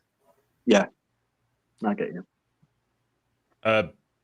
Listening to Zulu and what everyone else has said earlier on, I think there's like a massive swing from what crazy people were saying on Twitter to what I think is being said here about it's the law, follow the law. And we're using examples about coming into my house, like Zulu did it and some other people did it. But if I invited Mike into my house and my mum was making us a dinner and I gave her a haymaker and Mike just went, well, it's your house, you can do that, I would look at you funny. There's a difference between the law and morals. And I think both people have only looked at one or the other. There's a bit in the middle. There's some things that would, like the example I gave. Mike, if you came into my house and you saw me haymaking my mum, what would you do? Would you be like, guess that's the law, right? It's your rules. No, obviously not. Exactly. That's the I thing. don't understand. How does that, could you make the connection for me? I'm struggling to. So with the Saudi government, you're saying, well, if you go there, just follow the law, right? Do what they do. Like you're in their house, you can't have any like opinion or discrepancy with what their law is. But if you come into my house and I say the law is that I get to uppercut my mum with 2 bar, you got to sit there and hold it. Yeah, you can walk out, but I think you as a person will be like, you shouldn't do that. Correct? Well, just I just wouldn't go, first of all, because I'd be aware that, like, you could, in this situation, you'd be aware of that kind of thing. I get what you're kind of saying. The thing is, you can't really even say you can't do that in this sort of instance, can you? I don't understand. I don't understand. Chris, do you understand? No, I get the example. I get where you're going with it. You could have used a different example. I was using the houses because everyone else is saying coming into my house. No, but that's what I mean. You could have used the house thing, but like not such a because okay, put it this way. You see, what you're saying is what would the opposite would be what would happen. If you decked your mom in your house, I wouldn't necessarily stop you. I would leave because I would be like, wait a minute, my friend just did that. Oh, he's not my friend no more. You see, like that would be like that would be what I would do. Now I get it. Like if you translated that to like there, like if the Muslim people are doing these crazy things, like, yeah, you can say something about it. Like, okay, cool. I'll talk to somebody else, right? I'll talk to Twitter or whatever, or maybe homie, or maybe the police, right? And be like, yo, he just haymakered his mother. All right. I get that. Right. 2 bars. Don't forget the 2 bars. Yeah, the 2 bars. That's EX. That's at least like 20%. Right. Like, now, again, I would most likely just not be your friend anymore. And now that I think would translate over there, right? It'd be like, if I really saw some crazy stuff, like absolutely heinous stuff, like an actual beheading or something like that, all right? Like the 5% happened.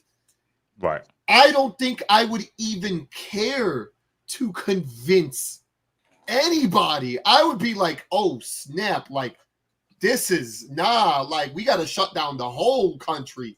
You know what I'm saying? Like I would not even remotely think about going there ever again, right? Bubble or not. So, you know, like. But this is the thing. What you said is not. So what Chris is saying is a reaction, but everyone else is saying, well, it's their country. They can do what they want. And I'm like, I don't think that's a normal reaction to something that's crazy. Okay, I think another issue with that is I'd say part of it. Sorry, go on. Sorry, my mistake. Oh no, I was just gonna say that if for me, right, and I'm pretty sure it's because it's a luxury of me being able to do this because I'm in America. But if I saw like the most insane thing happen in America, I would probably move, right? Like I'd be like, all right, you know what? Like everybody always talks about moving to Canada or moving or whatever the hell. Then, you know, I might be like, all right, my home is not my home, right? If there was like lockdowns and stuff and the military were just out here like ready to gun anybody or, you know, or like religions changed and things are different, right? Or they actually just start killing LGBTQ people.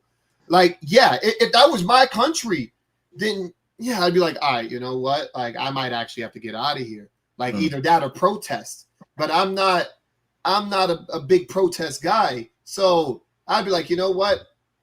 That's not necessarily my fight, right? I'm not trying to fight you in your own home. I'm not trying to fight them in their own home. But if it came to my home, then yeah, like 2 choices. Fight back or leave. Yeah, that's fair enough. You could call it punkish, right? But you know, especially if it's like my family and stuff, right? I'll be like, look, like I have the money, let's move. You know, like I think that's very real because a lot of people all over the world go through that every day. That's why they flee their own country. And try to seek refuge elsewhere and things like that. Do you know what I mean? I think also, like what you were saying, C4, you were talking about it was about morals and things like that. Right? Laws versus the morals, yeah. It's just, I guess, it's too how to put it? It's too firm in its beliefs. I'd say it's never gonna probably change. But in terms of sorry. Go on. I was about to say, I'm not asking to change the law. Yeah. I'm not asking. I'm not saying that. What I was saying, and like Chris is the only one who answered, is like, if you come into my house and I have a law, but you think it's morally incorrect, you either, like Chris said, leave. You could go and call the police. You could say something, but most people wouldn't watch me do that and go, "This is his rules." I think most people wouldn't do that. I think that's a bit weird. But the only reason that I didn't. Sorry, go on. So the only reason that like the analogy didn't fit for me is that like Sonic Fox or anyone can criticize anything. Like you can see something and criticize it, but I think it's different when you're going to that person's country. Like if any random country, insert random country of their own laws or whatever, and I go there. Now I might not like it. Like there's things I don't like about loads of different countries, and I'm a Christian, so I have my own beliefs that are separate from theirs. But I'm not gonna go to their country and start chatting shit in their country. Like that's weird to me. I might message you and be like, "Yo, this crazy shit happened, bro. We need to leave." But I'm not gonna start being like making noise in their country. It's not my country. Like I'm not one of those people that's like, I want to fight the battles for everybody else's country or whatever. I have my beliefs. I know when something is wrong, but like it's not my beef. Yeah, I'm not asking you to do that. Chris said he would leave. Yeah. But when everyone was talking earlier about what happened in Saudi Arabia, he was like, well, it's their laws. Do as they say. Also, I think what needs to be understood is that in your country home, your land, I only have to deal with you, right? Like now imagine there's 100 of you doing that, 1,000 of you doing that, 1,000,000 of you doing that. That's scary. That's why I also mentioned, with the Sonic Fox situation, if Sonic Fox had a crew of people that were, because again, numbers are everything. Now in Saudi Arabia, it's not just one person with that thinking. It's not just one person that could potentially do something to you. Nah, there are hundreds, thousands of people, hundreds of thousands of people that will make your day worse. Now, if you had 1,000 people, then yeah, they might be like, all right, you know what? Like if we deal with this 1,000 people, it's not going to look good on us, right? Like it's a large group of people. They're not doing anything bad. You know what? We can't look bad to the rest of the world. So yeah, maybe. But if it's just me and King J out there, there's 1,000 C4s. it's about Haymaker. Exactly. Just 2 bars. Like I could take out like 2 or 3 of them. No, I get that. Yeah, there's obviously sometimes where you don't, make noise, make a stand, say anything because the you're gonna lose. Like you're straight up gonna lose. You're outnumbered, or you don't have like a leg to stand on. I get that. I totally get that. I was just using the analogy that was. Sorry, go on. That's mainly my argument. Like your analogy, I can do something even if it's your house and your rules. In reality, if you punch your mum in front of me, I can do something. But if I go to Saudi Arabia, I can't. Like people that think that they don't know anything about the country and they don't know anything about the culture or the religion. And so for me, it's like, this is pointless. You can do it. You can say it if you want. I know you're not going to make any change. Cool, but I only use the analogy that was given. You guys gave. No, I'm not getting onto you for it. I'm just saying in general, like the Sonic Fox's statement, what he was getting at, it's all pointless. Like it's just you're literally just shouting into the abyss.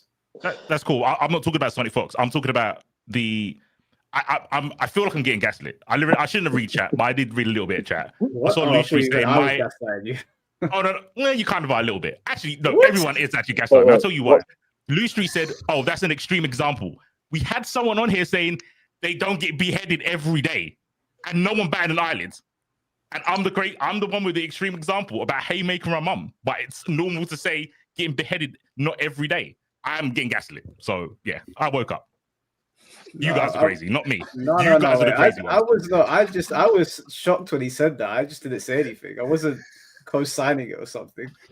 You know what's actually weird though when you think about it is that, and I know it sounds really messed up, but I can think about beheading more than I can think about a guy uppercutting his own mother in his house. Like, and that, now obviously that sounds really bad, but that. You know. Okay. Oh God. Conceptually, yes, the haymaker in the mum is a bit crazy. Okay. Flashing yellow as well in like juggle state. That is a bit crazy. But I'll accept that. Okay. I'll accept that. One thing I do think though, isn't Sonic though, if I'm right, isn't he just talking about this though from the perspective of Evo and competing in America? Or is he actually talking about I'm going to go to Saudi Arabia and go into tournaments that are there as well? He just said he's going to go to Saudi Arabia and be more gay. That's what he said. In my opinion, I don't think he can even go at this point. Because now he said that, I don't. They've probably seen that he said that, and I don't know. Yeah, I don't know how they're gonna respond to it, but yeah, you can't really just say that. This is the problem with social media. Like, I think people who say stuff and kind of they don't realize that there are people watching, and this stuff can get you into trouble. Like you saying that, obviously not that, but like if you're trying to go out to a country where they're saying, all right, cool, that's not really what they like, and you're saying, yeah, I'm gonna go over there and I'm gonna do this. It's like, wow, okay, do you know what I'm saying? Do you think Sonic's talking about going to Evo Vegas with the knowledge that they now own it, and he gets on stage after winning and acts more flamboyant? Do you think that's what he's talking about? That's what I think he's because he's I'm sure he's won Evo, and then he will say it like after he's won that. He's said it many times. Yeah, he's said it many times, isn't it? So, and that's not the problem, but it's just obviously where he's going to be doing it at. Do you know what I'm saying? Like that's the problem. Do you think that because they own Evo now, and he still does that in America, do you think there's potential for that to piss them off? And I don't really think so, because obviously it's America, isn't it? Like, and this stuff is accepted in America. I don't think that's the law thing. That's the law thing. Morally, they're gonna think no. So then that means, all right, cool. So he can't be himself in a place where they accept like LGBT. He can't be himself. I think they will allow him to do it in, say, Evo Vegas. That's what I'm saying. There's going to be repercussions. They're not going to just be like, we're cool with. That's my assumption. I don't know. That's what I'm saying. Yeah, that's what Oh, you think the same thing as well, Mac? Yeah, I think that it will be allowed to happen, but if Saudi's influence in the FGC grows and Sonic Fox gets louder and louder, they're obviously Sonic Fox can't take on the Saudi government or the Saudi people. That I think that there will be repercussions. I'm going to be interested to see if now that the Saudis have taken over, are they going to allow pronouns to be on screen? Are they going to allow you to wear LGBT ribbon if you're going, like, sometimes they wear stuff on their arms. Yeah. Are you going to be allowed to just things that like they might see as representation for themselves that we never really had a massive problem with over here, or that we were accepting of? Are they going to tell sponsors, or are they going to tell the broadcasters that's not happening? Like, it's just going to be Sonic Fox. It's not. We're not going to refer to Sonic Fox with whatever pronouns. I don't know if Sonic Fox uses pronouns, but we're not going to do that. That's out the window. We're going to male, female, no pronouns, no rainbows, nothing. Like, that's what I'm anticipating, and I think there's going to be more conversations around that. I don't think that's going to happen. Like, or if it does happen, it's not going to be something that will happen for long or will be too strong. And the reason being is because, again, it'll be happening in America, and your sexual orientation and gender identity are part of your protected characteristics by law. So if they start saying that people from certain backgrounds or certain identities can't be doing certain things like that, they could be seen as discriminating against them. If they did it in Saudi, that would be another matter, because obviously that's their laws, that's their views and whatnot else. But I don't think that they could do that in America, where having a different sexual orientation or a different gender identity is protected by law.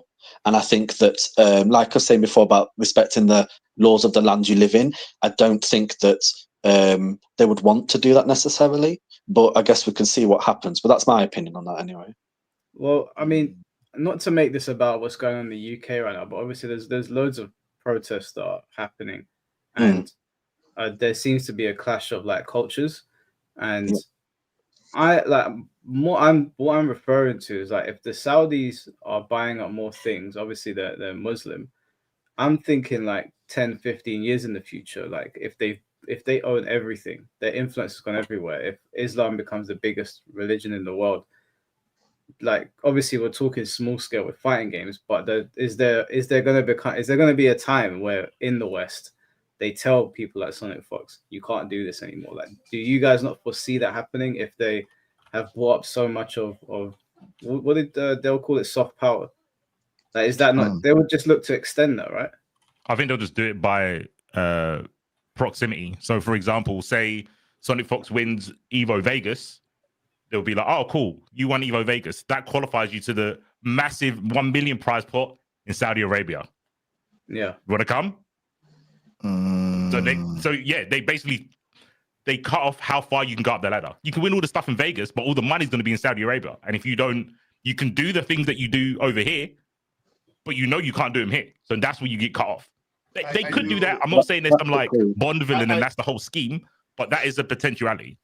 Yeah, I do see that happening for sure because, like, as they were saying, they already own a lot, right? And this is not a long time. This is like 10 years, like less than 10 years, and they've already bought so much, right? And even in the gaming scene, they already own so much. Like, this is just one day you think you're getting a game with whatever the hell in it. Next day it's gone. Now you got Ronaldo. Next day, Armika is getting patched and you can't see her booty like that. Like there's just so many things that's already happening now. And they're only gonna get more power, right? Because at some point, people are just gonna be like, oh, you know what? Screw it, you make it. You know what? Screw it, you do it. Screw it, you do it. All right, everybody's just giving away their power, and money talks, right? Especially as people get older, right? All these CEOs and stuff, right? Yeah, they might have started with a dream, but guess what? They get older. Ed Boon's like, damn, man, Scorpion's been my pride and joy my entire life. And now WB's like, yo, you got 5 minutes to make this game. You telling the guy who made the character that he got 5 minutes? You know what I'm saying? Like, yeah, like at the end of the day, I could see that happening, and it'll probably start like C4 said, right, with small things. Right, they'll just take away pronouns from the stream, right? There's been a bunch of times where when I got in trouble, right, they won't even put me on stream. They'll just pretend I'm not there until I make top 8, until I have to do my qualifying match. Infiltration won Evo, dealt with a problem that was outside of the country. Won Evo after they let him back in, and then they pretended he never came to that Evo. That's crazy. What? And it had nothing to do with video games. Yeah, no, the way Infiltration was treated was fucked. And the way he got dragged on Twitter, mad. Yeah, I'm not even going to say whether or not, I believe he did it or not. But to be like, yo, we're just going to pretend we're going to remove his history? Like, come on, man. Like, come on. Treat him like Chris Benoit. Yeah. It's like, come on, man. Also, there's a bunch of other people that got kicked out that I know that secretly got kicked out of Evo. They're like, they literally told them, hey, I'm going to give you your money back. Leave. I'm not going to mention names, but I saw it. And I was just like, yo, that's damn. The hell is going on here? Like, that's crazy. Zulu, I need to get the next person in here. Was there anything you wanted to finish on? I was just going to quickly say on that thing about, like the power of it all and different restrictions that could end up for people, like, you know, like, oh, we have this tournament and that kind of thing, and it restricts on people. I think that maybe could happen. And I think, like you were saying, Christy, money does talk, but I think that also works in the other way to the people who come to actually compete in the tournaments and stuff.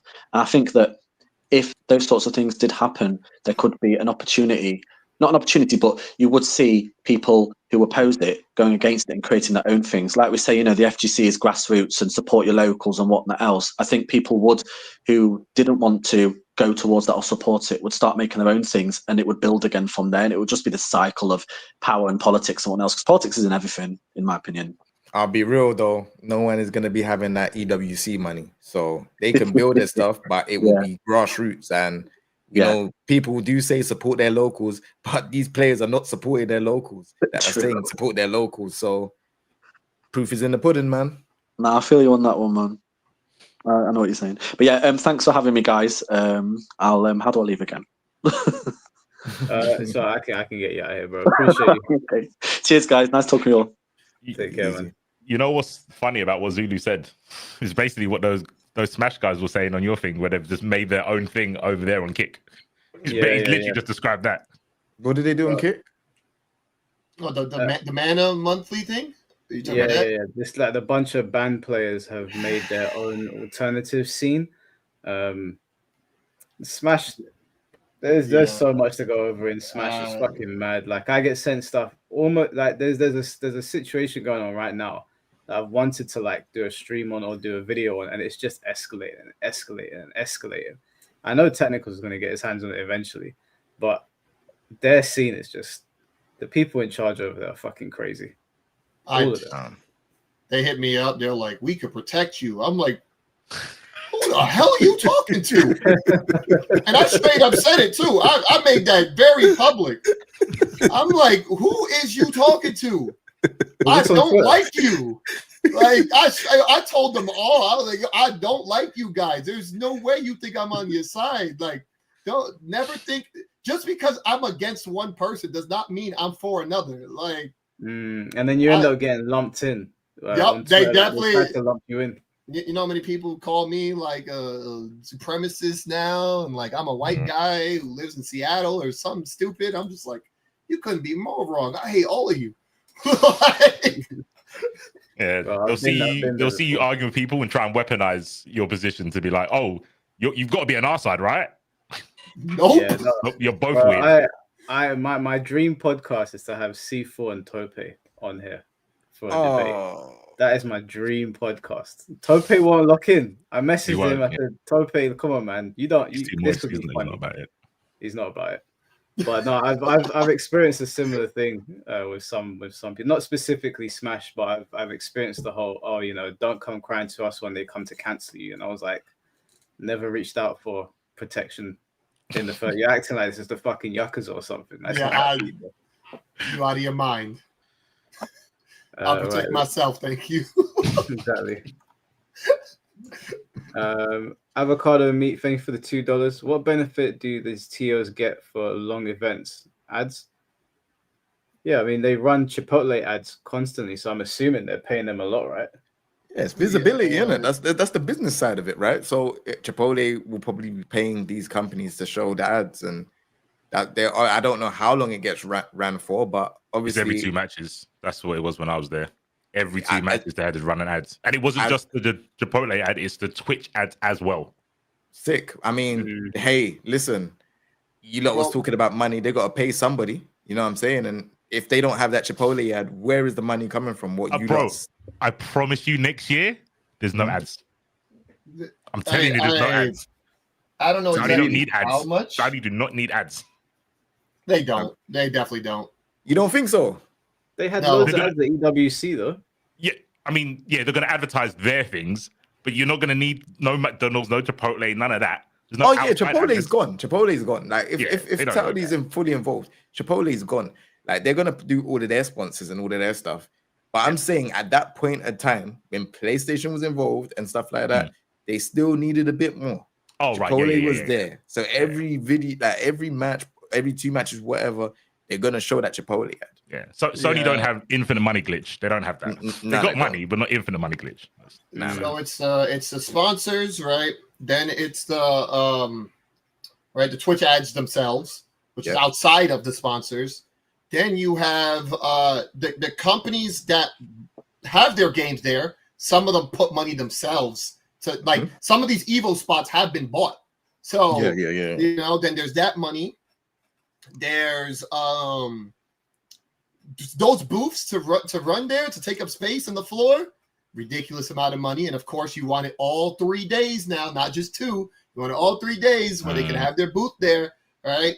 So like there are many avenues. Not to mention, before, you know, a couple years ago they were paying for Sunday seats.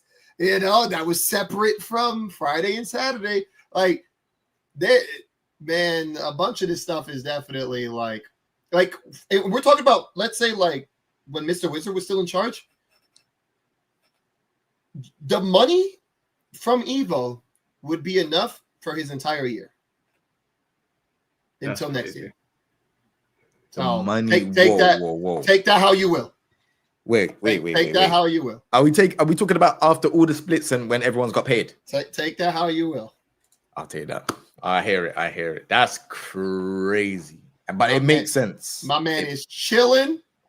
The TOs do it for the love of the game, but you got to understand, right? There's a reason why people are getting higher and higher and higher, right? Evo is completely different.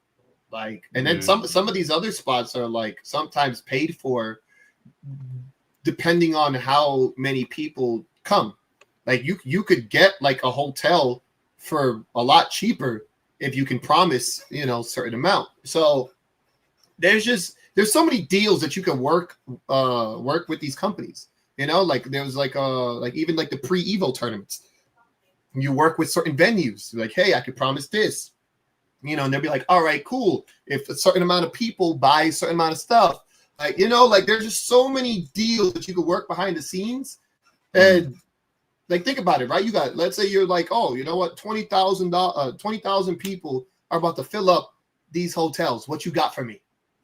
You know, and that's it. Like that, you could just start a sentence like that. You know, I want to run an event. 20,000 people are coming. What you got? That's mad. Whole year. Can't go over that. Midnight Green, thank you for the $5. Sony sold their share and no other gaming company made an offer. If that's not a sign that it's a bad investment, then I don't know what is. Well, I think Dell cleared a lot of that up as well earlier on. Trying to tell you, lot, boy, PlayStation stepping down, that's a big sign. That is a big sign that it's not really making the money that they want. It's crazy that it happened after they made a fight stick and got Marvel. Actually, that is kind of funny. I thought they were going hard-bodied in. I thought, oh yeah, they're really going in for this fighting game stuff, and then make a stick, make the game that everyone wants to see, and they went, yeah, they saw the writing on the wall and said, nah, peace out. That's crazy. Yoshi guy, can you hear us? Yes, I can hear. Can you hear me? Yeah, we can hear you. Thanks for having me. Excuse me. Apologies in advance. English is not my native language, so I'll try my best. That's okay. I'm in the middle of the Middle East. I'm in a country called Bahrain. It's near Saudi Arabia. Like, it's sister, literally. It's a small island compared to Saudi Arabia. And I have a lot of background about the country, so I want to make some things clear. And hopefully I do a good job in having meaningful conversation with you guys. At first, I want to talk about the whole thing as a whole.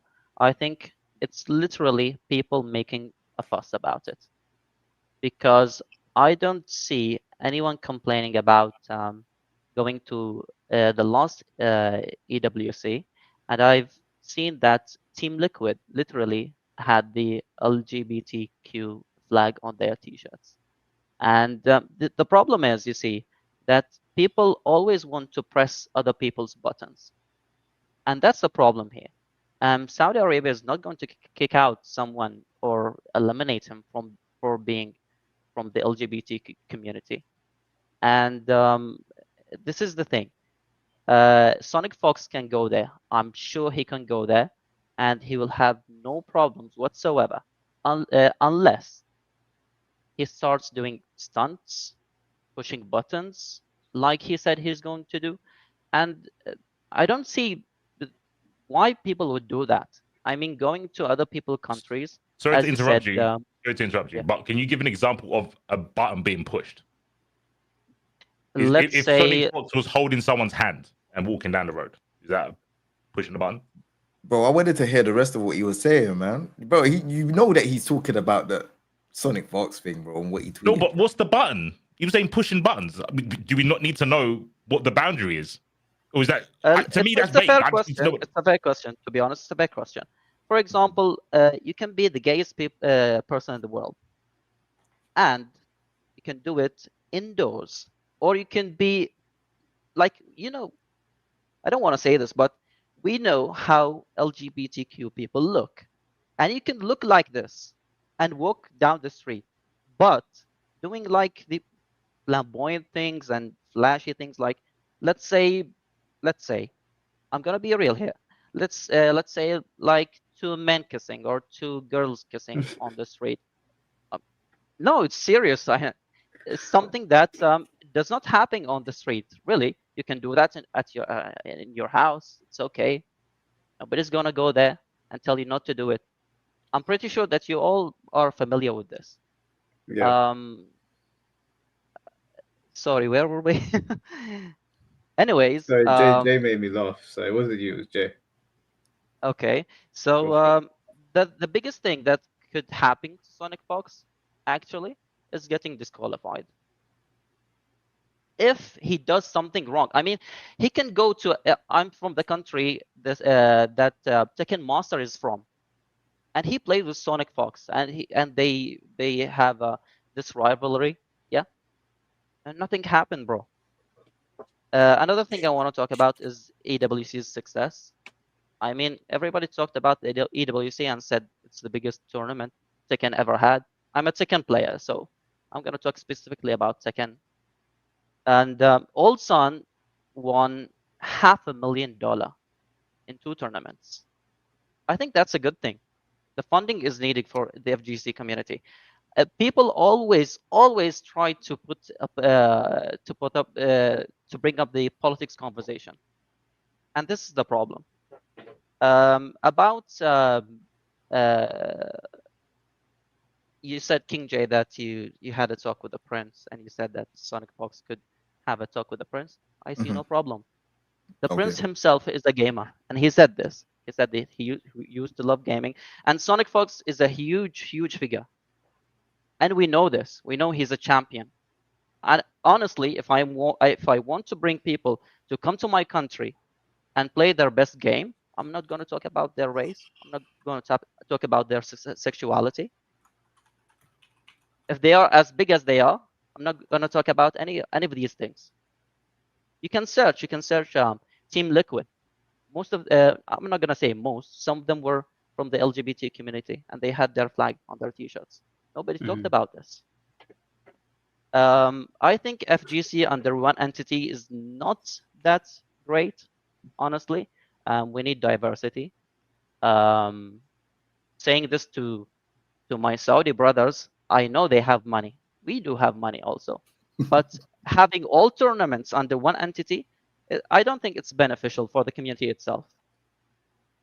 I mean, in terms of, like, let's say, diversity, as I said before.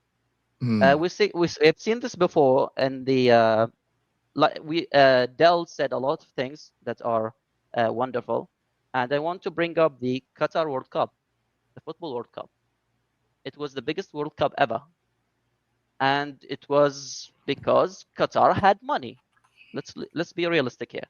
They've built a lot of stadiums that are they look like from the future.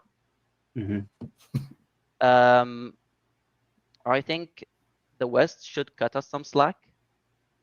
The other guy said that it's not like what people say about Saudi Arabia and the beheading stuff, and I don't know why people are still talking about this.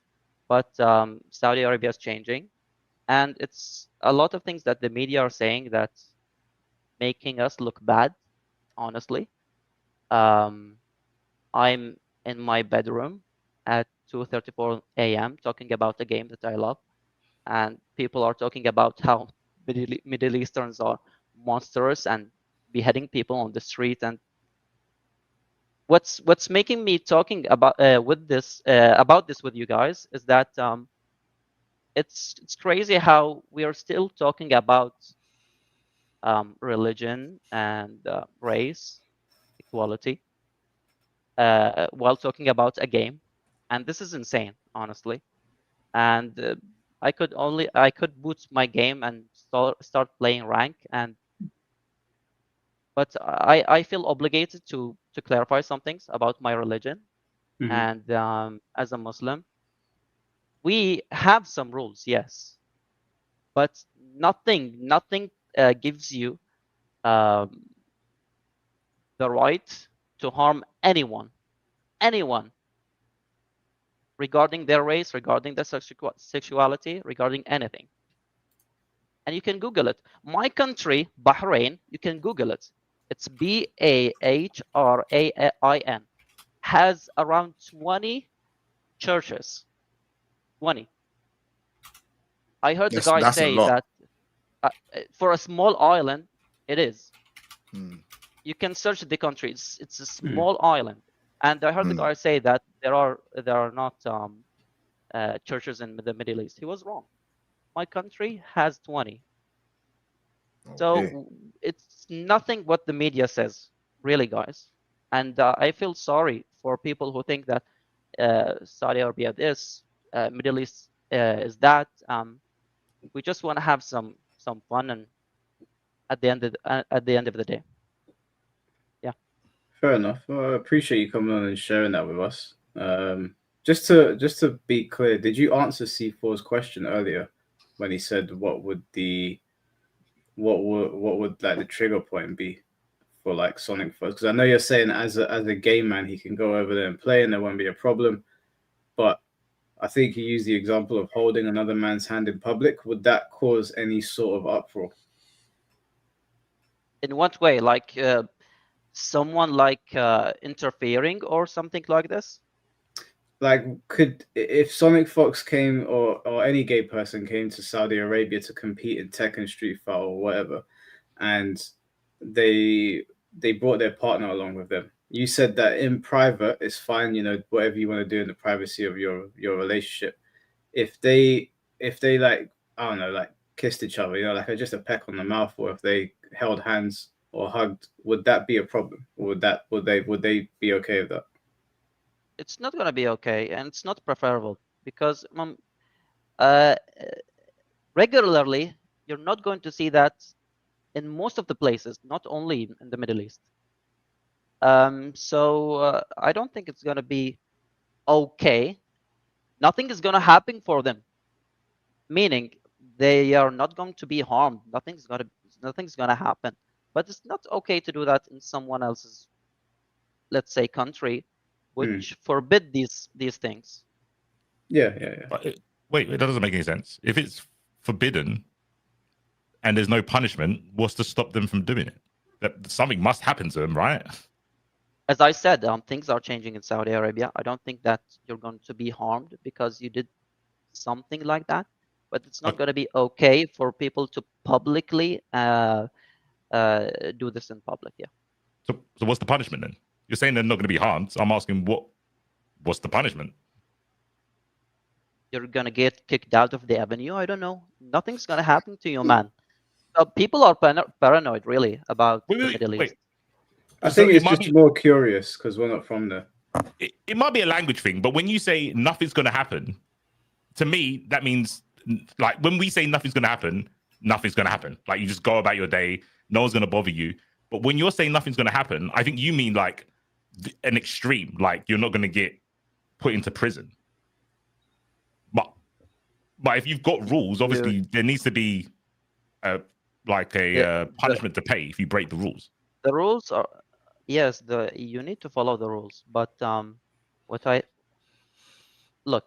what What I mean to say is that doing this is not something good to do in public in Saudi Arabia or any place where they forbid these laws. But doing this in public in Saudi Arabia will not be a good thing to do because they already told you not to do it. But what's going to happen, I don't know. Honestly, I'm not from there, but what I'm going to say is that you're not going to be harmed. Like you're going to get kicked out of the avenue, for example, or someone's going to take you on the side and tell you, bro, you shouldn't do this here, for example, and just relax, do whatever you want to do, but stop doing this, for example. Yeah. So it's illegal. So it's illegal then. So it's illegal. Yeah, because I think what C4 It's illegal. I think we already covered that. It is illegal. Yeah. Okay. Yeah, I think what C4 was getting at is that if Sonic Fox was to hold hands with his partner, for example, in America, literally nothing will happen. He won't be disqualified. He won't be kicked out of the venue, and there won't be any like fear of safety. So what we're asking is, you're saying it's illegal, and it's not appropriate out there. So something will happen if he does it. I'm not saying violence. I'm just saying something will happen. There will be some repercussions if he does it. He can't just come out there and be Sonic Fox. He'll have to, just essentially toe the line. Which again, I'm not against it. It's your country, innit? So I'm not necessarily against it. I'm just trying to clarify. It's not. To be clear, it's not. They are our neighbors, but I know a lot about them. And our Saudi brothers can clarify in the chat as well. But we are in an uncharted territory at the moment. So I can't really pinpoint what's going to happen, but they could just say to Sonic Fox that, bro, just don't do this, don't do that. And you could just follow the rules, and nothing's going to happen, really. Okay. Are straight people not allowed to kiss in public either in Saudi Arabia? Yeah, because we see it as a private thing to do. Okay, fair enough. I think that's fair across the board then. One other quick question. You might not know this, but is there like something you can share, like in my chat or something, about the actual laws? Because I think a lot of people don't know, and that's why I'm asking. Like, oh, is it okay to, like, if me and Mike went to EWC, if we were like skipping down the corridor with our hands like clenched together, but I don't know, is that taking a piss? Is that breaking a rule? So it would be good if people knew what was allowed and not allowed. I think that's the most important part. Let me break it down to you this way. You could see two men holding hands together on the street, but Skipping? they don't meet. On the street, they are holding hands. Two men. Okay. But the skipping bit is important because that's the like flamboyant bit, right? Let's say you mean it that way. Yeah, but so you mean skipping joyfully frolicking or down the road, me and Mike. Like romantically? Not romantically, like loudly. Yes. Flamboyantly. Flamboyant. That's what I'm trying. That's what I'm trying to find. What the flamboyant part is. That's the bit. But like, they're essentially being gay and loud. Was flamboyant a trigger word or something? No, I think. Look, bro. I'm not trying to attack your culture. I'm not trying to attack Saudi Arabia. I'm not trying to make you look stupid. I'm not trying to get you in the gotcha. What I'm trying to do is talk for the people that are scared, that are concerned, because when they talk about going to Saudi Arabia or them taking over Evo, they don't know the rules. I'm trying to get clarification on the rules. That is it. If you don't know, that's fine. I can go like ask someone else or look it up. That's all I'm trying to do. Get clarification. Yeah, as I said, I'm not from Saudi Arabia originally. So in our country, in Bahrain, there are no rules that forbid holding hands in public between two men, especially women. It's okay for women to hold hands, of course. For men, culturally, it's not seen as manly, So it's in our culture. But holding hands with a friend, like let's say hanging out, doing whatever on the street, it's okay. But if you were to hold hands with another man, like romantically on the street, it's gonna be a good look. It's not gonna be a good look for the culture itself. And no no policeman or anything is going to come to you and say, "Oh, bro, you can't do that." No, it's not going to happen. But I don't know how to break it down. It's not that someone is going to take you anywhere for doing something like this, but somebody might come to you and say, "Bro, it's preferably that you don't do that," and that's the end of it. Okay, fair enough. Fair enough. Things are changing in Saudi Arabia. I mean, GTA 6 is coming, and it's the biggest.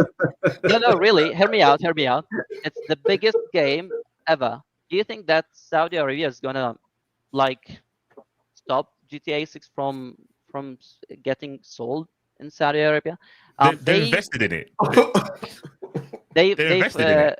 At first they stopped GTA 5 from getting sold in Saudi Arabia, but then things got changed with the new crown prince, and I think things are, getting better maybe. So wait, C4, are you saying that Saudi funded GTA 6? Yeah. Oh, they did? Yeah. Oh, I didn't know that. I didn't know that. I didn't know that. Saudi, so the PFI is like a funding from the government. They're in EA Sports. Is it 2 something that makes GTA? Hold on. Yeah. Yeah. They're invested in them. Okay. Oh, damn. I think it's Blizzard as well and Capcom. Fair play. Didn't know that. I had no idea. I thought GTA 6 would be the last game that shows up in Saudi. Yeah. Maybe there is hope for MK. True. May I say something before I leave? Yeah. In the Middle East, we really love FGC, and I don't think anything is gonna happen to Sonic Fox. If you're afraid that something's gonna happen, the thing is that why say publicly that you're going to deliberately go there and break another country's laws where it's forbidding to do something like that? It's fair, and it's fair for people to commit to their religion and their rules. It's not that you said, C4, you said before that Christianity changed or became more flexible with the LGBTQ community. You probably know that in Islam we think that Quran is written by God, so we can't really go against it. So what God told us, we do. For Christianity, I believe that in the Bible, LGBTQ community also is not something accepted, but maybe the churches changed some things that made it flexible. Mm-hmm. Interpretation. So I really want you guys to not take do not take everything that you see about us, the Middle East, seriously. Some people are getting paid really to make us look bad. And I don't know if any of you guys on the panel came to Saudi Arabia or the Middle East before, but King Shay, I know you did. Yeah, I saw your vlogs when you came to Saudi Arabia last year as well, and I think that you really had a good time. Yeah. I didn't go last year. I went 2023. Yeah, I didn't go since obviously I was one of the first for the Tekkenot to come on from there was a UK team. So it was Gamers 8. Yeah, so that was Gamers 8. So I was there for Gamers 8. So there was I think K-Wiz Joker Go saying that was there, and then there was Ryan Hart, but Ryan Hart's based in Germany now. But there was no one else involved for the Tekken side. But yeah, obviously when it became EWC, I haven't been involved since. So yeah, and there's more other UK people that obviously don't like me that are there, but that's politics. You wore our traditional thobe as well, and I've done all of that. It was yeah. cool over there. I enjoyed it. It is indeed. Yeah. Thank you guys for having me. If you have any question about any rules or something, feel free. No, No, appreciate appreciate you, man. Thank you very much. I just noticed, King J, you mentioned that because when people talk about like old EWC, they said it was very different. So I guess now it makes sense that you're like, oh yeah, I enjoyed myself, because even from like the other guys who mentioned before EWC, when it was Gamers 8, that they were able to do more, that they were able to take care of the players better and stuff like that. So yeah, I guess it makes sense now.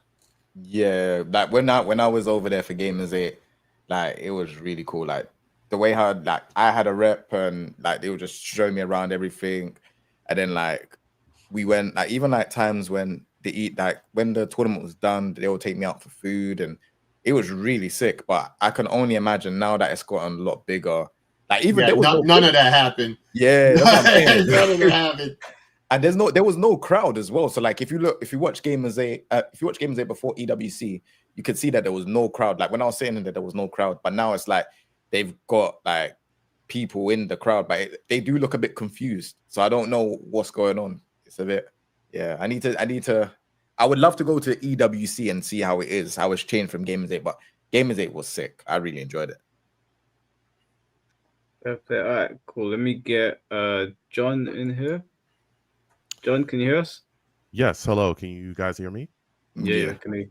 Okay, perfect. Listen, first off, I want to show y'all nothing but respect, man. This is a great program, Mike. I think you're phenomenal at what you do. Thank you. I want to thank you for putting this on. C4, I respect you as well. I like how you always have the contrarian argument, and I can respect that. It's not contrarian. Well, okay. I mean, you always give the other side, but I want to show you your respect, and I like your background. That X-Men Street Fighter, that's really, really dope. And King J, I really, really respect you as well. Your content and what you've done. I'm not like into Tekken as much, but when you were playing Birdie, when Street Fighter 5 first dropped, you were one of the guys that I learned a lot of things from, because Birdie is the best character ever in fighting games, period. So I want to thank everybody for that. So I wanted to start here. I look at it like this, just quickly on like with Sonic Fox and him going to Saudi Arabia and being, flamboyant or whatever it is that he wants to do and be open. I understand what C4, like I understand his point, but I think it's off. And I think it's off for a bunch of reasons. Simply the fact that that's their culture. They don't want to accept it. They're not going to accept it. It's just not going to happen that way. Right. Especially again, and I think that this is another point that people aren't talking about, the fact that Sonic Fox is an American. So for an American to go over there and try to tell them what they're supposed to accept in their country, I don't think that would be very accepted by them either. You know what I'm saying? It's especially not in the way that he's trying to do it and the way he said he's going to do it. They've already made it very clear that is, not something that they're into or what they're on. C4 also talked a little bit about things being allowed in the Bible, and he talked about different religions. And this is something I wanted to say, that homosexuality in the Bible is not okay either, just factually. If you go to Leviticus, it literally calls homosexuality an abomination. And you can look this up if you want to. It's 2013. So it's very clear where the religion itself stands too, as far as Christianity. So I just wanted to say that too, because that was something I heard him say as well. Even though but I don't agree with his argument. Can I ask you something about that quickly? Yeah, go ahead. Do all Christians believe that? They should, yes. That's out the Bible. Okay. Because if you don't... Wait. That doesn't answer my question, though. I said, do all Christians believe what you just said? Or yes. Are there Christians that don't think it's an abomination? If you follow the Bible, if you are a believer in the God of Isaac, Jacob, and Abraham, then you should follow that. If you're just taking and making things up and doing what you want to do, the same thing I could say that, hey, I'm a Muslim, I believe in Islam, but I like pork. Well, then you're not really as much of a Muslim as you claim. You understand what I'm saying? It's a no true Scotsman. It's a no true Scotsman. I get you. Like, come on. I'm gonna be so real though. I shouldn't even say this. Yeah, I do know Muslims in the UK that do like drink and stuff like that? And I know you're not really meant to, right? Oh, yeah. Like well, that, I'm not. I'm not a Muslim. I'm just using that as a point. And again, I respect C4 because I've heard you on multiple shows. You're really good at making an argument, and you're a very smart person. So I just want to say that. And I really enjoy you being on the show. Now, as just going, because I really wanted to go to the part about the FGC and not making money. And it's something that King J touched on and Dale touched on. This is why I wanted to get up here so much. Listen, the FGC doesn't make money, but this is something that we've seen way before Evo was sold, though. And this is something nobody's talking about. Does anybody remember there was a time in 2020 when there was an explosion of money, right? Money was being printed. Everybody was getting stimulus checks. We saw all these like tournaments pop up and things was going on. We saw a lot of local tournaments and big tournaments, period, shut down though, right? We saw a lot of people go in business and go out very quickly. Anybody remember like NorCal Regionals? That was a pretty big tournament. That's gone. SoCal Regionals. That's a pretty big tournament too in America. Gone. Winter Brawl, I believe, is gone as well. East Coast Throwdown, gone. A lot of that was because of money. They don't have the money to run those tournaments. They weren't getting enough revenue generating that. We've seen a steady decline economically in America since about 2019, 2020 till now, right? Even when you look at like fighting game teams, right? We saw Echo Fox show up in the fighting game community. They disbanded from what I know. As far as fighting games, like they're done. I think Team Liquid, as far as their fighting game, and I know that Jay and maybe Chris G, if you guys know just a little bit, you can let me know. But Team Liquid, from what I know, are surrounding fighting games, that they're not involved in fighting games as much anymore either. I think EG as well, fighting game wise, is not involved in fighting games either, and neither is like a Counter Logic Gaming. I remember. They're not involved in fighting games either. And it's because, and we heard it directly from some people that were at Echo Fox, is because they don't make money. And I remember everybody was getting signed at one point. Everybody was getting a jersey. All those guys were, and now that stuff started to decline and is gone. The Saudis buying Evo, right? The Saudis buying Evo shows you Evo don't make money, dog. It's not making money like that anymore. It was making money at one point, but not like that anymore. Because you got to ask yourself, why would Sony, a company that has been involved in investing in the video game, that side of entertainment, why would they walk away from an opportunity to put a complete chokehold on their audience? Why would they do that? They could, I mean, we saw Sony headsets, we saw Sony everything. They could promote all of it. It was their tournament as well. Games that they invested in, they could literally highlight 24/7 all over the place. But they walk away from that. And even we saw one of the chats was saying that no other company even put in an offer for it because it doesn't make money. Go ahead. Can I just like piggyback off of that? That's exactly what I was thinking about when Evo got sold and PlayStation dropped down. It's like you have the biggest fighting game tournament right now in your grasp, right? PlayStation, you have that.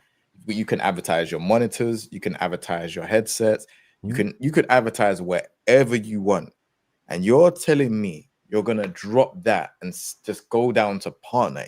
Exactly. This is clearly showing me that fighting games, it just doesn't make money. You have to be in like the 0.001%. And I mean there's only a small few. It's either the people that are winning, either you're doing really good on content creation, or you're doing really good as the commentators. And I've heard some stories about commentators accepting lower pay just to be on certain things. I'm not going to get into that, but I've definitely heard those stories quite a few times, right?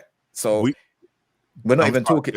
Oh, no, I was just going to say like, that just money in general in FGC, it's very, very difficult. I'm not going to sit here and say that, you know, like it's easy. Like I've been quite consistent for a while and, you know, there are a lot of ups and downs, but you know, that in itself, like Evo, like big tournaments been running every year, has PlayStation acquired. PlayStation has now said, all right, cool, we're stepping down. We're just going to be a partner. That spoke volumes to me. And I'm just like, damn, fighting games a niche. And I don't know if there's any light at the end of the tunnel. Before I was kind of like, was optimistic about it. I was like, oh yeah, you know what? People are actually interested in it. There's like people are getting their audiences and stuff like that. But now I'm just like, damn. And even when you think about it, some people that are viewers of like these streams that are now becoming content creators. So now, do you get what I'm saying? The viewers that were actually people watching are becoming less and less, even just on different things. And the reason why I'm saying that is because have you not watched like some of these tournaments and like the viewerships are going down? Do you get what I'm saying? So it's like, and so John, continue. Sorry, I didn't mean to. I'm sorry, because you're bringing up a lot of things that you said is what I was going to say. Even touching on the content creators, you guys were talking about guys, you know, that aren't competing in tournaments anymore, but they're making content. And I think it is because they realized, hey, there's more money in that than trying to compete for these pots. I got to be top, you know, top 3, top whatever to make a livable, you know what I'm saying, amount of money. And I think one of the guys that is like, in my mind, when I first think about is Smug. Bro, Smug, who used to compete consistently, Smug is making a ton of and he's still a great player, but he'll tell you himself, he said it on one of his recent streams. Hey, look, I looked at the ability to make revenue from making my own content, right? About the games. I can play Third Strike, I can play Street Fighter 4, I can play whatever else. I can play 6 if I want to. If I don't, fine. I can do whatever I want to do. But I can make revenue consistently, and the type and the amount of revenue I can make would be more consistent than, you know, me constantly competing. We see Brian F. Brian F. is a great content creator, right? We're seeing that. He's also a guy that's done that. There's been other guy. Punk has I won't say straddled the line because he is a great player. We all know that, right? But he also is making content as well on a big time level. So these guys understand that, hey, even if I'm still competing, I need a consistent revenue stream, and this is the way that it's going. And again, I think that shows, hey, the money's so inconsistent, it's up and down. Some people are not making anything at all, and we're seeing it decline as well because we're talking about sponsors, lack of sponsorship and all that stuff. That's where, hey, I'm going to go make my content comes, and that's where leads me to this point. I think that, and Mike talked about it, I think the Saudis influence will grow within the scene because I think they're going to be able to buy up more stuff because everything's for sale. Let me tell y'all something. If y'all don't know, and again, I know that some of y'all in the UK, salutes and respect to all of my guys in London. I have people out there, salutes and respect to all of y'all. But in America, we're going broke. We're going broke. And no one wants to say it, but I'm going to say it. We are in a silent recession that may turn into depression. We are going downhill fast. And you can see our inflation rates are out of control. It's going to get higher. Hollywood in America, the entertainment industry as a whole, is going broke. I'm talking about facing significant financial crises that is declining box office revenues, all this stuff, even some of the stuff, and Dale talked about it on his side, but some of the stuff that's going on in Hollywood, or the entertainment industry as a whole, investing in things that are flopping, they are hemorrhaging money. They're losing money constantly, right? We are in a bad place economically across the United States, period. Credit card debt is at a record high in the United States, record high, worse than 2008. That was the last great financial collapse. Gold here, precious, I don't know if anybody's into precious metals. Gold is at $3,500. That is a new record. Silver is at $40. It hasn't been over $40, I think, in 14 years. We are in trouble here. We're in big trouble. $37.2 trillion national debt. I'm not an economist, but I'm telling you why you're seeing what you're seeing. I'm telling you that all of this is for sale. All of it. And that's why you're going to see the Saudis buy up more things, because more companies are willing to get rid of stuff. Just give us money so that we can survive. So that's what I'm telling you. You guys even talked about like grassroots stuff. Grassroots stuff is going to be very hard to put together because for years the FGC hasn't been able to maintain grassroots things. I just brought up a bunch of tournaments just recently, bigger tournaments that have shut down. So we've got some issues here, and I think it's going to continue to be a problem. And again, I think the Saudis are going to continue to buy things up, man. So I want to thank y'all. And again, I respect every last one of you. I've got a question real quick. Yeah, go ahead. I've got two, but one's more important than the other. So with everything you just said about how bad it is, how do you feel Saudi is going to solve that problem when they're only paying 0.1% of the players in the FGC? They're not funding the FGC. They're paying out crazy zeros to the top players. It doesn't help anyone else. So how is Saudi buying stuff helping? I'm not telling you it's helping anything. I'm telling you what's happening. I tell you, there's listen, the economy and the state that we're in, there's no helping. That we're going through a major economic reset here in America. The FGC there's no help coming here. We're going to go through a lot of problems. I'm telling you what's happening, right? We're talking about the Saudi influence and what's going on. I'm telling you that if they want to, they're going to buy up more tournaments because they just bought Evo. You don't think they can buy anything else that they want? They've told you that. I thought the reason you were saying that, like, there's no help coming. Oh, okay. I thought the reason you was talking about how bad it is in America is because you were saying, well, this is what the Saudi influence can help us with. No, I was explaining to you what's happening. I'm just, and I respect that, but I'm explaining to you what's happening. And because everybody's like, well, why would they do this? And why would they do that? Because we're in massive debt. Sorry, real quick. That was my second question. Why do you think Saudi are doing this? Because it doesn't make sense if they see everything not being worth any money to buy it up. So there's only two options. You're right. I wanted to know what yours were. That's a great question. And you know what's crazy is Dale touched on it. It's the influence. It's the influence that they're buying. Because when the reset, I don't want to say too much, but here's what I think. When you have a reset coming and you may have a shift of nations, right? China more than likely is going to be on top of everything. The days of America being like the world power, right? Being able to tell everybody what to do, those days are coming to an end. Nobody wants to say it, but I will tell you, those days are coming to an end. China's infrastructure, everything that they have, the way that they can build and supply almost the entire world, right, is a big deal. China is now what America used to be. So when you want to partner with those countries and you want to control things, what is a way to control people? Through the media. If they have to have fun through you, then guess what? You control them, right? Remember, even if we look back at the days, right? Back in the day, everybody's like, oh, remember the days FGC, oh, we're only support grassroots. We're not going to watch big tournaments. That all went away once big tournaments showed up. And then those grassroots, those locals y'all talking about people don't support anymore, they're gone. So now what do? We have fun with the big tournaments. And I think that that's a big part of it. I think that them going into esports is understanding what the future is. They know what these kids watch. They know what these young kids are watching streamers. They know that they watch games. They know that this is the next step, right?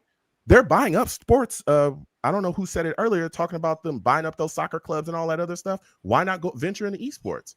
Because that's the next step. Those that can't get on that field or run around, they want to press buttons on their controller. We'll control that too. So that's what I think it is. And are you boycotting Evo? I'm not boycotting anything. That's bizarre to be going on that rant about how bad it's going to be when they take over and they control everything. To be like, I don't. To be honest with you, no, I'm being completely honest with you. I don't watch Evo now because really the only game I'm consistently interested in is Street Fighter, and I don't like Street Fighter 6. But I don't want to see anybody oppressed. I don't want that. I don't want to see. I don't want to see anybody oppressed. But again, that's their country. So if that's their country and their culture, then it is what it is. There's nothing you can do about that. Now, I will say this, C4. You talked a little bit about. There's nothing you can, and I see your face. There's nothing you can do about what they're doing in their country. Okay. The only reason I pulled that face is because I wasn't talking about what they're doing in their country. I was talking about what you said about them taking over everywhere else with their soft power. Yeah. Proper, like, basically painting a picture of Ragnarok for everyone else in the West. And then I was like, oh, but you're going to support them? You're like, yeah. So, yeah, that was a bit bizarre to me. It's not, like I said, I really don't watch Evo. It's not bizarre to me because I honestly believe at some point, like, first off, it is what it is. Let's be real. It is what it is, right? I'm an American. In America, we tell people what to do all the time in other countries. And often they look around and just kind of go, it is what it is. And they listen. So if that's the position that we're going to be in, even though I won't like it, right? If that's the entertainment that's being provided and that's what I want to watch, it is what it is. But again, I don't think that they'll, like you were talking earlier about, will Sonic Fox be able to do that stuff here in Vegas? That he, will he be able to be super gay outside in Vegas? Yeah. I don't think they'll care about what's going on in other countries, but he won't be able to do it in their country though. So that's it. That's it. I agree with that. So again, I respect every last one of y'all. I got to slide off. Listen, Mike, I don't care what anybody says, bro. I don't. And I respect everybody in UK. Keep doing what you do. You technicals, Tom Brady, I think is his name Tom Brady? I want to make sure. MK guy. Tom Brady, bro, keep doing what y'all do and don't stop. Seriously. What you do for the community, I know people call it drama, whatever. No, you need to be reporting facts and you're telling people what time it is. There's a lot of dirty stuff that needs to be put out there and you do a great job. And again, King J, keep doing what you do as well, bro. I'm trying. I'm struggling at the minute, but we're trying, man. Hey, and put more burden. They're getting at me for struggling, bro. I'm trying. Listen. These days, bro, everybody's struggling. It's a lot of people lying, and I don't even want to start talking about view botting. I didn't say that. I'm just saying there's a lot of people out there that do that. Listen, you keep doing what you do, and don't let none of that hate stop you, bro. Because I was going to talk to you about it. They be getting at me. It's the EU lot.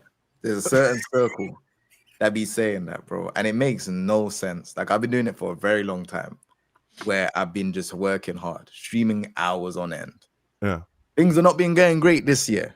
Like, obviously, I'm not liking the game. Yeah. People can see it. They're gonna slide off and go to someone else that's enjoying Tekken 8. It's gonna happen.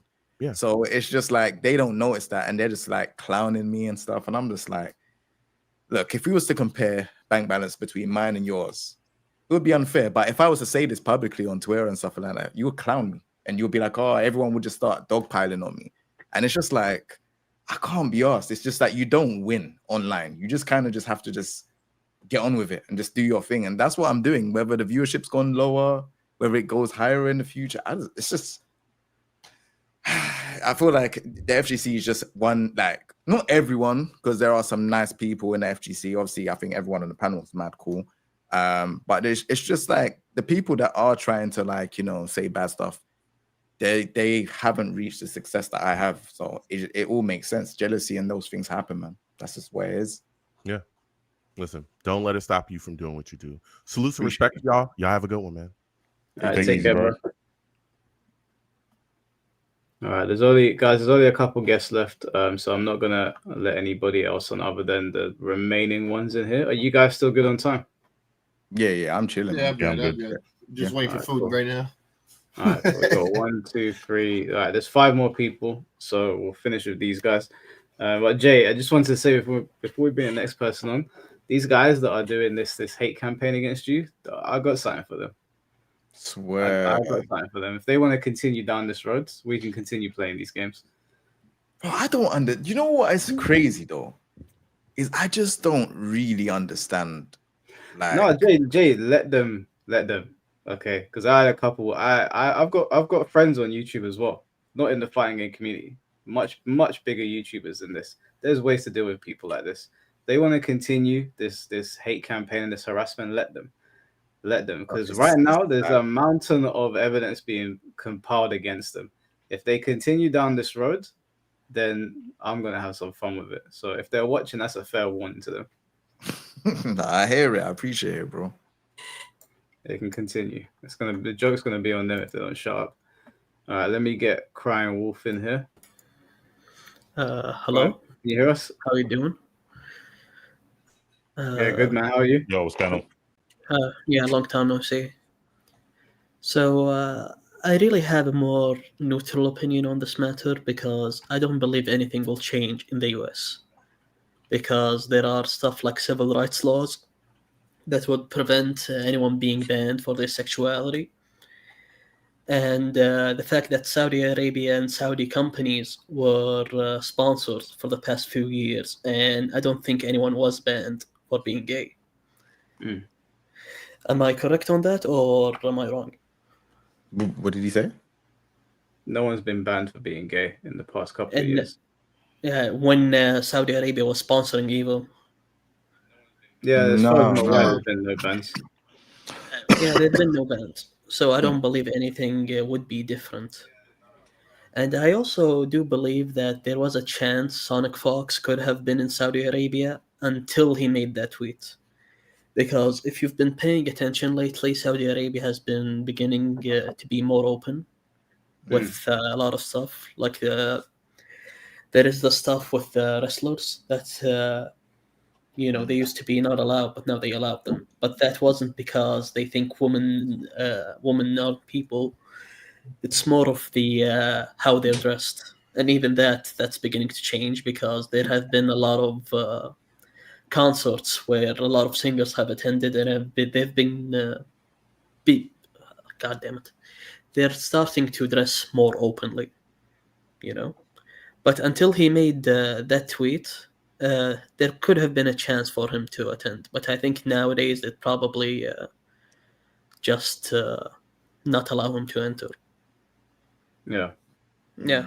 And I've seen a lot of people compare, saying that he'll get killed like Jamal Khashoggi. I don't think that will happen, because you're comparing a journalist that was into deep political matters to a furry who said he'll suck off Sikandar's dad. Like, they cannot be compared at all.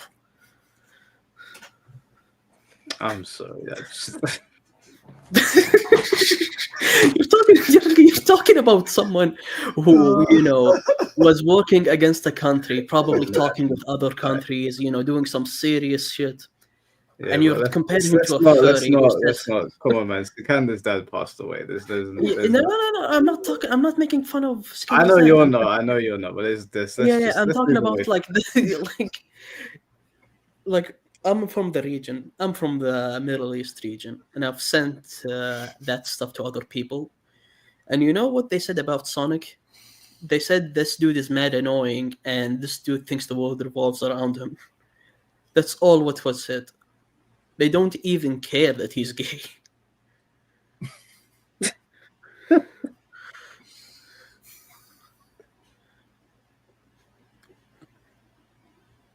Did you have any other things you wanted to add to that? Well, I don't know why y'all are laughing. I only just stated what happened. I mean, damn. Well, I don't understand what was so funny. I genuinely don't understand. Bro, I couldn't hold that in. I couldn't. Someone said, do people get beheaded? Yes, that's the method of capital punishment in Saudi Arabia. It's no different from lethal injection or hanging. The only way to get beheaded is to commit murder or treason. So just don't commit murder or treason. It's as easy as that. When you say treason, do you know what? Actually, that's we're just gonna open up a can of worms there. Yeah. Just do it. Yeah. Because here's the thing. I do believe that people could boycott whatever they want. It's more of selective outrage, because you might see some people only speak on Saudi Arabia but never on China, for example. Because China owned a lot of companies like SNK and Capcom. Like, they had a major percentage of it, and they never said anything until Saudi Arabia owned it. Yeah, well, that's what we said earlier. Like, there is always selective outrage of these things. There's been things going on for a long time. Pierre was talking about it before. All these SA marks calling in is sort of wild. Dog, I'm against Saudi Arabia owning Evo because I hate monopolies. Like, some people are saying, what constitutes treason? Treason is the same everywhere. Working against the country, you know? Betrayal of the state. Was there anything else you wanted to add to it, bro? Nothing. I just wanted to say this and leave, because I probably haven't been in here in a while. Just wanted to drop in. Wait, can you hear me? Yeah, I'm here. Oh, sorry, I had to run back. I've got a question. Because I said I'm atheist. If I go on. would I be beheaded? No, you wouldn't be beheaded. You wouldn't. Okay. I mean, there are a lot of Christians, Hindus, and there is no open practice of other religions. That's banned, and the country is over 99% Muslim. So you'd be in a minority, and that's about it.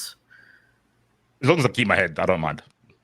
Yeah, they're not going to cut your head off. Just don't kill anyone, or just trying to spy, and you'll be fine. Just espionage, treason, and murder. That's the only way to get your head cut off. Cool, I think I can follow those rules. Yeah, and a lot of stuff like lashings, they stopped that years ago. Like, there's some stuff that's considered illegal and you'd go to prison now. But back in the day, you used to get lashed. And that has been stopped recently. So give it some time, and a lot of stuff. Like, you probably see churches in 5 or 10 years. I mean, women weren't allowed to drive until 2015. Like, there was no law against it. but they just weren't. No, as good. Well, yeah. I think because I came in here saying, you know, and Chris was saying as well, like small changes, and some people saying that it's not going to change. So yeah, it's good to hear like it's being more inclusive and stuff. Yeah. I don't think most people on Twitter agree or believe what you're saying, but Yeah. you live there, so I'm going to take your word for it. Yeah, I live in the region. Yeah. Yeah. And it's just every country has some flaws in it. Like there is flaws in the US and Russia and China. So just be careful where you go and be careful with what you do. It's just common sense. Fair enough, man. Well, I appreciate you jumping on. Yeah, see ya. Take care, man. See ya, man. I think also like what people need to know is that when it comes to traveling to different countries and stuff, right? It's not just like getting a passport and just going, right? Like you really have to apply for certain places, right? Visas exist. I didn't get my visa till literally like 5 minutes before my flight. Damn. And I was almost not allowed on. They also messed up and they owe me money, right? That's another issue with EWC. But yeah, like you have a visa, which means that any given moment for any random excuse, like they can make one up. That visa is revoked, right? And you're seeing it a lot more in America, right? Obviously, like under Trump and all this nonsense, right? Which is a whole separate topic. But yeah, like, you know, like the big one, the girl thought she could talk about certain stuff, and they go, "Aren't you here on a visa? Oh, you done?" And that's it. Like, and there's just nothing you can do about it, right? So it's like, I could go over there and then be like, "Yo, I don't like how you're running things," and they'd be like, "Aren't you on a visa?" Oh, damn, that sucks, man. I'm sorry, man. You don't agree with me? Done. Get out, right? Like, and like, it's not just you won't be able to come back like for a while. No, you just, that's it. It really is that simple. Just don't come back to the country. You done. Yeah, that's crazy. Rain, thank you for the 5 gifted memberships. All right, let me get the next person here, which is Shinblade. Shinblade? 10-4, can you hear me? Yeah, I can hear you, bro. How you doing, man? What's good, y'all? What's up, King J, Chris, C4? What's good? Mike? What's good? What's good? What's up, man? What's good, baby? Chris G, you have stopped me in these 2D games way too many times, bro. And I don't even think you remember. Because you used to sit down so nonchalant and just whoop my ass and get up. I'd be so fucking mad. I'm like, man, he just sat down and did the same shit back to back. What's good, though, baby? Chilling. You know, randomly I'm on here, so here we go. That's what's up, though, man. Good shit at EWC, man. Thank you. Y'all pretty much covered everything for like the topic, though. I know Yeah, people yeah. don't like it, though. What? Wait. What do I not like? Wait. You don't like the ruling they have over there. I'm getting gaslit again. I don't think beheading people's cool. Oh, no, we all agree with that. What do you mean? Like, He's 5%, y'all. Never forget. 5%. Yeah, I don't think 5% of people getting beheaded is cool. Like, I don't know. Is that weird? No, I wasn't talking about that, but so they caught me off guard, man. Shit. I must have missed something. I feel that's the only thing I've been like, I don't think that's cool. Like, I think that's the only thing I've kind of disagreed with. It's cutting heads off. I don't know if that's like an outlandish thing to say. Everyone makes you feel like it is. Nah. I hear it still. I came in at the wrong time, man. But I do want to say is, I know King J been playing for a long time. Chris G, of course. I heard the conversation about only top 3 gets paid. And what Chris G said is what I always wanted to. I want to be able to play. And let's say I look up and I get like top 13 at Evo. And I'm leaving with like 5 bands. I don't know who wouldn't want that. I believe you in a competition with 2,600 players and you come like 16th place. I believe I came 19th before, and you leave with nothing. Like, I think that's crazy.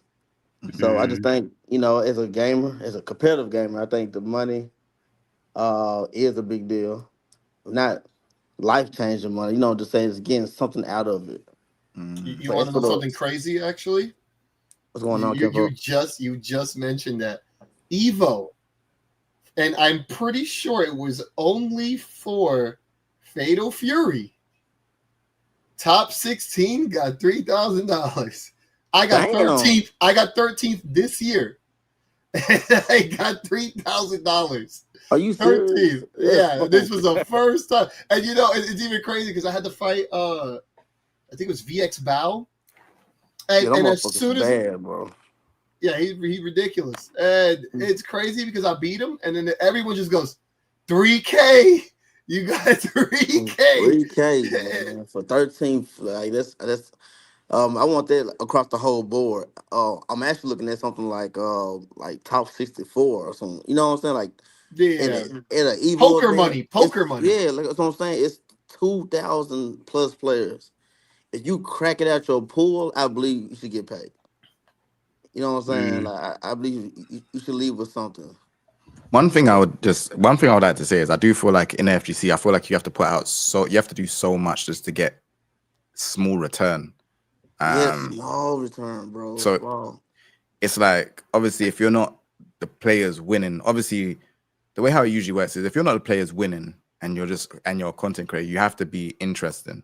And if you're not interested, then yeah, it's just very difficult. But even the people that are interesting, well, to me anyways, they are not gonna be getting like the life-changing money. Do you get what I'm saying? Unless you get these opportunities, these brand deals and all of these things.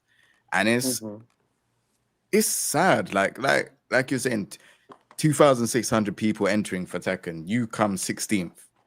All you gotta do, all you can do is tweet, say I came 16th.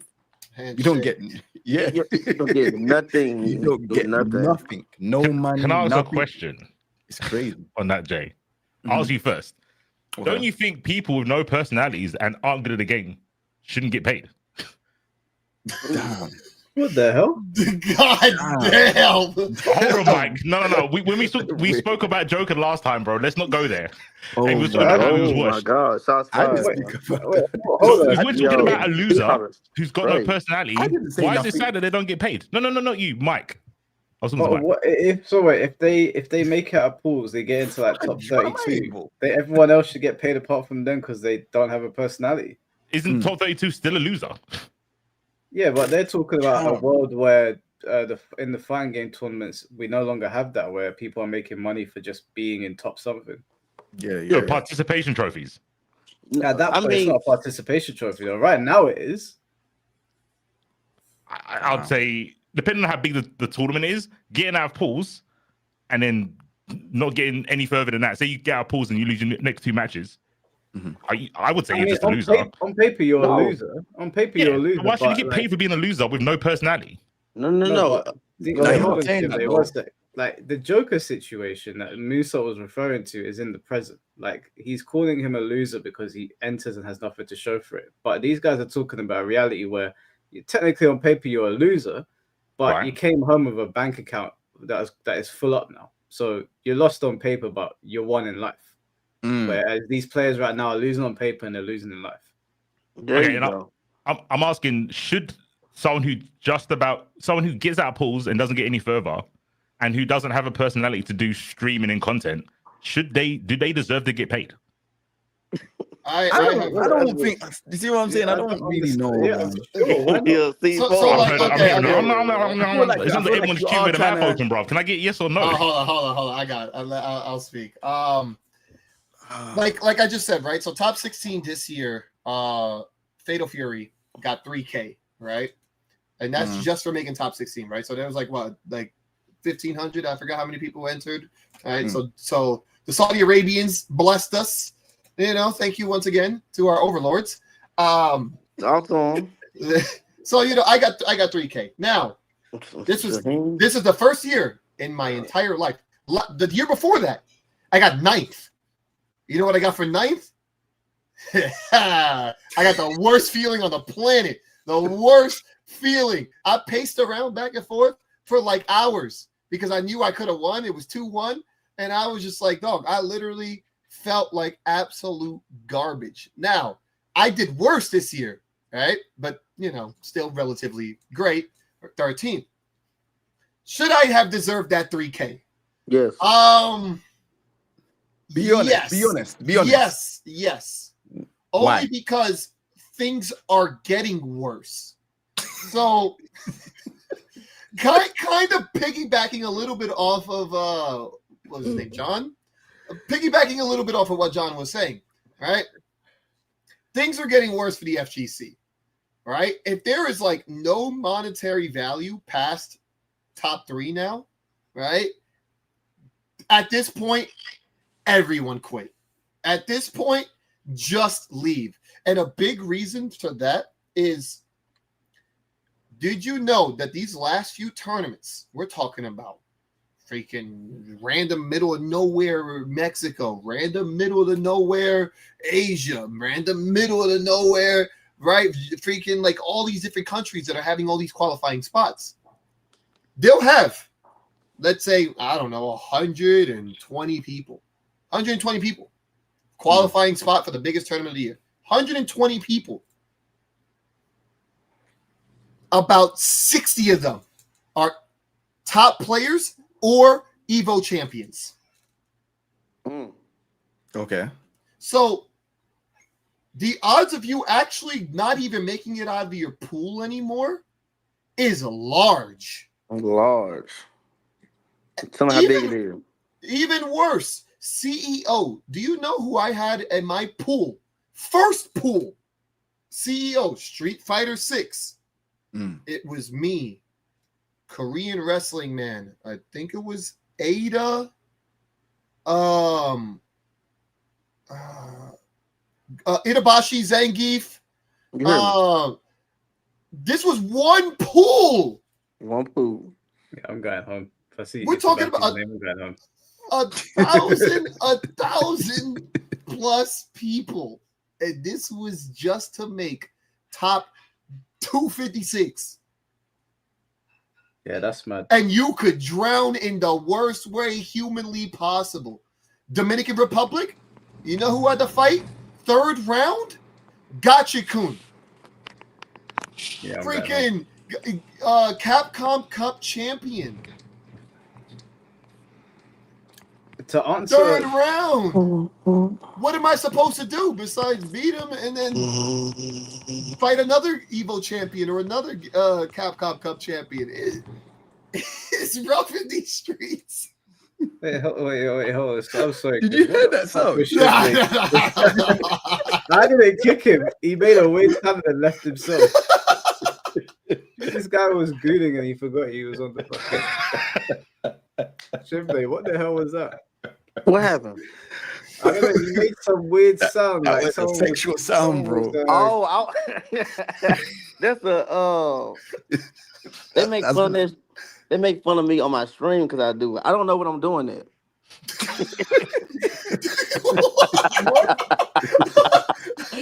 How do you not know?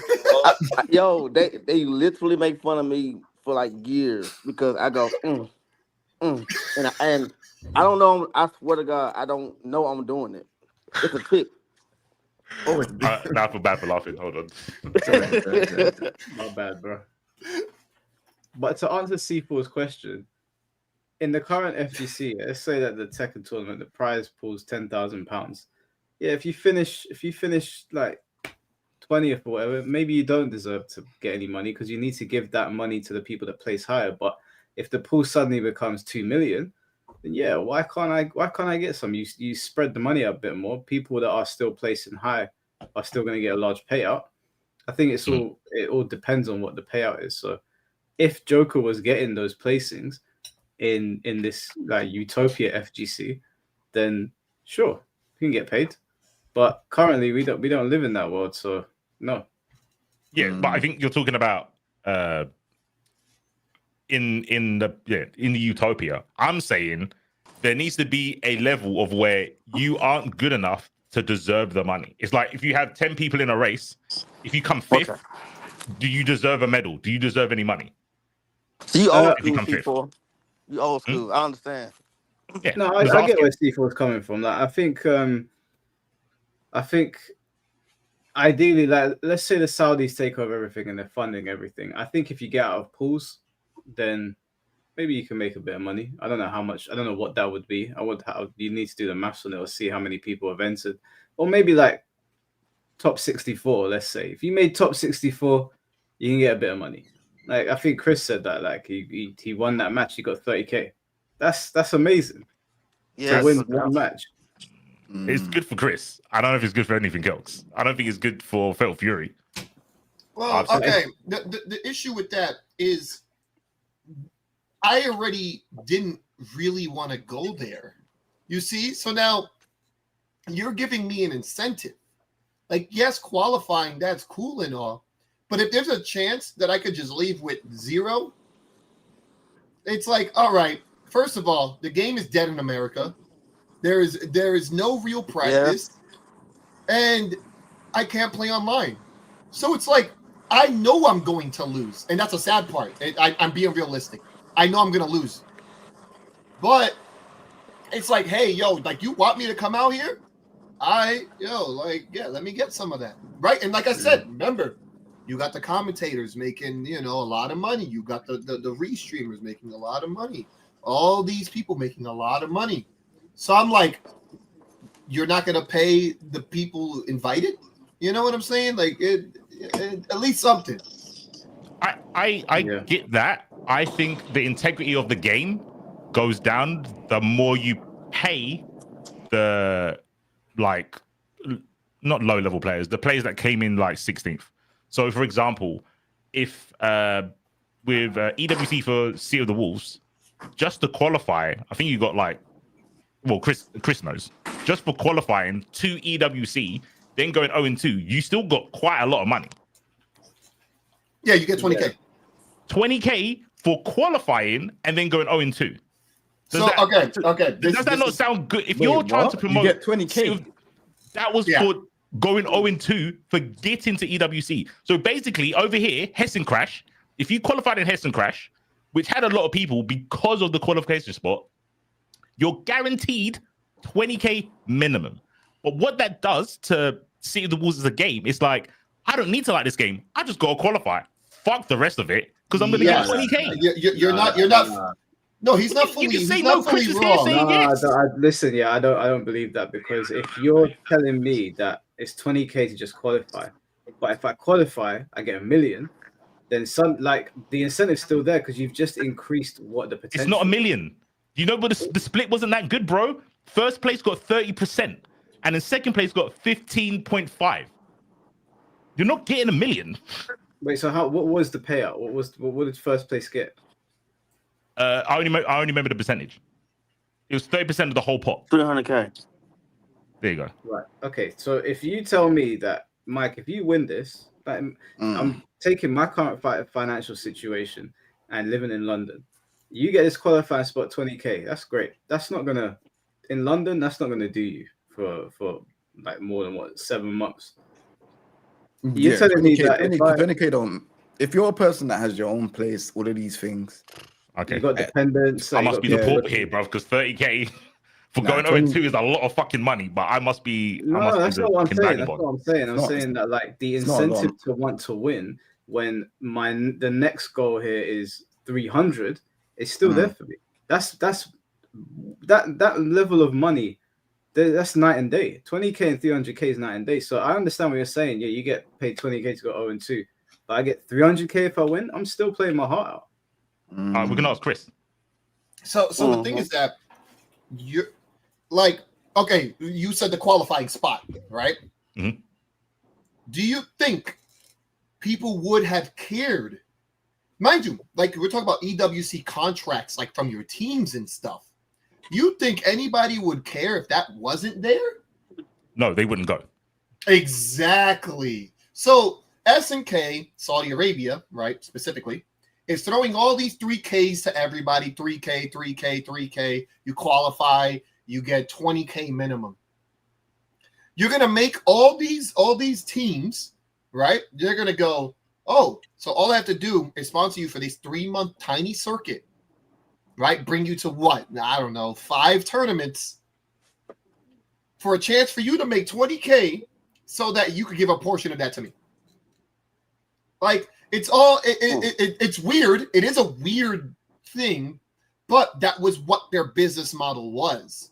Mm-hmm. We're going to keep on giving you this money, and you're going to give it to these clubs, so the clubs get all these points and all this stuff, and then they try to get the big money, right? "Quote unquote" big money if more players do good, right? But the incentive to get these players to play these games, especially if they're dead, right? These games are dead on arrival, right?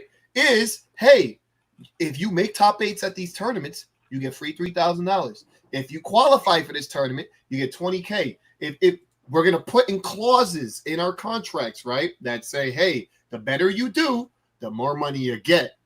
So it all, like, you know, there's been a thing that the FGC has been wanting for a long time, right? It's you want everyone to eat. It's very important.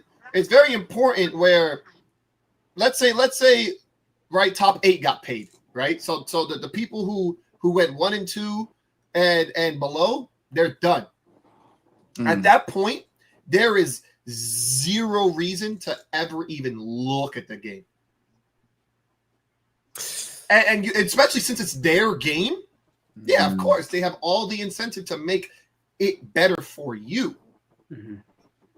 Like, yes, at some point, I am the same way, right? Back then, when I was winning literally everything, I was like, oh yeah, the money should go straight to me, right? But at some point, you realize you're not fighting just 5 top players anymore at a tournament.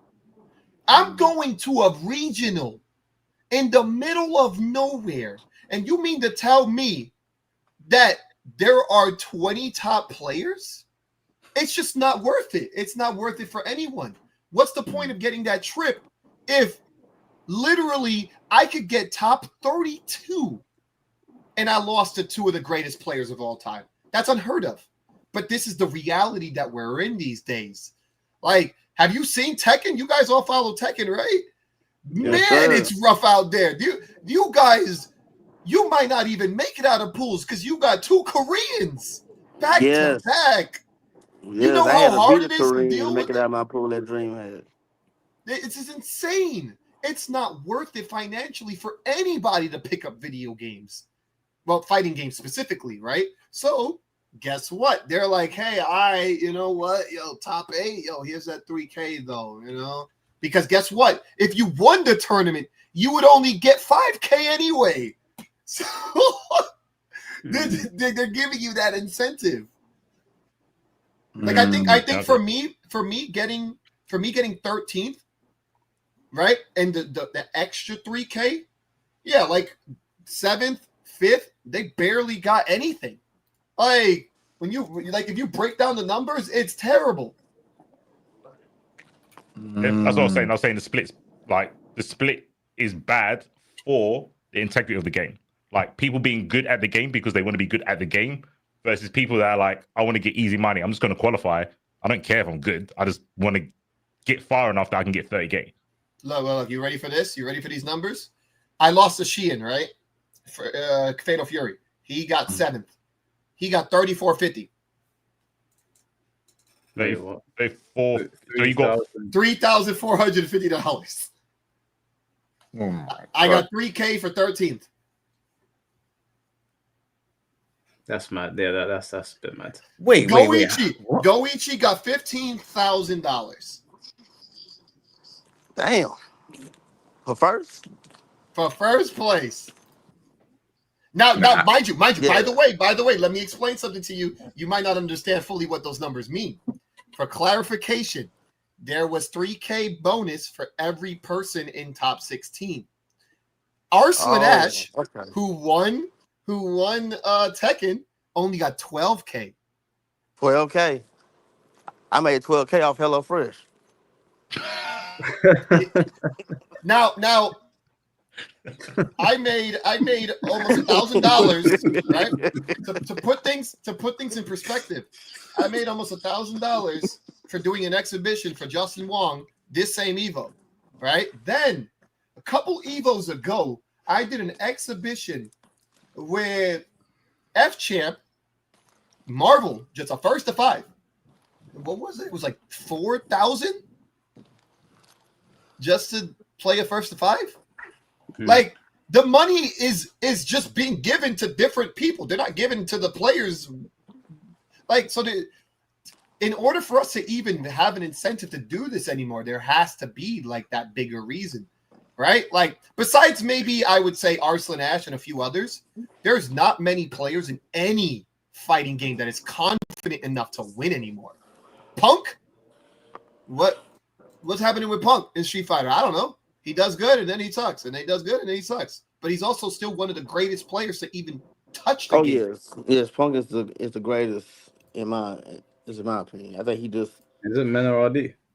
Yeah, Mena RD. See, like Mena RD won, right? Phenom getting 4th, right? You got Angry Bird, like you got all these players. I don't know where they are, mind you.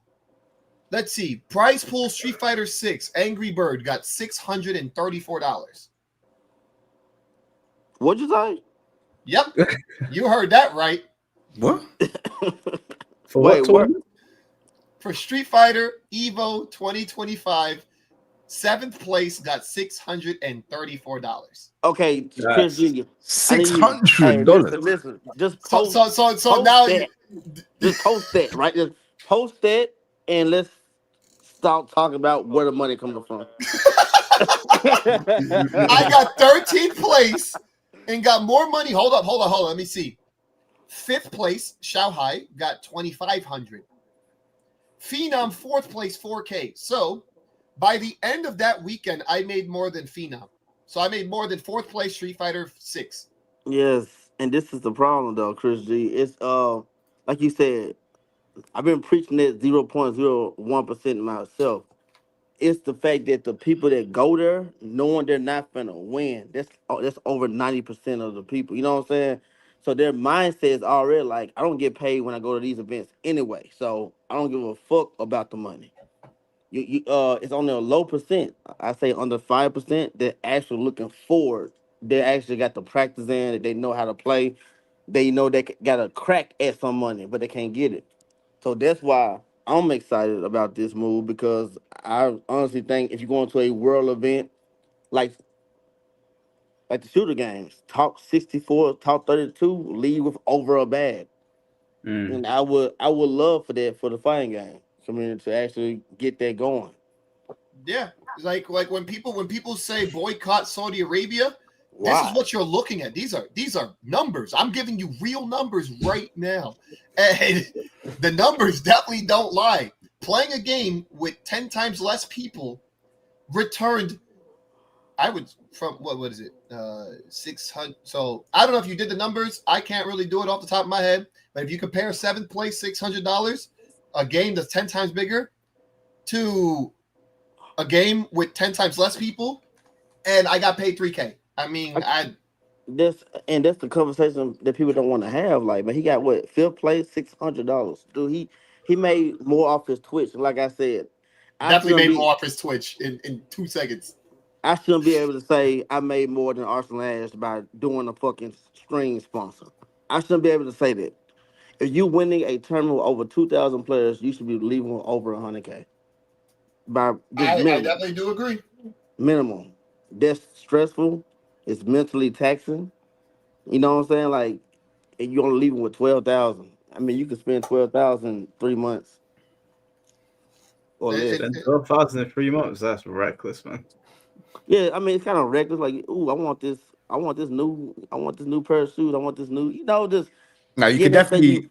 I reckon you spend that. definitely could. It doesn't seem like you could, but you could. You can't, but you can. Yeah, you definitely could. Like, you could literally have 12,000 and say, all right, cool. What am I gonna do? You might buy some aftershaves. You might buy some trainers. You might buy some clothes. That weight want to set go you out for always food. wanted. That treadmill you always wanted. You know, like stuff like that you want in your Mm. house, like some expensive shit. Like I did. That's why I went to my 12K. Right?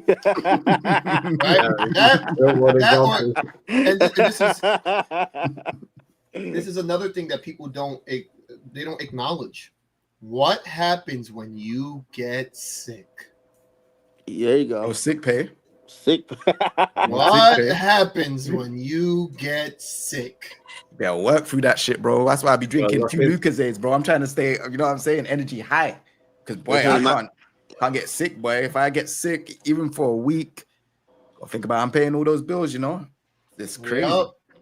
And that's why we want a little bit more, you know.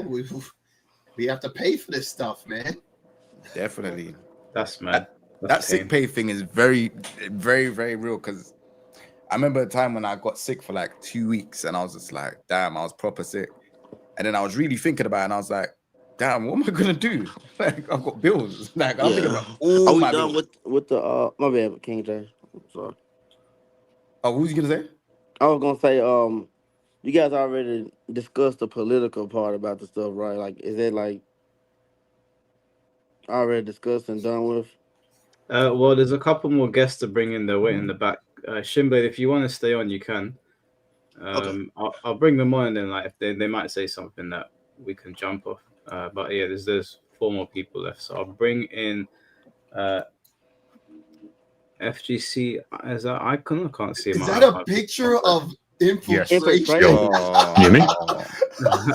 Yeah, we can hear you. Raging demon Good. infiltration. How's it going? Yeah, the point I want to bring up is essentially how much hypocrisy is in this scene. I've been in the scene now for, I'd say, over a decade. I've been grinding. I was a pretty high level Passar player, a pretty high level Tekken player. And I would say I've seen the scene get worse and worse and worse, both offline and online, in the last, I'd say, 6 to 7 years. It's got really bad. Just me personally, I've seen a lot of discrimination in terms of not being allowed to compete because someone's of X religion, or because they are, they have certain views about, politics, for example. This is a very common thing in America, especially. It's really, really bad. And I mean, for example, just from the Tekken side of things, which is where I'm kind of like known for, you have people like Shinblade, right? Luckily in the call with us right now. He was essentially a legend in the NA scene who was completely cancelled over something that was basically hearsay, right? Had his whole livelihood destroyed, had all of these people coming at him. I mean, I was seeing death threats. I know a lot of stuff behind the scene, and the amount of stuff I've seen about that specific situation will blow your mind, right? Just from some random thought, giving this guy like accusations. No one's ever heard of her outside of like a few in the NA FGC, I would assume. It's crazy, and the rot is really, really bad.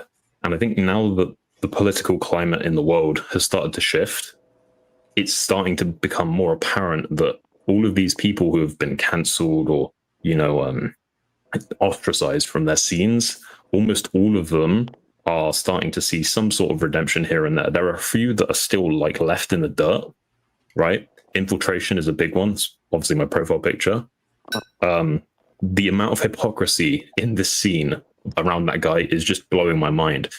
I don't want to name names, but there are TOs who have banned people like Infiltration from their tournaments, but then allowed convicted domestic abuse. I seriously can't, but have basically allowed convicted domestic abusers in American courts, by the way, to their same tournaments that they banned Infiltration from for a personal dispute he had. This is one of the things that kind of radicalized me, in the quotations, towards what's going on in the scene. But there's a lot, like with Chris G, for example. If you look into what happened with him as well, it's just unbelievable. When I think of the NAFGC legends, like the GOATs, I think of Justin Wong, Chris G, F-Champ, Punk, Mena, Ricky, all of those people, 2 of them were cancelled completely for a good amount of time, specifically for very minor things, and were just never given an opportunity to come back in.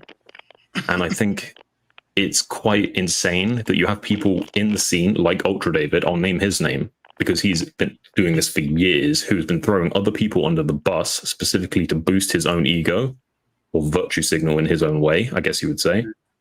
These people exist and they get no criticism whatsoever. And like I said, they leave people like Chris, they leave people like F-Champ, Infiltration, Shinblade. They leave these people in the dirt as if they're, scum and they never did anything, You say Ultra David, like you said, Ultra David's been doing it for some time.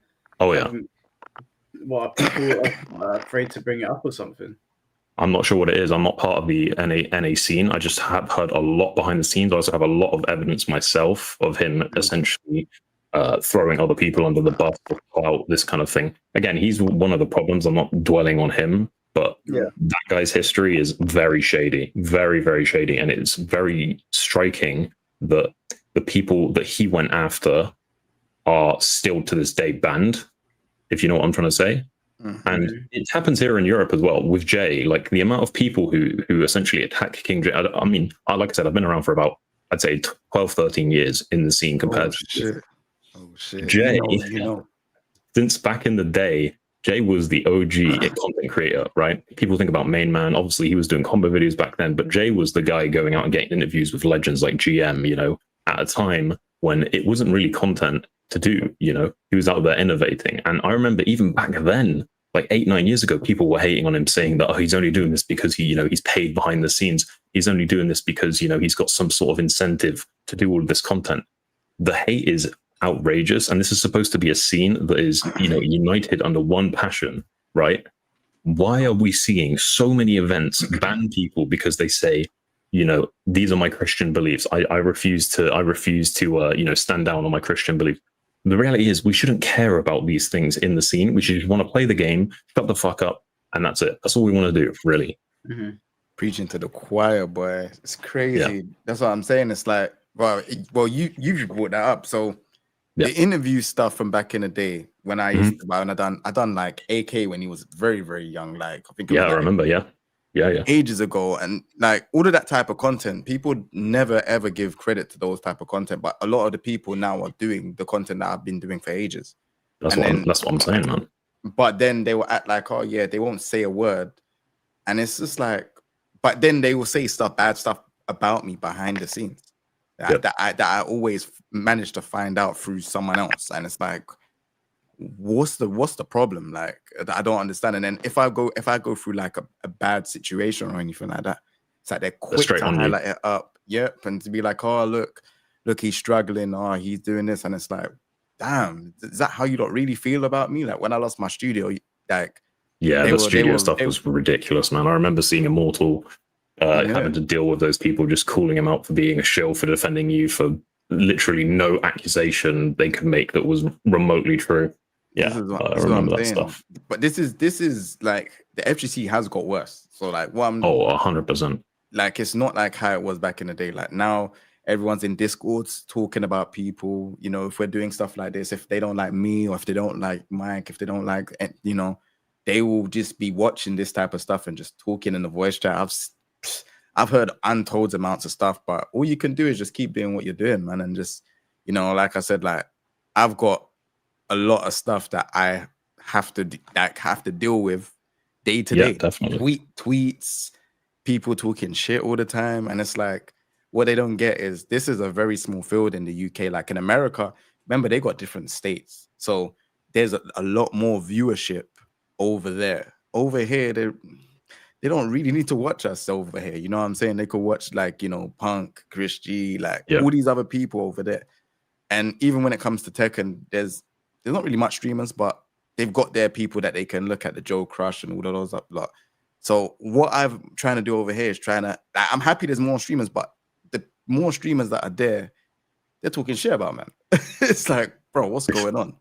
So I don't know, man. It's sad, but we just have to take the rough with the rough and the smooth with the smooth, man. I think one of the things that I've noticed, I don't know if everyone else agrees, but one thing I've noticed is the new blood, especially in like the last 3-4 years that have come into the scene, are incredibly quick to attack someone because it will make them look better. I almost never saw this back in the day. Like back on, the Zaibatsu forums, 10 years ago or something, you'd see people have beefs and then they'd go and, talk to each other at the next event and they just play, right? Yep. Now you'll have a disagreement with someone online and then they'll like never want to see you in tournaments. They'll talk behind your, back as if you're some like scum, that they shouldn't have to interact with. It's such a sad situation we're in, Let me chime in, since you did mention my name, and that kind of did happen to me.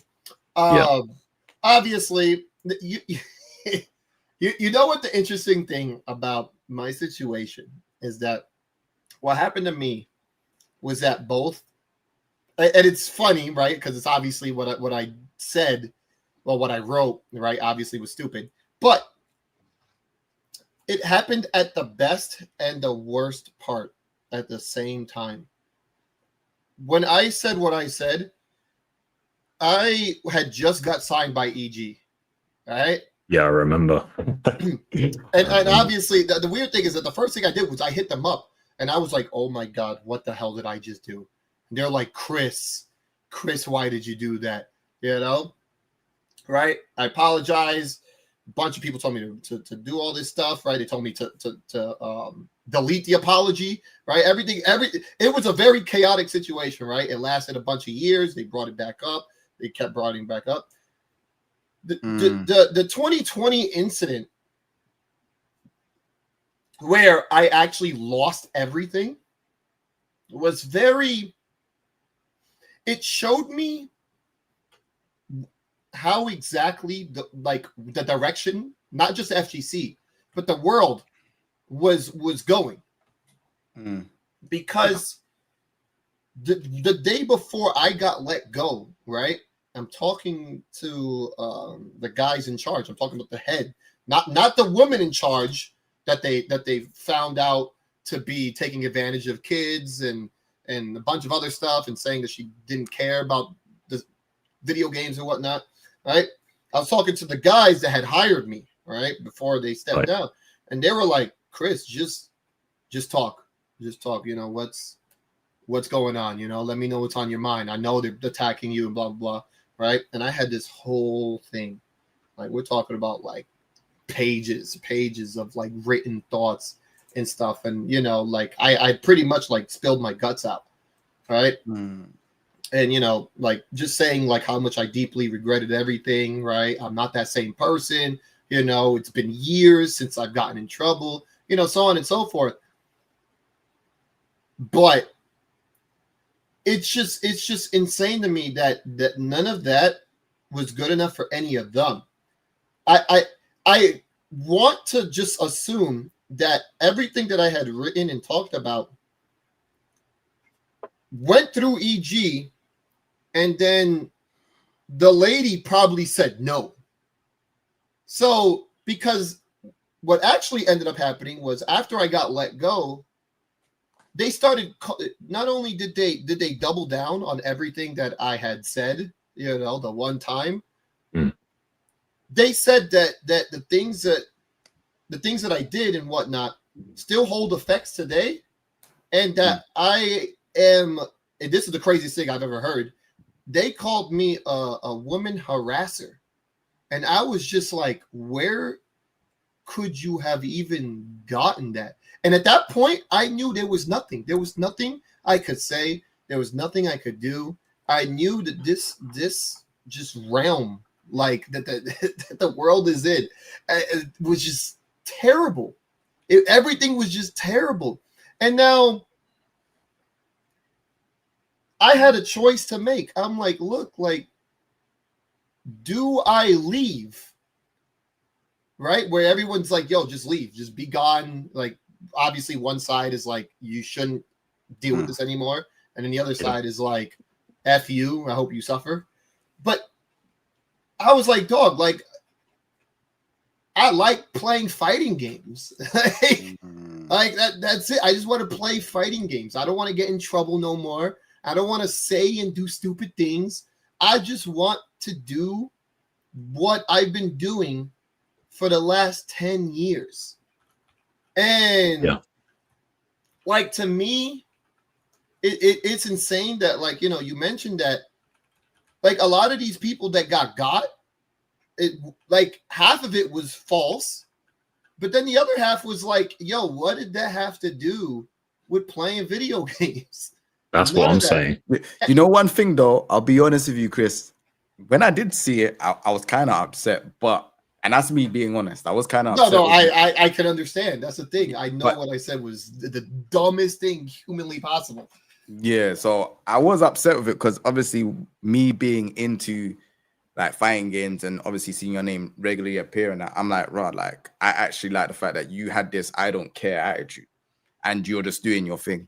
And it was like, that's like, if we're looking at like the people that are at the top, yeah, you are one of those people that I would say is at the top. You know, obviously FGC icon is I don't know how to say your name, but yeah, Top 5 all time, man. Easy. Yeah. So like Easy. obviously there's like, you know, Justin Wong, there was you, there's loads of different people in it. Even like the Filipino champ, what he said kind of like, I didn't really like what he said.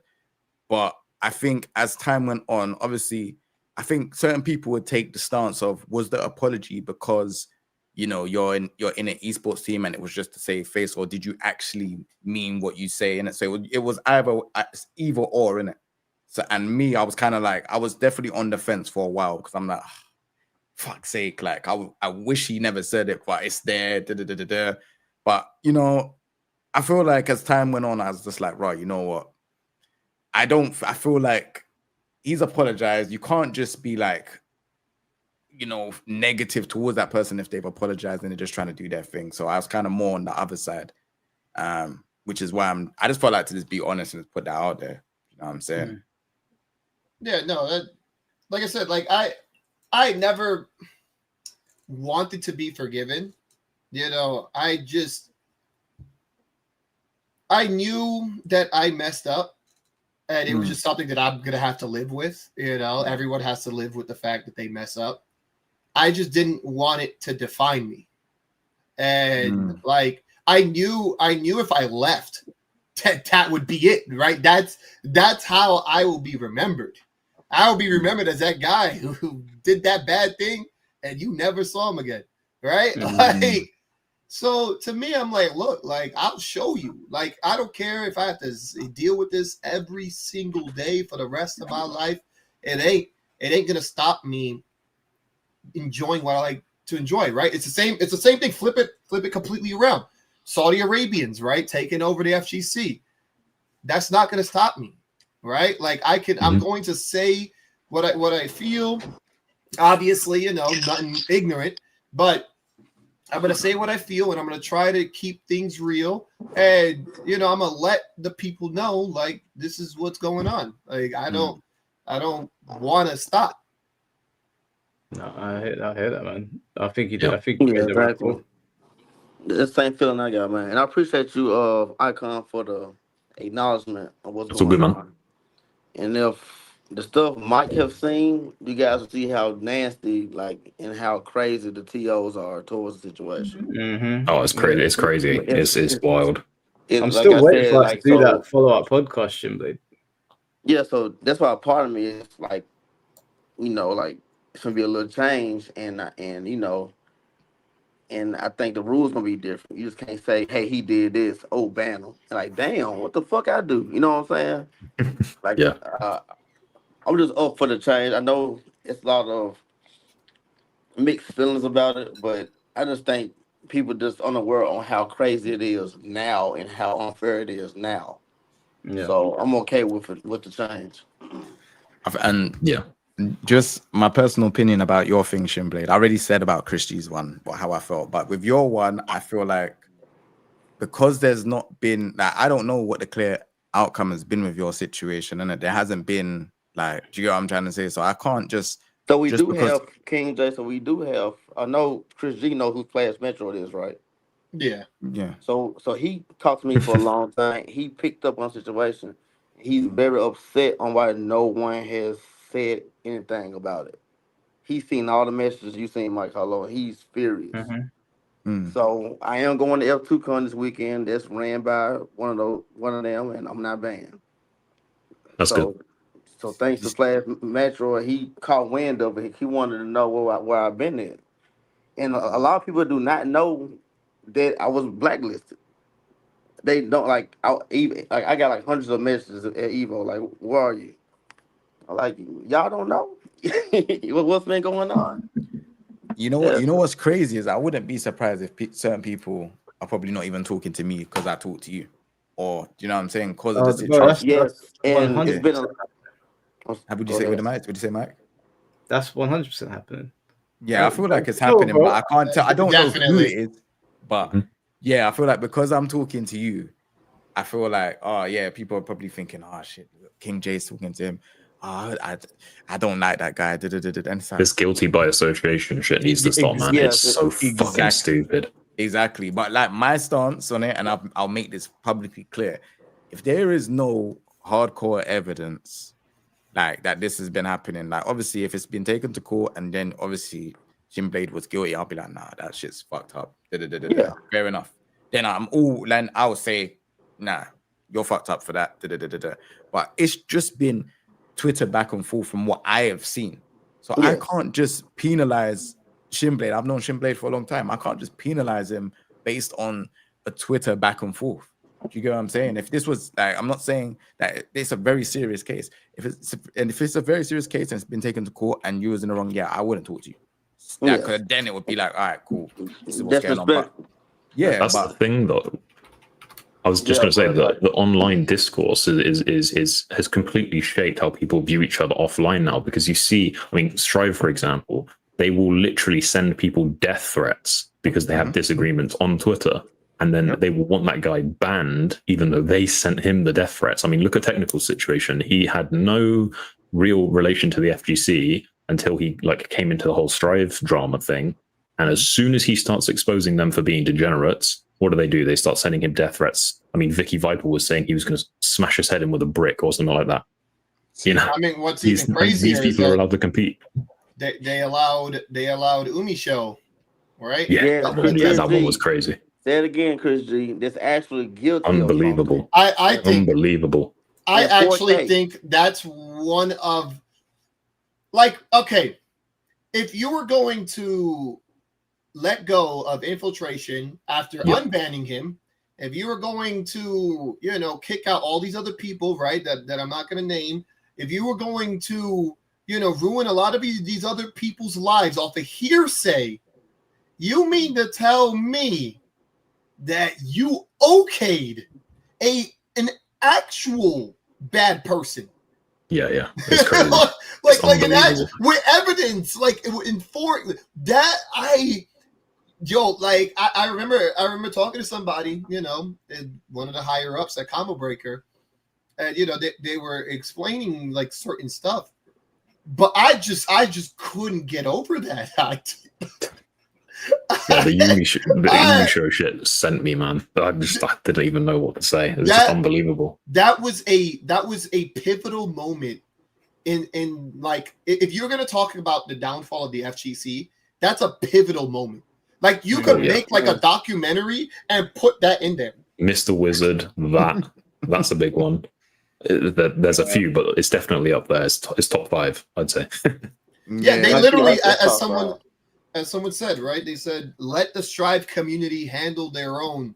Like, they really, it's like the Strive community became so cancerous that even when it came to the safety of people, they were like, oh, well, you know what? We're going to have the game at our tournament, but we're also going to allow these people to stay in the tournament without banning them, and then kicking out the person that apparently was innocent in this. Like, it's unbelievable, and they've created this situation for themselves because now the Strive community is its own thing. The Guilty Gear scene does not consider them a part of their community, and you can argue if it's because of the game or because of the community itself. But 10 years ago, you would have never said that about the previous game, right? Or like the newest game. You would have said, oh, they're part of the same community. But now it's just like they've kind of like divided themselves just purely based on politics.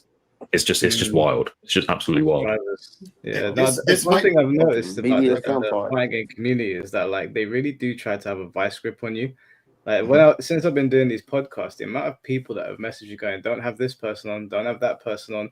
If you do this, Mike, they're gonna come for you. I'm just like, man, shut up, man. Jesus.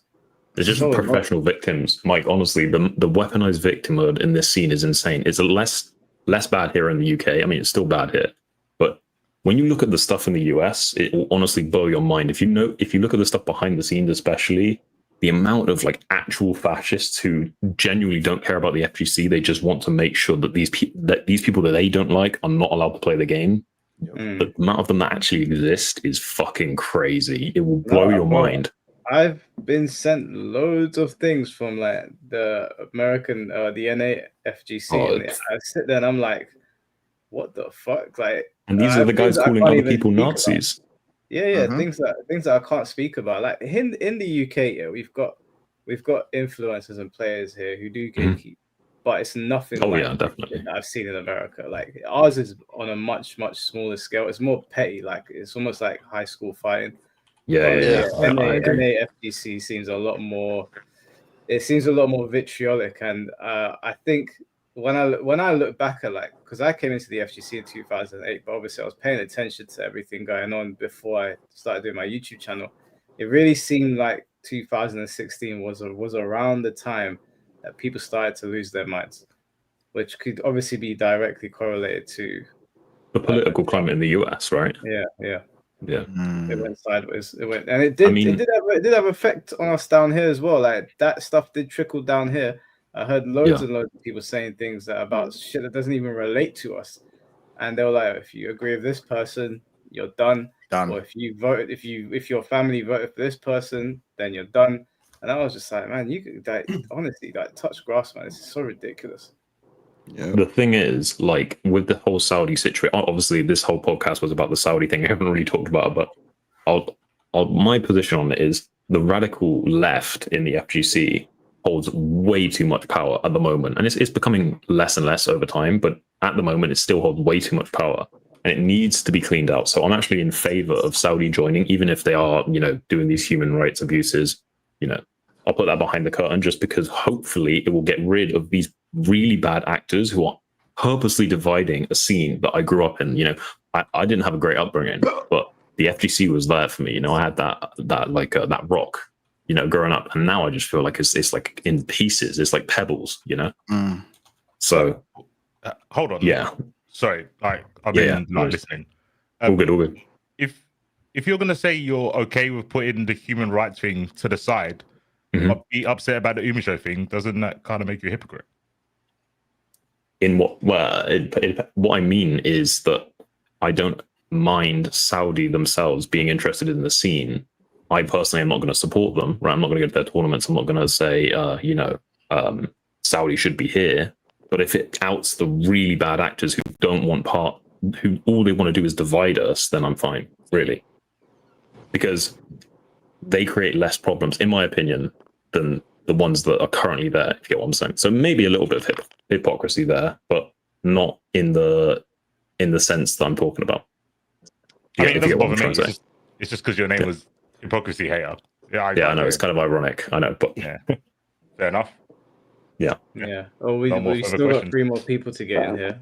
What I would say, just to close that off, is that I don't think that's the way I would frame it. Like, if I had knowledge, like concrete knowledge, that someone had committed human rights violations, something that's tangible that I can observe, I don't think I'd be okay with them of me just being like, oh, it's fine. Like, you can fuck up these people over there, but because these guys have inconvenienced me, you can come in. Like, that seems a little bit fucked up. What I mean is like, I see them as a lesser of two evils, right? The amount of people I know personally who have quit because of the, just the way the scene has gone is kind of crazy. And this is just me talking like from my personal experience. I don't know how many of these people who I still interact with and who I play with would quit because Saudi got in. Do you know what I'm trying to say? I just don't think it's as big of a problem to them as being told, oh, you can't wear, this hat at an event. You can't wear a cross around your neck if you come to our event. This kind of stuff. That's if you get what I'm trying to say. The cross around your neck. The cross around your neck. I actually experienced that very recently. I've seen it, man. I've seen it. It's crazy. In America, it's even worse. Apparently, there was a Smash player who was banned because someone asked him on his views on gay people, and he said, "Well, I follow the Bible," and they just banned him or something like that. Oh yeah, Which is just unbelievable. It's already like, come on, man. Yeah, it's just crazy. That's crazy. All right, bro. I appreciate you jumping on, man. All good. All right, All come, good. I appreciate you, baby. Well, good guys. I really appreciate listen to me. Excuse me.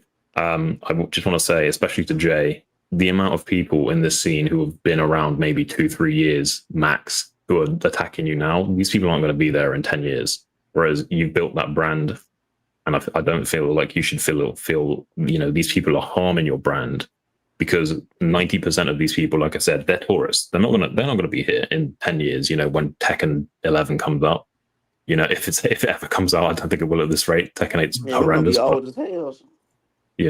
And also I just want to say to Shinblade that I think your situation has kind of like shone a light on the whole hypocrisy inside the Tekken scene, because before your situation, I really didn't see almost anyone, kind of trying to cancel anyone super heavy. But as soon as I saw that situation with you and Shadow, and I like I said, I followed you for years, right? I was watching you play even, Xrd. So when I saw that happen, that's what really what really hit me, My skeletons in the closet. That's what's up. I appreciate all of you. Honestly, I think the one thing with FGC is that they always want to do this pick a side thing. Like, obviously, I know Shin doesn't like Shadow, but I'm cool with both. Like, I'm not gonna sit here and be like, oh, I'm not cool with Shadow. I'm cool with Shadow. I'm cool with Shin. Like, but this FGC stuff is like, it's always pick a side, and it's like, it's really I hate not it. that deep. I hate Like it, man. in real life, people have like friends where they might be friends with both sides, and they might not, like, the friends might not even like each other. That's just how it goes sometimes. But you don't have to be like, oh, I'm not talking to him because he's speaking to someone that I don't like. It's like, I don't know why the FGC is so like that, and there's a lot of that happening right now as we speak. Especially that Tekken 8 is not really great. Like, a lot of people are now just looking at drama and all of this stuff. they're trying to fill the void, right? They're trying to fill that hole. Yeah, that Tekken 8 is left in their chest. Yeah, it's sad, man. But Look, I'll be honest, such a Jay. life. I'm a little bit like that though. I'm a little bit. Sometimes Really? I'll pick a side. Yeah, like, so it's like if there's a bunch of people attacking you, because you're my boy, that's different. I'm gonna be like, that's different though, because I'm not trying to hear what you lot are saying. No, but even in Shinblade's situation, yeah, Right. I don't know Shadow. I've never spoken to him before, but all the stuff that I've seen, I've chosen a side. Yeah, but So, people like, pick side without knowing the full information, right? Like when the whole Shinblade Shadow situation happened, people were literally like sending Shinblade death threats, wanting him cancelled from every event when they had no information on the whole situation. The same thing happened to Infiltration, right? They literally destroyed his whole livelihood. I mean, he's probably top 5 greatest player to ever touch fighting games. I think that would be fair to say. And they literally completely cancelled him from the record books, called him a rapist by like crossing out his name at Evo and shit like that. Like, yeah, okay, this is not okay. Yeah, but I don't know the full. I don't know the full. Like, so that's what I'm saying. I don't know the full story with that situation between Shinblade and Shadow. So I can't just be like, yeah, exactly. Oh, you know can't what? just have an Blindly opinion, right? just picking a side and blindly forming an opinion. Like, that's No, what I'm that's saying. fair, So that's the reason why I've But that's said the way it well, should look, be. Yeah, because so you haven't formed an opinion because you don't know all the information, right? Right, That's so I fine. That's how can't- it should be. But 99% of people, Jay, 99% of people in the FGC world are not going to be like that. They're going to see, oh, I like this guy more than that guy. I believe him. Oh, this person's a woman and she's accused Shinblade of X. Well, I'm going to believe her because she's a woman. It's like, where the fuck are we standing here?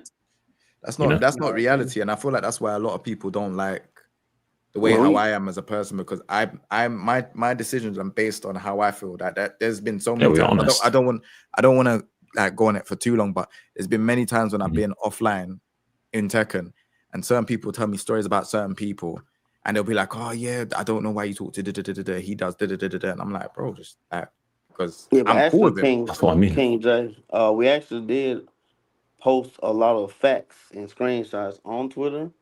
And Okay. that's the reason why. Oh yeah, they got all the I'm getting, receipts there. Yeah, that's the reason why I'm getting a plethora of apologies in DMs though. Like, they're not apologizing as much as their disrespect was, but they're I received apologies from the people that was real loud with the disrespect on my name. Now they apologizing and not saying it's nothing no more, but the damage is done. You know what I mean? 100%. No, I definitely need. I think with FGC drama, I don't really like to look into things. That's why I just kind of keep away, because doing all that researching, doing all of that, it's just too much drama, and it's very draining. Do you know what I'm saying? And it's not really that, seeing all of that stuff and seeing receipts, then I've got to look at this person, look at their receipts, and bro, I'm not no fucking judge, bro. I just want to play games, bro. Yeah. Innocent until proven guilty is the doctrine we've lived by for hundreds of years, man. Oh yeah, bro, it's just too much. I got a lot of stress in my own life, bro. I don't want to be fucking taking on many other people's stress and picking a side. Like, that's why I just kind of, I've way overstayed my welcome, so I just want to like finally like end on this. I just want to say what you brought up earlier, Chris, about nobody was there for you to defend you. I think this is a really, really like telling situation in the FGC, that nobody with a big brand or a big name is willing to risk defending someone. This is why we're seeing people like Infiltration. He'll never be allowed back in the scene at this rate. He will never be allowed back in the scene, despite never doing anything wrong at an offline event. And if you had someone like Mena RD, I know Mena's a huge fan of Infiltration as a player. I'm not sure how good they are as like friends or whatever, but people like Xian, people like Mena, people who were close with Infil, I think it will do so much for these kind of players. I'm obviously just using him as an example. If they took the bullet, if they jumped in front of that bullet, they've got the big sponsors, they've got the legacy behind them that he once had, and they just take that bullet and say, I vouch for this guy. I think that would help the scene a lot. In his case, especially, can come back now. If the Saudis are taking 100%. over, he definitely can't. He's done. He's beyond done. It's over. I mean, he has been siding with a few shady people as well. Yeah. The thing is, though, do you blame him? He's been ostracized from his hobby, like his whole life. He dedicated like 10, 15 years of his life to playing fighting games. You push people away from something and you radicalize them. Excuse me. I don't know though. If he hanged out for a little bit longer, then I feel like, yeah, no, I definitely agree. Like I mentioned with myself, there was that moment for me. That moment where I really thought, I was like, yo, you know what? F everything, F everyone. Yep. And like a big part of me wanted to be hateful. But what does that do? And I already knew at that moment, especially like during COVID and stuff. I'm like, what does that do? Like, I'm just gonna sit here and look stupid day in and day out, like, because at the end of the day, you know what's wrong and you know what's right. And in Infiltration's case, he didn't stay true to himself. And that was where things went wrong, right? Like, you can still be angry, but you still have to stay true to yourself. And when Infiltration decided that, he should chill with these guys, and mind you, he's like sharing things that he doesn't even know about. So he was just kind of just doing. I think he kind of had like his brain kind of like malfunctioned or something, just kind of, I think he was just kind of like checked out at that point. He released all of these videos, hoping to give a full story, didn't do anything. Everyone was downvoting him on Reddit, saying in his comments that he's a rapist, saying all of this shit. Like, I mean, I've never experienced that, but I know people who have, and that shit fucking destroys your brain, man. It destroys you. He probably went through depression, innit? That's 100%. When all that happened to me, I was in the hospital twice. It's what I'm saying, man. Like, and people don't realize the consequences of the things that they do to people. Bro. That's crazy. Like, you really do lose it, and that is the most important moment of your life, right? What does a person do when everything is taken away? Exactly. Right. And I it's not that I knew what I would do, because no one does, but I knew what I wanted to do, and I wanted to be better, and I wanted to prove to the world that I own my mistakes, but again, I don't want that to define me. and I want the world to see yeah. a better version of me, right? Like Yeah. a version that has evolved. I am beyond just pressing buttons. I am beyond, the comments I made. I'm beyond all that. I will be better. I will be better, stronger, faster, that type of thing. Yeah. And like I said, man, I think certain people, they just process things differently, right? I mean, everyone's going to handle different situations differently, but when something like that happens to you and it destroys your livelihood, destroys your life, like you said, and it sends some people into depression. I mean, some people, they wouldn't be able to handle it. They don't would end not be able to themselves, handle some people might go and shoot up a school or whatever if in America, like for this kind of thing. It's I think people need to realize that when you push people over the edge and you give them no rope to climb back up, you can't expect these people to just come back to the scene normally. In your case, Chris, you did, but I would say you were probably a massive outlier there. I would probably say 10 other people would probably be completely fucked up for the rest of their lives over something like that. Oh yeah, no, 100%. Like for a while, for but like a whole year, to you for that. A whole year, I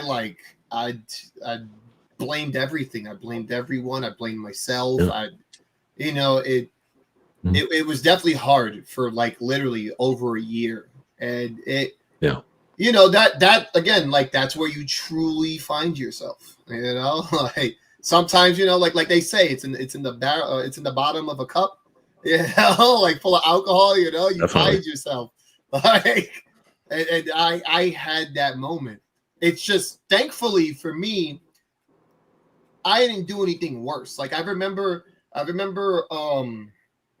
what's his Tasty Steve. He had called me at one point and he was like, "Yo, Chris, I know you're angry, Chris. Don't say anything. Don't do anything. I get it. You're angry." And there were so many things I wanted to do.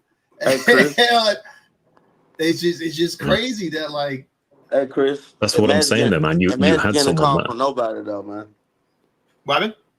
Imagine getting a call from nobody. That's what I'm saying. Infiltration in his situation. Whole Korean FGC has cancelled him. Whole American FGC has cancelled him. Whole European FGC has cancelled him. Probably has nobody to talk to because that was his rock, I guess you'd say. And now people are surprised that this guy has essentially gone down. I mean, now he's a political activist in Korea or something, right? But people are surprised he went down this route of some radicalization or whatever you want to call it. I mean, it's pretty mild compared to the stuff some other people have done, but it's that's all I wanted to say, man. That's all I wanted to say. I appreciate you jumping on, bro. Appreciate it. Thanks, guys. In a bit, bro. Yes. Let me just acknowledge Mr. Moss. Thank you for $50, bro. Oh yeah. I appreciate it. That's very kind of you. Those people don't care about having a community. They have nothing to offer to people, but only an agenda to push. If you're not with them or align with their ideals, they will try to ruin you. They are basically creating their own IRL echo chamber. Don't you find it funny that the ones that preach that they're the most inclusive are really the most exclusive people? They just push people out. You say one thing and they ostracize you and then dogpile you. That's a classic saying these days. And that goes for both sides, right? Yeah. No one's willing to listen. Rain, thank you for the 5 gifted memberships. Appreciate you, bro. All right, we've got the last 3 people, so I'll put T-Parcel in, then Slime, then GGB. Gonna try and make these ones a little bit faster because it's almost 3 a.m. here in the UK. Nah, your 6 minutes is your 6 minutes is so long. You know what it is, yeah? Oh my! Because you guys start talking about something, I'm like, I don't want to cut them up, so I just let you talk. No, you're good, man. You're good. I'm playing around. Yeah, I'm also just a guest. It's cool. If you are having good conversation, I don't want to break. I know it's meant to be 6 minutes. I'm a shit host. I apologize. This show's godlike, though. T-Parcel, can you hear us? Sorry, I was muted. First of all, Mike's 6 minutes, I'll be cut on freezer time. That's the planning dynamic. Hold on, 6 FGC minutes, tournament standard time. know. A lot going on here, you know, and actually, I think it's not for this topic. Actually, it's not a bad thing for you to keep the conversation going because a lot of interesting points are being raised, like between Del and Shin and Joe, and Yoshi was a good example of like why people are apprehensive about this whole Saudi takeover of Evo. You know, there's a lot going on. It's a lot of moving parts, and I was saying in the chat earlier that it's kind of worrying because it seems like a lot of people do not have enough like knowledge to be discussing this topic, but that's why the stream is very important because now you lot know, you know. Yeah. And it, like, I'm apprehensive about the whole Saudi thing because, you know, we know what they're about when it comes to certain people. But at the same time, though, you can't paint the actions of the people with the brush of the government, you know? Like, they're just as deserving of having events and whatnot as everybody else. Yeah. That's the first I thing. agree. No, this is all happening because the community has kind of let itself destroy itself by people that have done nothing to build it up in the first place. Let's be real here. A lot of these people that are coming in, you are talking about the whole Strife situation and infiltration, and I don't even know what the fuck happened to Ricky Ortiz. Let's be real. Ricky's the big one because I would expect in this climate that Ricky would like be accepted, and Ricky's disappeared. You know. Well, you know, So- on that note, I actually got a message from. Do you guys know someone called Slasher? Yeah. Yeah, I got a message from Slasher. He just because T-Pass was talking about that, he did actually mention this to me. Asked me to bring it up on stream. Oh yeah, because I actually asked the chat. I don't know what happened. Yeah, well, he posted this. He sent it to me in a message. He said Evo going under Saudi ownership was preventable. After joining Riot, Tom and Tony Cannon sold Evo to RTS, a company led by PC esports people who had no personal connection to the FGC and represented everything the Cannon Bros hated about esports. They were duped or complicit. Yeah, that's literally what I said. That's literally what I said. Yeah. Like, but the thing is, there ain't no one in there. There ain't no one in the FGC. Sorry to cut you. No, do you think, man? There ain't no one in the FGC right now that is going to put that type of money that Evo needs to support them. So Who they in the have to FGC go to has that type of money? Is the question, like, big and serious? That's my point. So that's the reason why they're gonna have to go to someone that has no connection in. And that, do you know what I'm saying? Like, that's just the way how it goes. When I was first like doing my thing in YouTube, like my first pay was not from fighting games. My first pay was from a brand deal that I did, and that was 5K. Do you know what I'm saying? They didn't know nothing about fighting games. When I told them I do Tekken, around that time was Tekken 7. They said they ain't played Tekken since Tekken 3, and they played Eddie Gordo. That was it. They had no idea that Tekken was still going on. Street Fighter was still happening. They don't know nothing. That's the sad thing. And that's the sad thing. That's the stuff that, you know, people in the FGC, the viewers, and the people that want to complain and all this stuff, that's what they're not understanding, is that there ain't no one in the fighting game space that has that money. So when Saudi are saying, all right, cool, we can acquire this is like there's some interest there, and then everyone's getting upset. It's like, what do you have money to go and do that? No? Then what are you complaining about then? I don't understand. That you want fighting games to have money. Yeah. Here's the thing, like the saddest thing about all this is that the FGC built a lot of this esports shit and we don't get any fucking play, like, at all. Like YouTube, like streaming culture, all that is us. Yeah. And nobody gives a shit. And the old guard, like, they're either being cancelled left and right because of minor infractions or things that can't be substantiated, because there's a bunch of people that have, let's call a spade, this lot, the alphabets and whatnot, that they have a lot of issues and they feel ostracized and they feel defensive, and they come into spaces and then they take over without contributing anything to it, so that they can feel like they've got a semblance of power, and it's really fucking sad.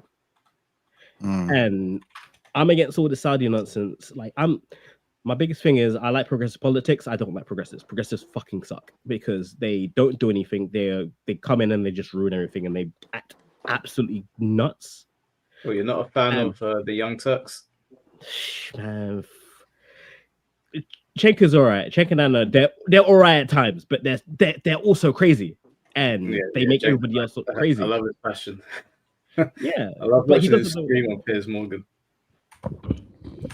You come in with all these ideas, you don't actually do the work, you don't know the roots of where things are coming from, and then you come and try and change things and act like you own shit, and then you act the fool and people side-eye us for it. Like, you lot are bringing up Strive. It kills me what happened to Strive, because Guilty Gear finally gets popular and Daisuke takes a character that he didn't write to appeal to people, and then it goes crazy. Yeah, it's nuts. It's crazy how so much shit is linked back to that character. Like, she's always brought up the moment in time, and it's really. I think the reason why people are up in arms about Evo specifically because Evo is the Grassroots FGC tournament. It's the shit that we built. It is the house that Jack built.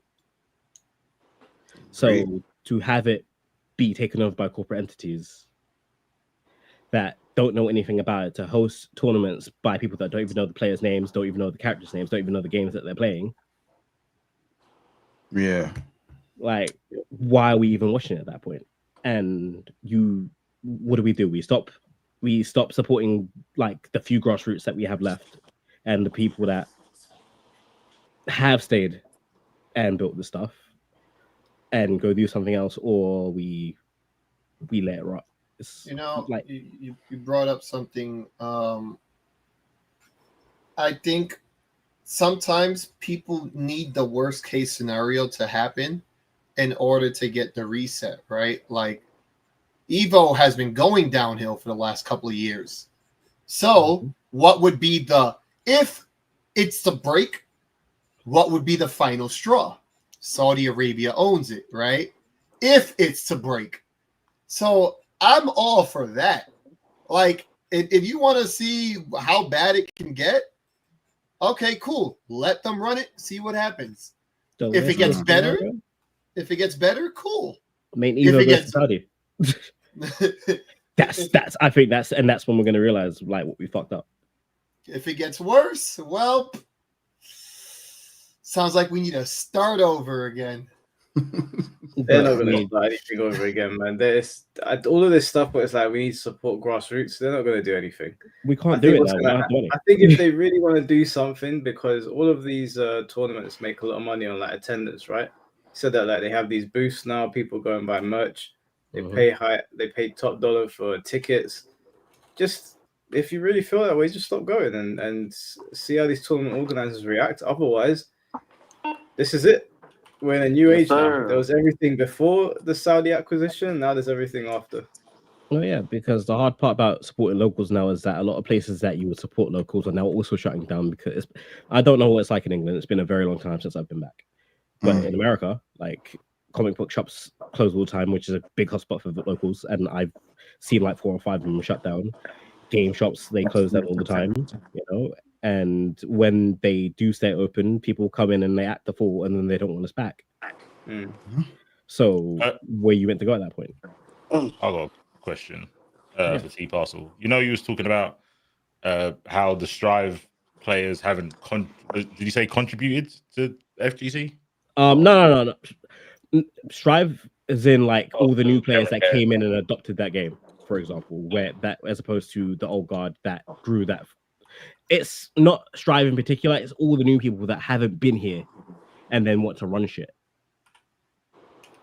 as opposed to people that have actually stayed in the community and built it up and then are getting pushed out because they don't fit some kind of opinion. So I kind of agree. I just feel that you have to pass the torch over. So the old guard have to let go eventually. They have to let go. If they stay around for too long, then you won't have innovation, because they're going to keep wanting it the same way they wanted it, the same way they did it. Okay, but if are the people that are there to pass the torch now worthy stewards of this? Is the question. If you're the old guard, it's irrelevant to you because you're not going to be around. That's the whole point of passing it down. You can't pass it down and then judge them. You pass it down and give them the tools to make new or to keep what you had. Well, that's the risk that you take as somebody that has built something. You obviously take the risk of not knowing what's going to happen once you pass it down, but it's also your job to know who is coming in behind you and see what they're going to do with it. Like, I guess a good example of this is Apple, where like Steve Jobs would hate what Apple is now. Right. But there's also, I see what you're saying, but there's also some bad parts of the old FGC that we shouldn't keep around.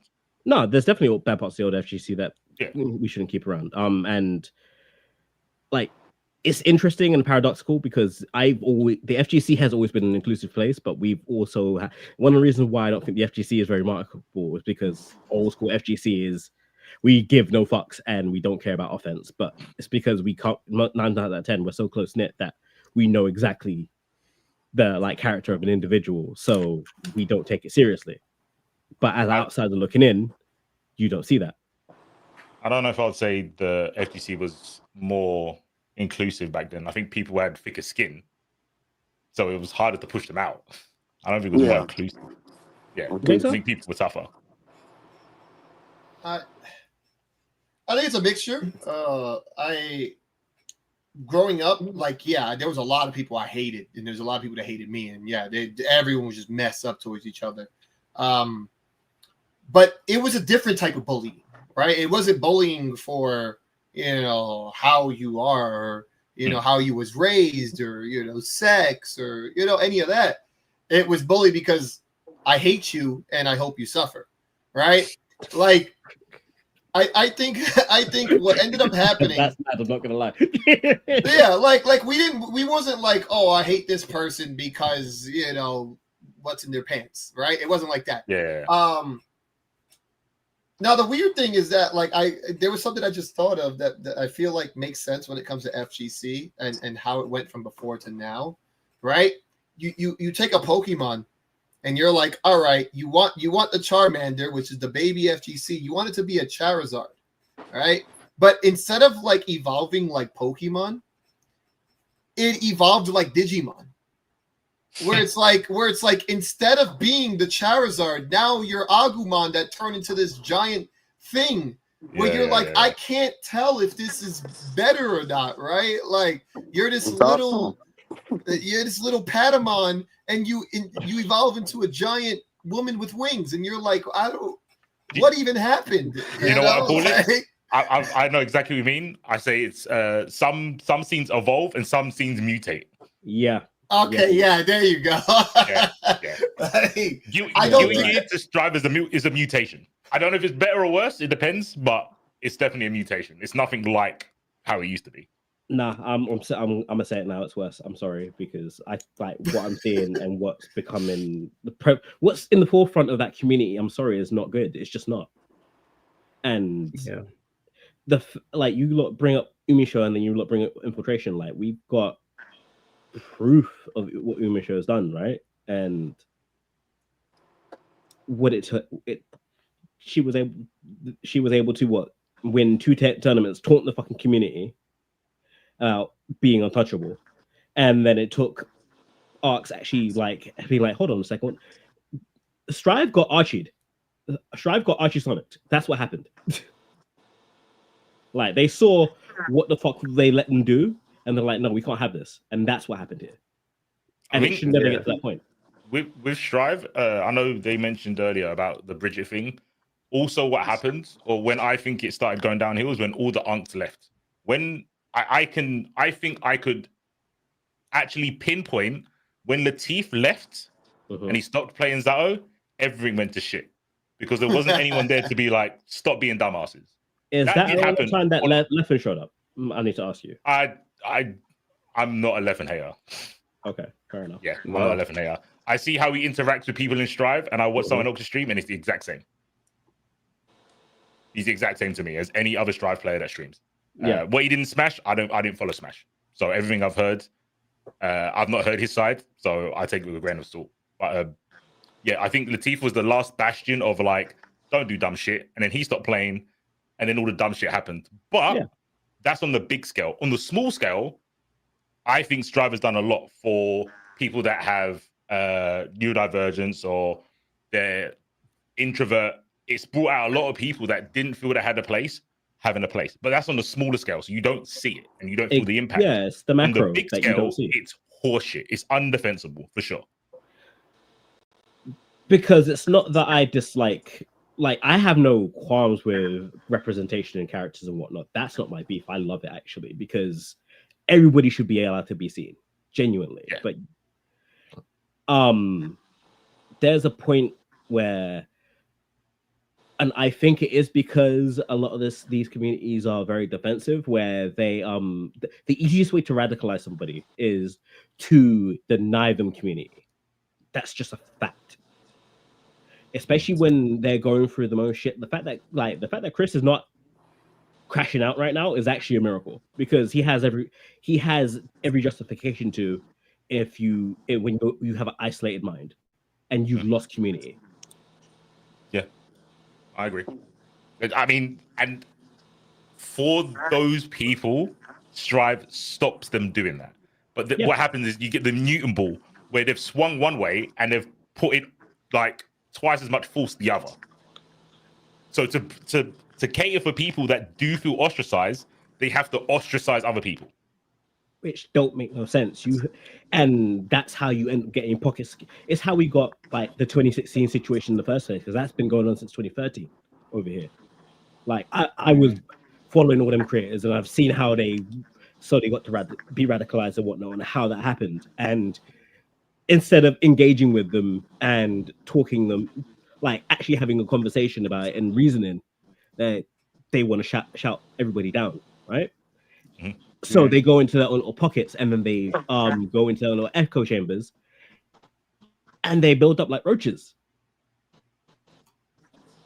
And then they have influence because they have numbers. And then once they have numbers, they do what you don't like. It's better to keep an eye on everybody and give them space. Space for them to be wrong. You just give people space to be wrong, and you just check them. It's like, yo, this ain't cool. And that nips it in the bud.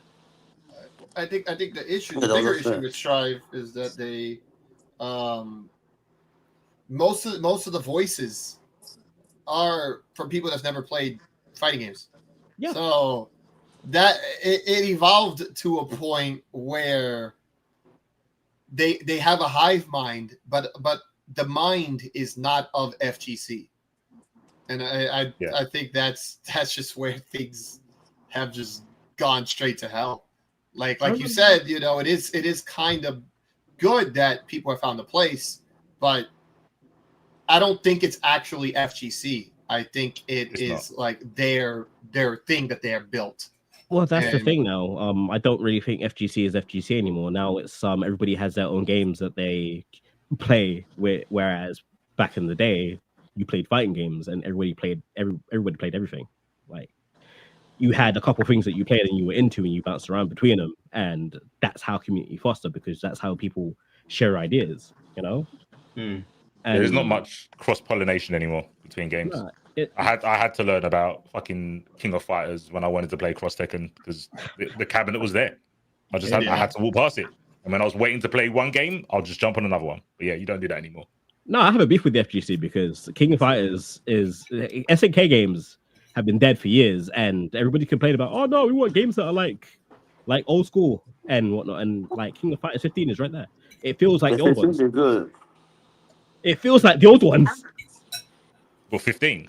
Yeah, 15 feels closest to like an old school King of Fighters game than like Street Fighter 6 feels so old school Street Fighter game. Easy. I actually really like King of Fighters 15. Yeah, me too. I don't know what it is. Why I don't know why SNK has gone bankrupt 3 times. It drives me nuts. Because people don't like hard games. People say they don't want hard games, but they want their hands held. And KOF does not hold your hands. Yeah. Hold your hands. And like the reason part of it is that like we're in this mess is because companies want to make money in it. It's not about making a product that will satisfy an audience that you can make a good projection estimate on and have a good return on investment. No, everything has to be continuous growth, and that's not something we can fight at this point. And it's not just fighting games; it's happening with gaming in general now.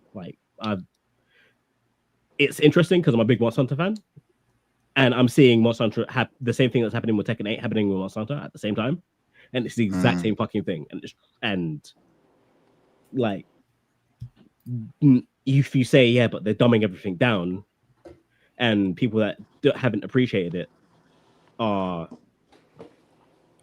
now influencing how these things go, you get shouted down for it. So what is there to do? It's either you leave or it's like, all right, fine, this is just how it is now, isn't it? Not to cut you up, bro, but need to get the last two people on here. Kick me out. Yeah, I'm slowly dying here. So.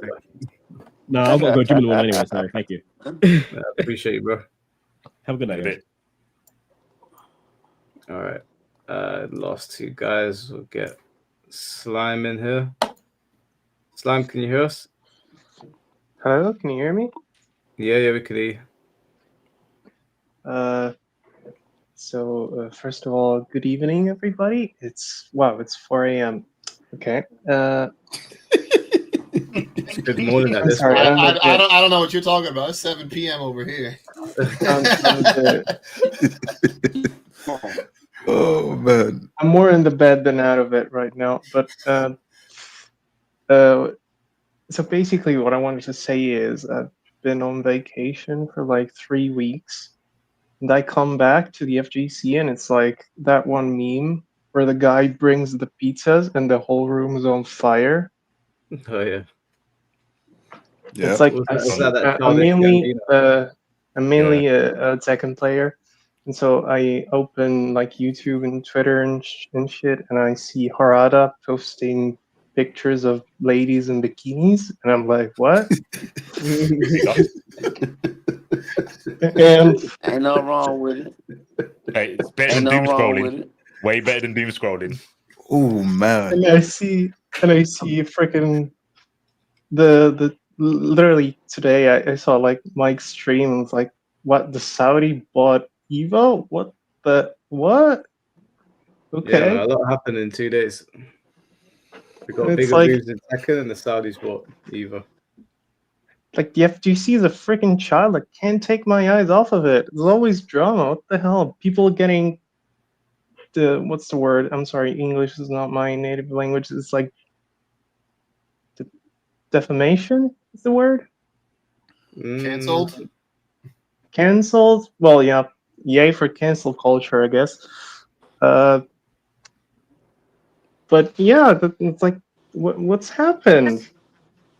It's a cluster fire. It happens all the time, bro. It's the place is always on fire. Everyone wants to be the captain. That's what the problem is. Actually, yeah, that's a good way to put it. And then I come on the stream and I hear C4 wanting to give a haymaker to his mom. He's a strike player. What the hell? I'm so not over that, by the way. I thought it was perfect. I have to give Urban some content. Well, wait, what were the lessons today? Gooning. Yes. 5% beheading and and uppercutting mother. Oh God! Two bars. Yeah. 2 bars. 2 bars. Forget about the beheading thing. Oh man. Slime, did you have a question? Not to hurry you along, but did you have a question you wanted to ask us? Actually, I have. It's getting back to the whole Saudis bought Evo thing.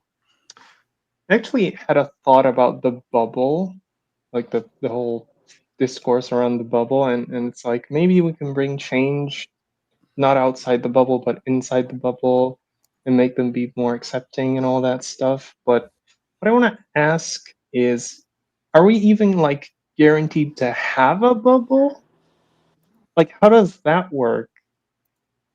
Oh shit! I feel Ryder is the bubble, no? Like Yeah. where So. Yeah, go on, Chris. You've been there. You know more than me. So it's the bubble. The bubble is referencing the town, the little esports town that is kind of cut off from a lot of other things. Like I said, our hotel was a half an hour away. Like that means that the bubble is really a bubble. And so in this bubble, there's like a whole bunch of places that you can see. They don't really offer much, but like it looks like it's still like being, you know, renovated and fixed up and whatnot. It looked like a market, right? Yeah, like it was like they had like a bunch of carnival games, but there wasn't enough of anything. They had a few, you know, other stuff that you could see and do. But again, it was more like a stage play. Yeah, but more like a beta, if you will. Beta version. This is what we would like it to be, you know, that type of thing. And in a few years, there'll be, you know, 1,000 people in this place, right? But also, the bubble is also like the people involved and the people in there, including like the women and stuff. They're not like dressed in, you know, the garments and stuff. So everyone is still kind of like regular people, and yeah, like there's still a whole bunch of, you know, Saudi Arabians and Middle Eastern people. And yeah, like I guess like because they're trying to appeal to the outside world, I think in general they have to be a little bit more lenient, right? So that's what like we're meaning when we say like, all right, if there's anything to be done, it's to be done there, because by default it's more lenient, right? If they were running a tight-knit, you know, ship over there, oh, it'd be a wrap. Like the place would not be able to function. So mind you, it's already still super tight-knit and very strict, but it's not as strict as leaving the esports town. I see. Oh, I was asking because in my experience, I grew up around religious people. My whole family was religious, and in my experience, it's their way or the highway. It's like it's very, very hard to change their minds. And I expect with like Islam being in general a stricter religion than Christianity, I thought there would be some difficulties there. And seeing that Saudi Arabia is also a theocracy, so religion is literally equal to law there. So I don't know how that could have gone for our friend, our buddy Sonic Fox. Speaking of Sonic Fox, James MK posted this. Found it quite funny. Oh, the picture. Wow. Oh no. Wow. That's James. That's wild, bro. That's a bit. Wow. Yeah, No, that's yo, people going crazy. that might get you. That might get you in trouble, James. From both sides. Yeah. I don't know what their laws are on AI, but yeah, that is. I don't know who that person is, but definitely not Sonic. Yo, how did he piss off so many sides with one picture? That's mad. Yeah, he's gonna get it from every side for that one. That takes skill, not gonna lie. Like It pissing off so many people at once. Like goddamn. That is an art, to be fair. That might be his quirk. Yeah. But Slime, did you want to end on anything, bro? I'm trying to No, I mean, I'm tired. We all tired. Unless you got any questions for me, which I doubt, but might as well ask. I can go peace out, have a nap, and wake up in like 3 hours. God damn it. I feel you, man. Well, I appreciate you jumping on, man. Appreciate you. All right, appreciate you guys for having me. Good night. Good night, man. All right, we got one more guy. All right, GGB, can you hear us? The GOAT. What's up? Can you guys hear me? Yeah, I can hear you. All right, happy 10 p.m. It's totally 10 p.m. everywhere, right? Yeah, close. We'll go with that. All right. A lot of good info has been brought up during the stream so far, so don't have too much to add. Although I do feel it's quite, I don't know, ironic, harrowing to realize that this happened right after being my first Evo, and then I was sick for a month afterwards, so I didn't even really get to reflect on it being my first time going. But it was never. Chris, got something for him? Oh, that was Shin. Oh, Shin Blade, you got something for him? No, I didn't hear a question. I just thought everybody just looking. I just started. Damn it. Oh, but so then, all right then. Question it is. Do you guys think fighting games have another generation in them? 1, even 2, as far as like new games? Yeah. It's probably dwindled down. They'll probably be much less. So you think yeah. as so I guess the better question would be, do you feel that the FGC has another generation in them? It always does now. With like the even like the people before me, they kind of like started it. So it's like there's more people now. So if it's like, you know, if another game comes out and there's more people, the generation is gonna grow.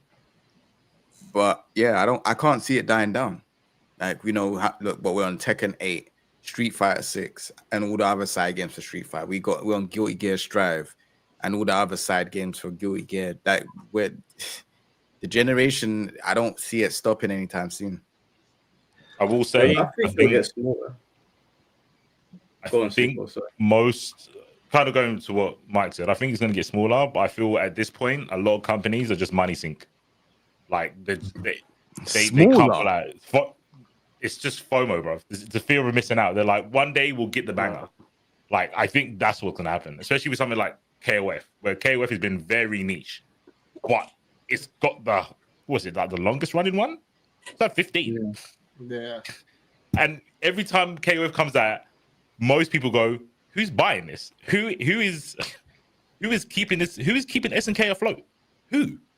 But they keep doing it. I bought since 13. I bought them. That's what I got into. I got them from 13. But I look at the ones before that, and I'm like, "Oh, cool. I get why people like it."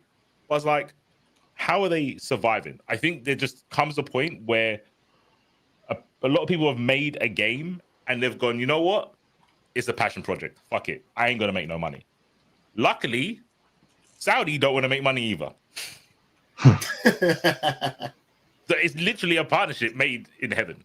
Like, they're gonna look at all these fighting games and go, "Oh, you guys are struggling to make a profit. Cool. We don't need to make a profit. Here you go. Just keep the scene alive." Bro, they got the GTA money glitch, bro. They definitely got the GTA money glitch. That's my tinfoil hat. That's my tinfoil hat. I don't know if that's true, but that's how I see it. No, I used to think that this year was the year of fighting games. I think it might actually be next year, because I kept thinking of this year. I was like, "Yo, this is the year. This is the year." Yeah. But then I also had thought that all these new games were also coming out next year.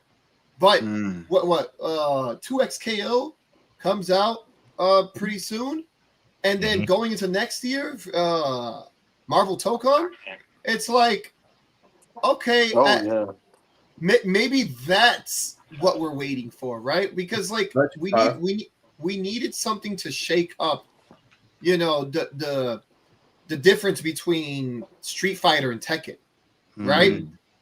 But before they existed like decently by themselves, right? But now they're not, right? Everyone's hating on Street Fighter, everyone's hating on Tekken, right? No one is happy playing fighting games at this point. Fatal Fury, which was a game that was supposed to be the game, is dead on arrival. And it's like we now have, you know, the 2 versus games that was supposed to, you know, just change things up. Chris, what would you say to the tag games? Hey Chris, what would you say to the growing popularity of Street Fighter 6 in Japan, do you just feel that's like an isolated incident because it's Street Fighter, it's Capcom, Capcom rules things as usual? I do find it interesting that Street Fighter has gotten more popular over there, but less popular over here. But I think it's because of the just the internet being the internet. Like we're kind of combusting over here, you know, especially in North America. In so many ways. Yeah, like it's getting like really, really bad. And you know, over there, they like not only are they not paying attention to the drama, but they're feeding it into like the Capcom ecosystem. You know, they're all helping each other out. They got so many different things and leagues and whatnot, and you know, like all the content, mind you, that comes out of Street Fighter is mostly over there as well. So it's like, you know, there are many reasons why it's just popping over there, and it's just gonna get better. But yeah, it's almost like there's an actual community or something. I mean, yeah, almost. Yeah. Now, like I'm the one that said that ironically, but I'm second guessing myself. Would you say, because I always hear about the difference between the American scene and the Asian territory scenes, and like they have it better. So would you say, for real though, would you say that they have more of a community over there? Would you know anybody over there that could speak from experience on that? Oh, of course they have it better over there. It's been a known fact since Street Fighter 4. Like you got to remember, we hate each other over here. True. Just in general. Yes. But even more so, like even if you take individual scenes, right? Like in the US, there's nothing really in Vegas anymore. There's nothing really in West Coast, right? As was it John brought up, right? There's no more NEC. There's no more, there's no more NEC, but in West Coast, there's no more SCR, NCR, West Coast Warzone. There's no more anything. And like, I haven't, like, I'll go to like a monthly, like once in a while, but other than that, it's like, I don't, over here in Vegas, I ain't got nothing. I play online and then I travel to a tournament. And it sucks because we hate each other. And that last part is kind of what always pushed me away, because even though I've been around since 2007 and in some shape or form, but as far as like knowledge of locals will go around to the Tekken Tag 2 days. So fast forward a bit there and just thinking, well, I'm going here to lose and lose hard at a game of Tekken that I don't even own. So, and then I'm not feeling any sense of the community because it's literally just, I'm going to go there, play my bracket, not get to do casuals, not get to talk about the game. And like, where's the community aspect I'm sticking around for? So it's just, but then I'll still look back on it with news like this and thinking, well, now we have a lot of people that like, they don't have any knowledge of the legacy of the games themselves. And I always think of myself more so as just like more of a casual fan anyway, thinking about how like people are coming into these games, or like how people are ignoring legacy series like King of Fighters, not knowing who Terry is when he comes into Smash, and just think like, well, in one way I would say that it feels like there's a lot of work that hasn't been done on the casual side for preserving that info. Somebody has something to say? No, I said Ken with the hat. Remember? Mike is sleeping, bro. Ken with hat. Yeah, I'm fried. I'm deep fried. Yeah, Ken with the hat on Terry on Smash Bros. Oh yeah, Pokemon trainer Ken wearing the hat. I hear you. And just that aspect of like, okay, the sort of things I would have wanted to do was to make YouTube content on just these bits and pieces here and there, fighting games from that casual side that I see that I don't feel like are really being preserved. and then eventually work my way up to talking about those competitive aspects, which I feel like in the end I would have to really speak to community members on in order to talk about. But then the reason why this is probably like my 8th time calling in to one of these podcasts is I'm realizing how many people we've lost who is like, okay, people who would be super knowledgeable of the game, like the owner of Super Arcade himself, Mike Watson, and somebody like Clayton Chapman, who I'm not too familiar with, but just people who I'm not familiar with because they've been pushed out while I wasn't paying attention. And I just think about how sad that is when it's still a video game at the end of the day.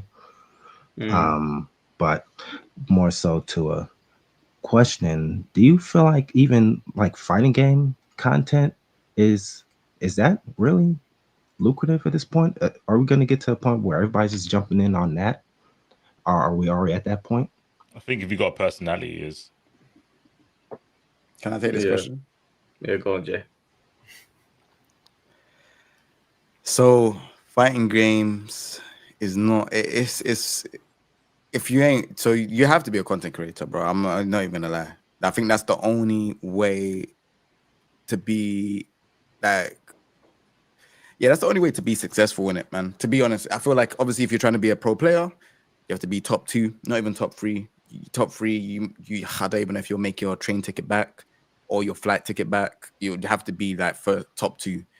I think obviously content creation allows you to do various different things. You've now got like Twitch, where you can make revenue, ad revenue, subs, all of that stuff. Then you've got YouTube, where you can make ad revenue.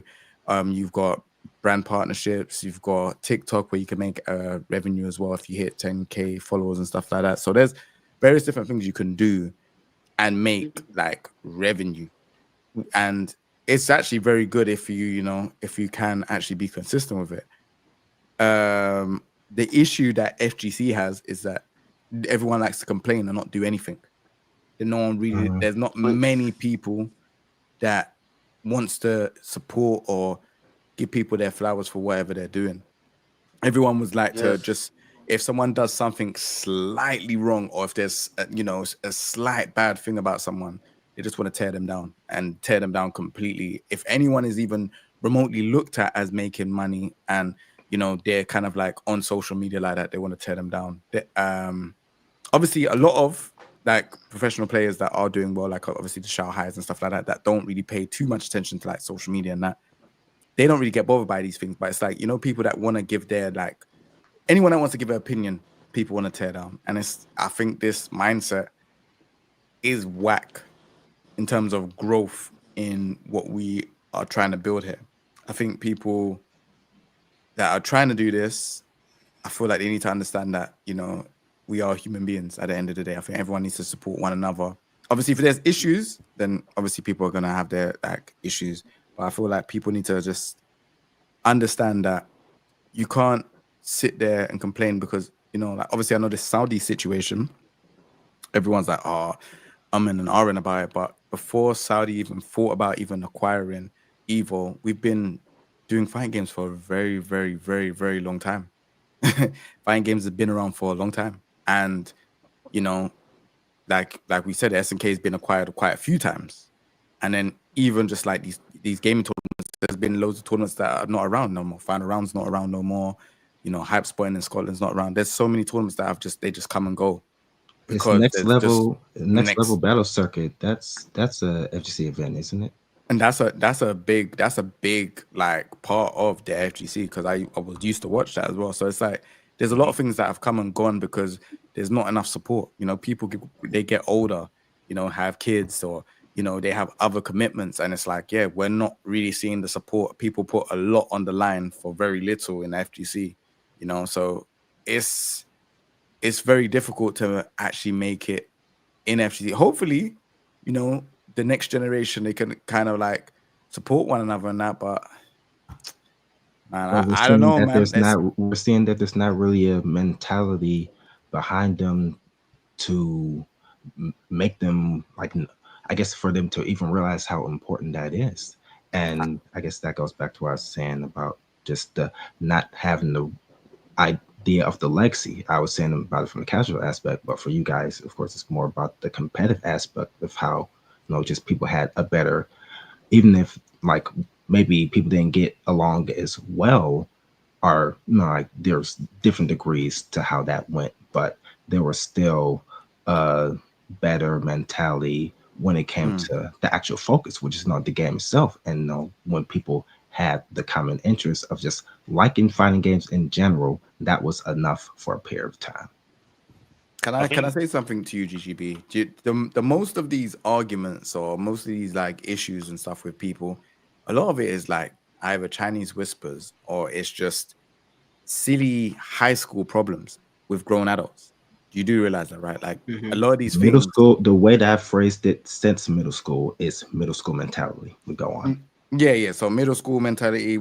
Well, over here we'll call it secondary school because obviously that's what we call it over here. But yeah, like it's a lot of the stuff could be, a lot of the problems could be resolved by just a message or a Discord call, because this is what everyone does now is Discord calls.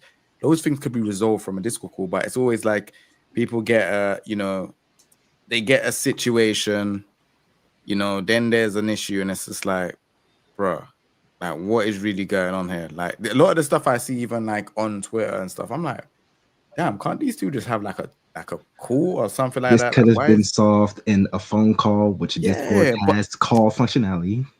But what people want to do is people want to drag each other down. If say for example, Chris G is like got a lot of following, like people would want to drag him down just because he has a higher following than a large majority of people in the FGC. Just like obviously Infiltration at the time, he had a very, very large following. He still does now, but he had a very large following. And it's like as soon as something happens, everyone just wants to dog power. And this is the FGC, bro. It's like people want to grow in this space, but they just don't want you to do better than them. And that is something that I've seen in UK FGC and UK Tekken, especially with me, like for a very long time. And it's like, it's sad, man. It's very, very, very sad. To add on to that real quick, there was a moment in time where the top players, all of us, well, not all of us, but a bunch of us, were in a group chat together. And we were like, oh, we were going to, we talk about boycotting events and stuff like that, like, we want more money as players, so we're going to pick and choose where to go, where we're treated decently, where we're treated better. And most of us were on board. And what ended up happening at the next tournament, other people were like, dog, but I needed the money, man. I needed the money. I had to go. And it's just like, they really didn't want that. They didn't want to be in this like boycott. They just wanted money for themselves. Oh, well, Chris G and the other guys aren't going to go. Okay, cool. I guess I'll win it. And that's when you like, that was instant. As soon as we all saw that, we're like, all right, cool. Like people are really just going to, no one's a man of their word. They're just going to, everyone's just dog eat dog. And next die switch, 2 bars. Yep. And then they're just boom. I'm going to get the money for myself. You don't want it, I'll take it. But yet they talk about morals and having all types of, like, nah. And that's from what I've said, that's like a mentality that is always the FGC, which I call don't care, got mines.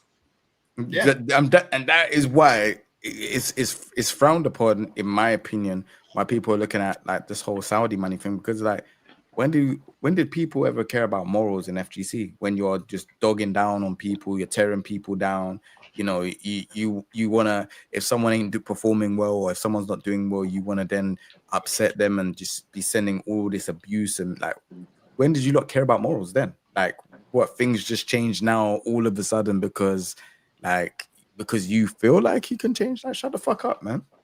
Like, it doesn't work. It just doesn't work that way. If you're that person, you wanna just, tear down people, you're a bad person too. Like, everyone else is human. Everyone else has their problems. Just because, like, I don't know, Chris G or Mike Hollow ain't saying his personal problems on Twitter, it doesn't mean that they ain't going through stuff.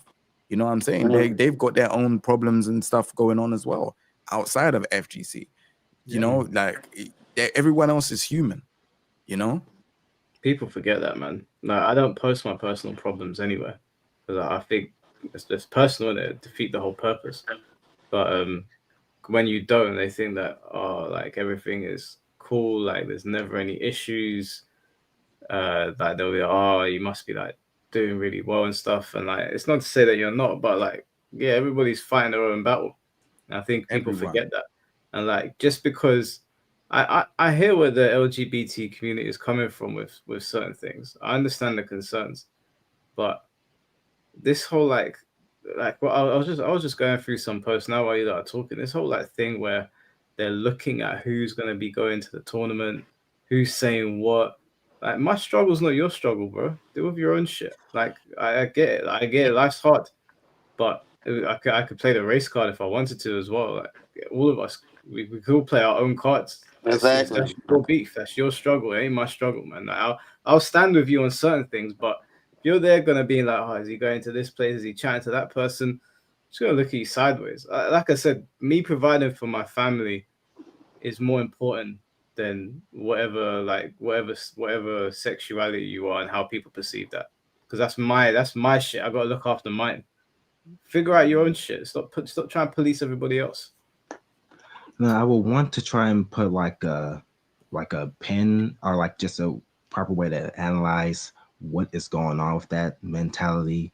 Even like I don't really have any LGBT friends, but I have friends who have those friends, and my group of people are like the same level-headed mentality as everybody here. So I feel like I would at least understand that maybe their reasoning is like bottled up aggression. They feel like that they haven't had their own like civil revolution as other groups have had to really deal with all of these issues that they feel like they've had wronged against them for however many years. But the way that they are so insular, so like just it just feels so apparent that it's like they're also with that don't care got minds mentality that's like, well, whose side are you? Who are you trying to get on your side here? Like you need to have somebody on your side, like we've said, like has been said so many times before about like if Sonic Fox goes over to Saudi Arabia to make his point, you gotta have somebody on their side. I guess their way of getting people on their side is really just to turn everybody into like be on their side, to be just like them, because they also see it as if people don't follow their mentality, their ideology, that makes them a villain. That makes it to where anybody who strays from their path of righteousness in this, like in getting their side more validated, they automatically see them as against them. So we just cut anybody off at the root. Anybody that doesn't completely line up with their mentality is an enemy. That's happened to me. That's happened to me, but that's not in the same scenario. That's like tech and stuff. If I didn't talk to certain people, if like basically they wouldn't want me to talk to certain people, but I just didn't care. And because of that, they kind of just looked at me in a different way. And it's like, that is obviously I think it's just an FGC thing, innit? Like, obviously outside the FGC, that doesn't really happen. But you know what I also noticed is that like those people, right? That like as long as you're with them, right, it's cool. But what I've noticed a lot, especially like when it comes to like content creation or streaming and whatnot, right, and the idea of like the dog eat dog world, these people, right, will say anything. They'll betray you in a split second. But when you're streaming, they don't retweet your stream. They don't follow you. They don't sub to you. They don't support you.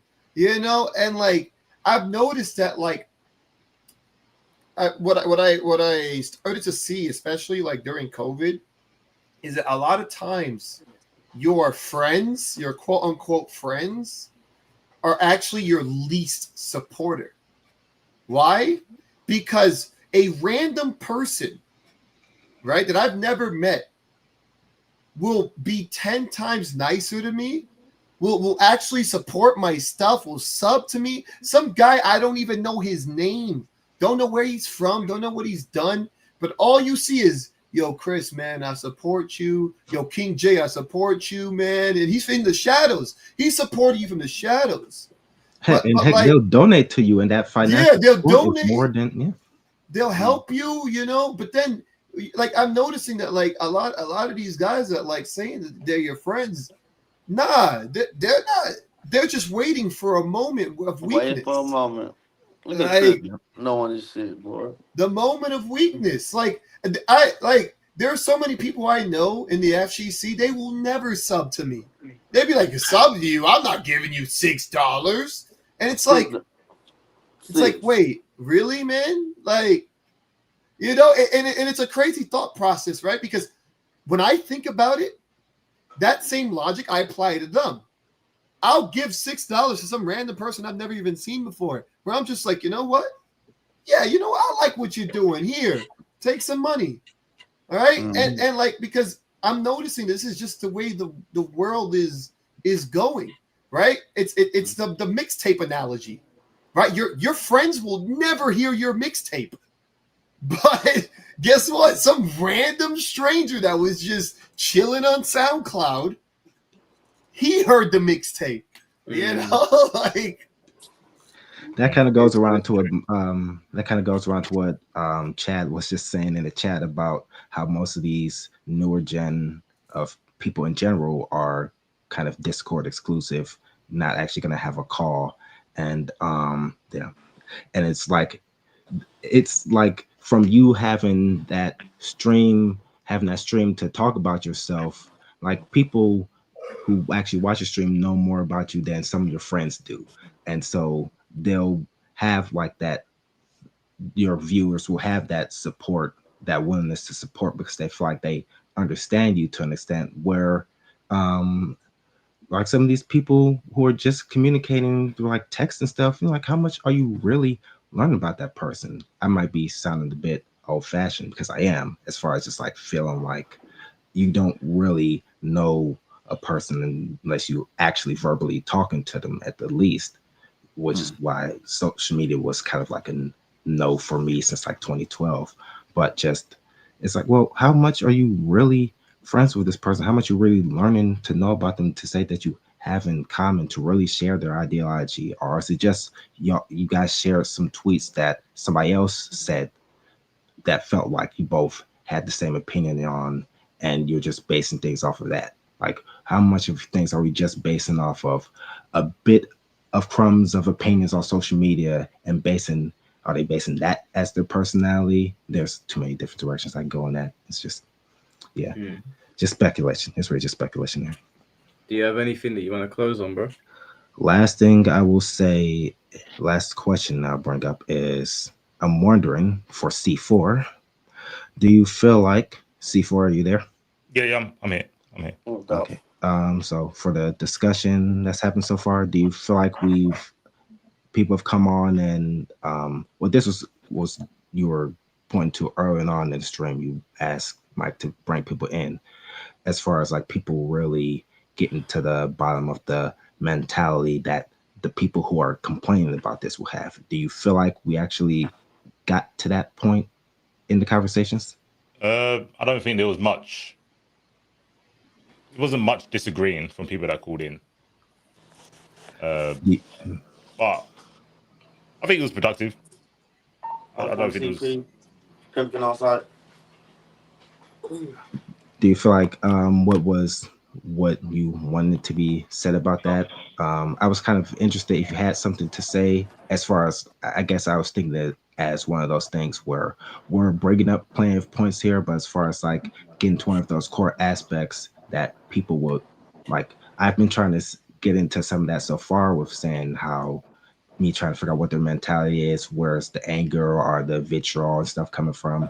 Was there something like that you wanted to add? I wanted to hear people's position in terms of something like, oh, the main crutch of why I don't like this whole Saudi Arabia Evo thing is because of sports washing or it's blood money, but we didn't really get anyone who was like against it. So, And I was hoping because Black Heart was really vocal in the chat that he was disappointed with the discussion and that he didn't like it, but he didn't come on in the end. Yeah, from what he was saying, it felt like it also came from that point of anger I was talking about, where you're so opposed to the situation that you don't really want to hear anything about, like, you don't even want to hear the conversation. To you, the fact that this is even the conversation is the problem, which is why podcasts and things like this, these discussions, no, they need to be had. It's a tough discussion, but it still needs to be had. It's annoying for me because then I look like devil's advocate, contrarian. It's like, no, I'm just that was looking at last their podcast. argument. I'm looking at their argument and going, okay, what's the hardest thing to take down? Instead of, oh, that's the easiest point to point out and say they look stupid. But if those people don't come in, Blackheart loves talking. He's been here before. Should have jumped on. Yeah. Well, this is how it tends to go. When we're having a discussion, it's time for people to oppose the general consensus. Suddenly, it's radio silence, and especially this topic, considering that we had about 1,000 people watching between X and YouTube, you would have thought one person would have said something, but it's always the way it goes, man. Like, we don't want to be in our own echo chamber either. It's crazy, right? People are very comfortable just sitting on Twitter and yapping away, but no one wants to have conversations anymore. And I think it was C4 that said that, or someone said it. There's a whole generation of these fighting game players that were raised on Twitter. They do not. It's not even just Twitter, it's Discord. They'll be watching the stream in Discord, voice chat, talking amongst each other. Oh yeah, I'm not gonna go in that. I'm not gonna go. And the response is also, oh, they're talking 7 hours about a subject like this. Oh, it's not that deep, you're dragging it. I'm like, what? If not now, then when? Oh, I don't respond to people like that because there's a reason that it's this long. If they don't want to watch it, that's fine. But I'm not gonna. There's people that always post stuff like we did the Moonsault Slayer one yesterday or the day before, and it was 7 hours. They were like, "What are you talking about for 7 hours?" I'm like, well, it's like there's no way you can have a conversation about anything for 7 hours. It's people who don't have conversations for 30 minutes. I'm like, you've never chilled out at the back of a fighting game venue and just sat there at the smoking section, had a drink. Oh yeah, I used to do that every other, like I used to do it like once every 3 days at a local. It was just like you're up till like 5 a.m. just eating and talking, and you know, like that's the only way we knew how to, like, it wasn't even the fact that we liked each other, but we started to understand each other, which is more important. Like, you know, I've never seen most of you guys talk before. Like, I don't know any of you guys, you know, and like, yeah, you know, sometimes C4 could seem like a contrarian, but a lot of times I understood where he was coming from. And, you know, and again, like, I'm not even for or against it, right? I just want to see something, right? It's like, you know, from the things that I've been through and my own experience in the FGC, right? Technically speaking, I'm supposed to be canceled. I'm not even supposed to be here right now. So it's none of your opinions are supposed to matter from this point. And here, I feel like you've contributed more than like any of us that's called in. Well, you know, like I decided for the hell of it, you know, join in with these guys, right? Have a good conversation, and like I feel like that's what was had, right? And at any given moment, anybody could argue against it. Anybody could fight it. And I was thinking that was going to happen, right? I thought, like, you know, there's going to be like more LGBT people, you know, being like, nah, F this tournament, you know, F you guys for supporting it, F, you know, Saudi Arabians or whatever the hell, right? But then, you know, I guess it just didn't happen. In the chat. Luckily, I'm glad to have another Chris on board to say a lot of good points that I want to say. So, hey, I'll leave on that joke. You guys got it from there. Take care. Have me on again, Mike. No worries, man. Take care. Take care, everybody. C4, Jay, Shinblade, if you're there, all you guys have a night. Yeah, Shin, your mic was a bit mashed up, bro. So I muted you because it sounded all funny. But yeah, no, I feel like Now. it sounds a Is it bit good? better. Okay, cool. Yeah, I feel like this is a pretty good conversation. It would have been good to have like really strong opposition on here. C4 was the only one that really like took a stance, I guess, against some of the stuff we were saying. But I'm sure we'll see on Twitter anyway. We'll see what people's reactions are going to be. It's always the next day that everyone starts talking. Lame, bro. I hate it. Yeah, it is. The next day. Yeah, I don't know, man. Like, I know on Saturday there's going to be a debate on this channel between Finn T and Jason Montoya, so that's going to be pretty funny.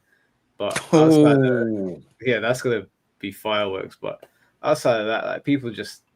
It's this Twitter, it's TikTok generation, man. Like Chris was saying, I could meet a dude like when I met Jay or whatever, or people at tournaments and just sit there and talk for hours. But now people don't know what to say to each other. They just look at you. They have a lot to say behind the keyboard, but they can't hold a conversation for a very long time, or they get flustered very quick. Like, there's been instances where people have come on that have disagreed, and as soon as like there's been a bit too much pushback, they just leave. Yeah. So I don't know, man. I'll go on, Chris. I was just gonna say I've dealt with Fnatic, so if you guys know Fnatic, the Marvel player, He's the GOAT at debating. Yeah, he'll fight anything for the sake of it, and like at some point he'll get lost in the sauce, and you won't even you'll end up on his side of the argument because he switched sides with you. And you won't even you won't even know what happened. Like we need to get him on here. I think he would definitely do something like this, 100%. Yeah, I need to get in contact with him. But was there anything that you guys wanted to end on? I'm chilling, man. Real quick, I wanted to say, I guess my last defense of the fucking weirdos who didn't jump in. I think there's been a big disconnect between like, I guess our generation, the old generation, and the new one. Like between like COVID era, where you had us lot that had to go offline. After COVID, they didn't have to. It was cooler to be online. So I think there's like a big divide between, I'm not gonna say strivers, but newer players, where they feel like we are judging them on their social skills, which we are, and it is shit. They've got shit social skills because they can only talk amongst themselves. They can't argue. They don't like arguing. Like you said, they'll come here, get a tiny bit of pushback, find out that they're on their own. They haven't got their friends here, and then they'll just go back into the bubble. But I think the old generation also does have a bubble, and I think we don't think about it from their perspective. I think it's easier to go, they're stupid, and not try and look at them in the like. We don't look at their strongest soldier. There might not be any, but we don't even try to look for them. We just go, they're all stupid. Oh, well, I mean, to be fair, C4, I do put the invitation out to anyone. When I put this up on Twitter, I said anyone's welcome to join at any point. But I'm not blaming you. I'm not blaming you as in like you are inviting you are asking for their gladiator, and their gladiator is not coming. Instead of finding their gladiator, just make one up and then beat that down. I find that more interesting, and I think it's more genuine to tackle everyone else. Because if you tackle their strongest argument, none of them can say anything. But if you pick each one of them, if you pick all the fucking soldier ants, you'll be there forever. You'll be there forever with a magnifying glass trying to burn them all. Just fucking flood the whole fucking anthill with the strongest argument. The strongest soldier would have been Sonic Fox, but me and Sonic Fox don't get along, so I don't think he'd come on the podcast. I don't think it's necessarily Sonic anymore. I think it is like Umi showing them. Obviously not Umi show, themselves, but like somebody like that. But the issue is that you mentioned Gladiator, but I think it's more like they're like archers. They're not trying to fight up close. That's not their strong suit, right? You would have to email them. But even then, it's exactly. But it's very interesting to me that you know, they do have the vocal majority, you know, online, and you are right. There's just too many ants, right? Like, because they all like form together, like with this one opinion, you know, it becomes dangerous. But yeah, there is no. Sometimes, yeah, you gotta wonder. Like, there is no queen. Like, they're kind of just like scattered, and they found Strive to be that thing, right? Games like Strive with Skullgirls, you know, all these games, like, they ended up just sticking there. And as I said earlier, most of them don't play fighting games. There was a conversation I had at Evo with an LGBT person, and yeah, they were just like, oh, you know, I'm just here supporting friends. Mind you, they were trans, they were in an outfit, and they were like, oh, you know, I'm just here, you know, hey, Chris G, big fan of you, and I'm just here chilling, just supporting friends. But then it came up, oh, you know, I don't really play anything. I guess if I would, it would be Strive, which is funny that they would actually say that. It didn't really, you know, help the point, but it's just interesting to like see that, and I have no problem with it, but damn, like you would think, right? Like I would, for me personally, I would only be a part of something if I liked it. Yes. You know what I mean? Like yes. I don't know about any of you. I don't know about any of these other people, and I don't know about the strivers, right? You know, I guess that's what we're calling, what is it, 23ers or something, right? Like, you're wondering why they are actually in the scene, and that's like a big question that just needs a real answer. Like, I'm in this scene because I play fighting games. I go to bars because I like to drink alcohol and listen to music. You know, I go to the movie theater because I love watching movies. But they're in the FGC, but they don't play fighting games. It's because they want to belong. I've asked this all the time. Like, I can't play. I still play MVCI because I'm like, I'm only going to play games I like. I'm not going to play this game and bitch about it all the time. What's the point? But when I ask people that play Strive, they're like, oh, the game might be shit, but I feel like I belong. These are my friends. They've made their friends through Strive, and now they can't leave Strive. Oh, that's so silly, man. Like, I've met a lot of these guys through Tekken. Like, if I don't want to play Tekken, I ain't going to play. I'll play Bleach. I play Bleach on my own with all 10 people that are still playing. There you go. 10 people. We're old. We can do that. The young guys, they can't do it. They just want to belong. Yeah. I was playing Bleach today, man. I played it for a good hour before I went gym. I was having a good time. I ran into the same guy like 6 times. I think it was the only guy online, and I had a good time. That's crazy. You people play Bleach still? Not really. Yeah. No. I mean, the player base has gotten a little bit bigger since Unana came up. No, it's got like, we went from about 400 players active at any one time to like maybe 500. So, what's that? Console? No, that's Steam. I don't know what it is on console. It's probably double on console, but yeah, it's fun. It's got ranks now. They're balancing some stuff. Well, they're gonna balance some stuff. We're gonna get a rank reset soon. I like it, and as long as I could play with I don't know, like the same 6 guys over and over again, it's whatever. Hey, yo. I'll do it. I respect it though. You see, like I'm hating right now, but I respect it. you out here fighting the good fight. Yeah, I mean, it's basically a Discord fight now because I'm in the anime fighting Discord, and there's always the same. There's 10 guys in there. They're always on it. They're always on smoke. I'm like, I've got people to play with. That's all that matters. Hey, that's nice, man. And that's what the FGC is about. You see, there you go. Boom. Yeah. Discord is saving fighting games, boy. You're blessed. Yes, sir. Until you get to lower than Discord, you know, Hunter Hunter's a WhatsApp fire. That shit is hard to get games in, bro. WhatsApp fire. That's a first. No way. Yeah, it's a WhatsApp fire. Yeah, just out of curiosity, how many people are playing Hunter Hunter right now? My gosh, that's a WhatsApp. Okay, does anybody want to take a guess at how many people 12. played in the last 128 minutes? In the last 30 minutes. The last 30 minutes. 30. In the last 30 minutes and the last 24 hours. Take a guess. 120 in the last 24 hours. Yeah, I'll say 10. 28. Damn. 24. Wait, Shinblade, what did you say? I said 10. 10. 24, C4, what did you say? I'll go 50. Chris is the closest. It's in 30 minutes and 24 hours. It's 19 people. I told you. What's that? What? Do you know how crazy that is? What did you say? 19.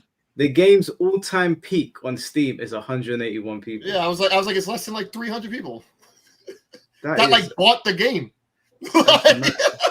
And every single one of those people are my Nengas. Let's go. All my Nengas. Man, do you know what? I respect that because Bleach, we got way more players than that. 19 players is insane. You see, that means that also I'm also correct because like you got the console players, it's like another 20. There you go. Yeah. So that game basically made a huge loss then. Oh, extreme. It had to have been. Yeah. It had to have been. They also having like a tour or something. A tour? Only in Asia, apparently. How many people Only are in gonna go? Asia. It's not even a world tour, it's an Asia tour. So it's gonna be like 10 players. And Goichi. Basically, yeah. Wait, what's the payout? Because if the payout's good, then there's like 10 people.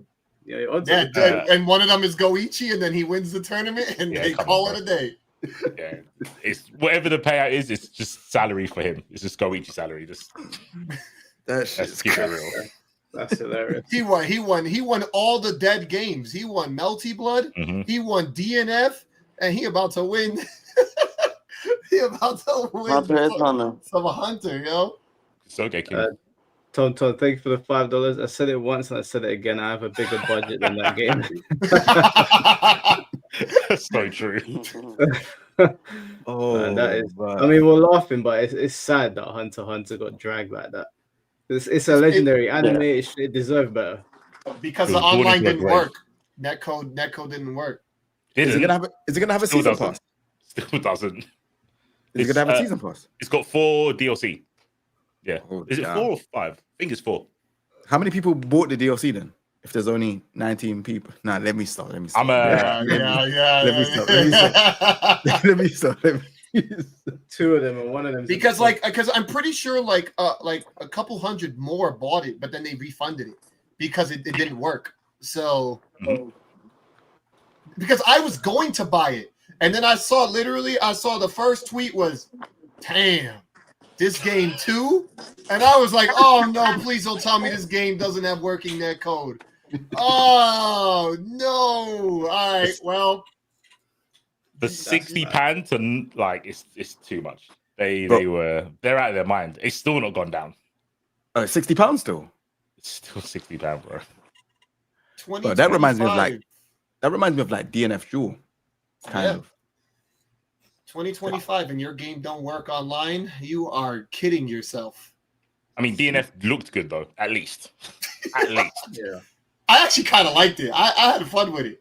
I got second at the first tournament, and then I won the second tournament, and I was like, money well spent.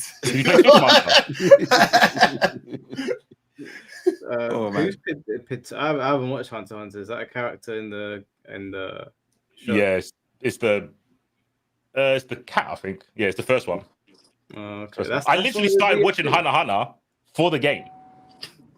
I'm on episode 2 now, so I mean I haven't made it very far. I've been watching Gachi Akuta. Hunter x Hunter's good. Hunter x Hunter, it gets good. It gets good. It's a I'm slow gonna start, watch it, but it like- gets good. My girl wants to watch it, so I'm gonna sit down and watch it. But I need to watch My Hero as well before All Justice comes up. Well, My Hero's done now, isn't it? Anime. No, there's a new season coming up.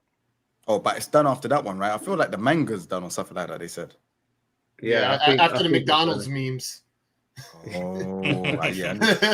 I need to see it. Still, I don't even know what happened at the end or the manga side of things. Yeah, I need to come on season 4. I heard it gets much better.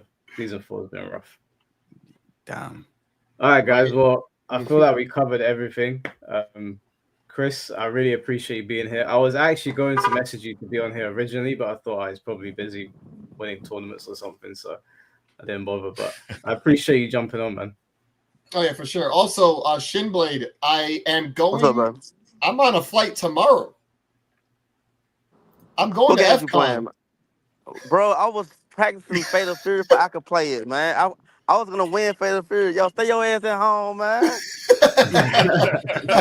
I'll be seeing you, man. Oh my God. Oh my days. Oh my motherfucking days. I've been playing that game all week. Cause I said, hey, it's gonna be some free money.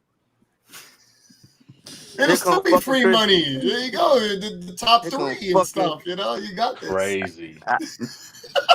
I guess. Hey, Peyton. That's hilarious. Hey, I joined the call. And I said, I'm getting tired of you stopping my fucking money. And you gonna do it again? Yo, like no lie. I said I was going everywhere. So every tournament I'm going to. Shit, have some faith in yourself, man. There you go. Shouldn't blame the guy. Man, Chris. Yo, I just played it for a week, man. Well, we can get a whole bunch of casuals in this weekend. I'm pretty good with Ken, though. I'm pretty Sounds good. man. Pretty good. But yeah, thanks for having me on, guys, man. It was definitely great. Yeah, no, I appreciate all of you guys. I'm gonna close out the stream, so we'll do this. I'm sure we'll revisit this or something will happen. I love you, Mike. Love you, C4, King J. Chris, y'all take it easy, man. Take it easy, respect man. everyone for sure. Pleasure talking to you, Chris. First time and all that. Good shit, man. Yeah, for sure, man. Till next time. Take it easy, guys. All right, guys, that was the pod, and that was actually C4's idea. This podcast, so you have him to thank. Yeah, I feel like it was fun. It was a good fun podcast. Appreciate all the donations as always, guys. It's always a blessing, and all the new members. We're over 300 members now, which is why I'm uploading more members content. Trying to be consistent with that. I have work in 2 hours. I've got work in 2 hours, man. Holy shit. So I am gonna get some sleep. It's gonna be a rough day, but we'll get through it. We'll definitely get through it. I know for certain we're streaming on Saturday. We're doing Finty versus Jason Montoya, and I'm gonna moderate it. I'm not gonna get involved unless they reference me. I'll just be there to moderate. Friday I'm seeing The Conjuring, so maybe I'll stream. Maybe I'll do a Shambolic Survival tomorrow. I'll see if I can get anyone on after I finish work. See if there's anyone that I can get on to play Tekken or something. We'll see in it. I'll let you guys know. But guys, until next time, appreciate you all as always, and stay safe on them streets. So I'll run from the storm, keep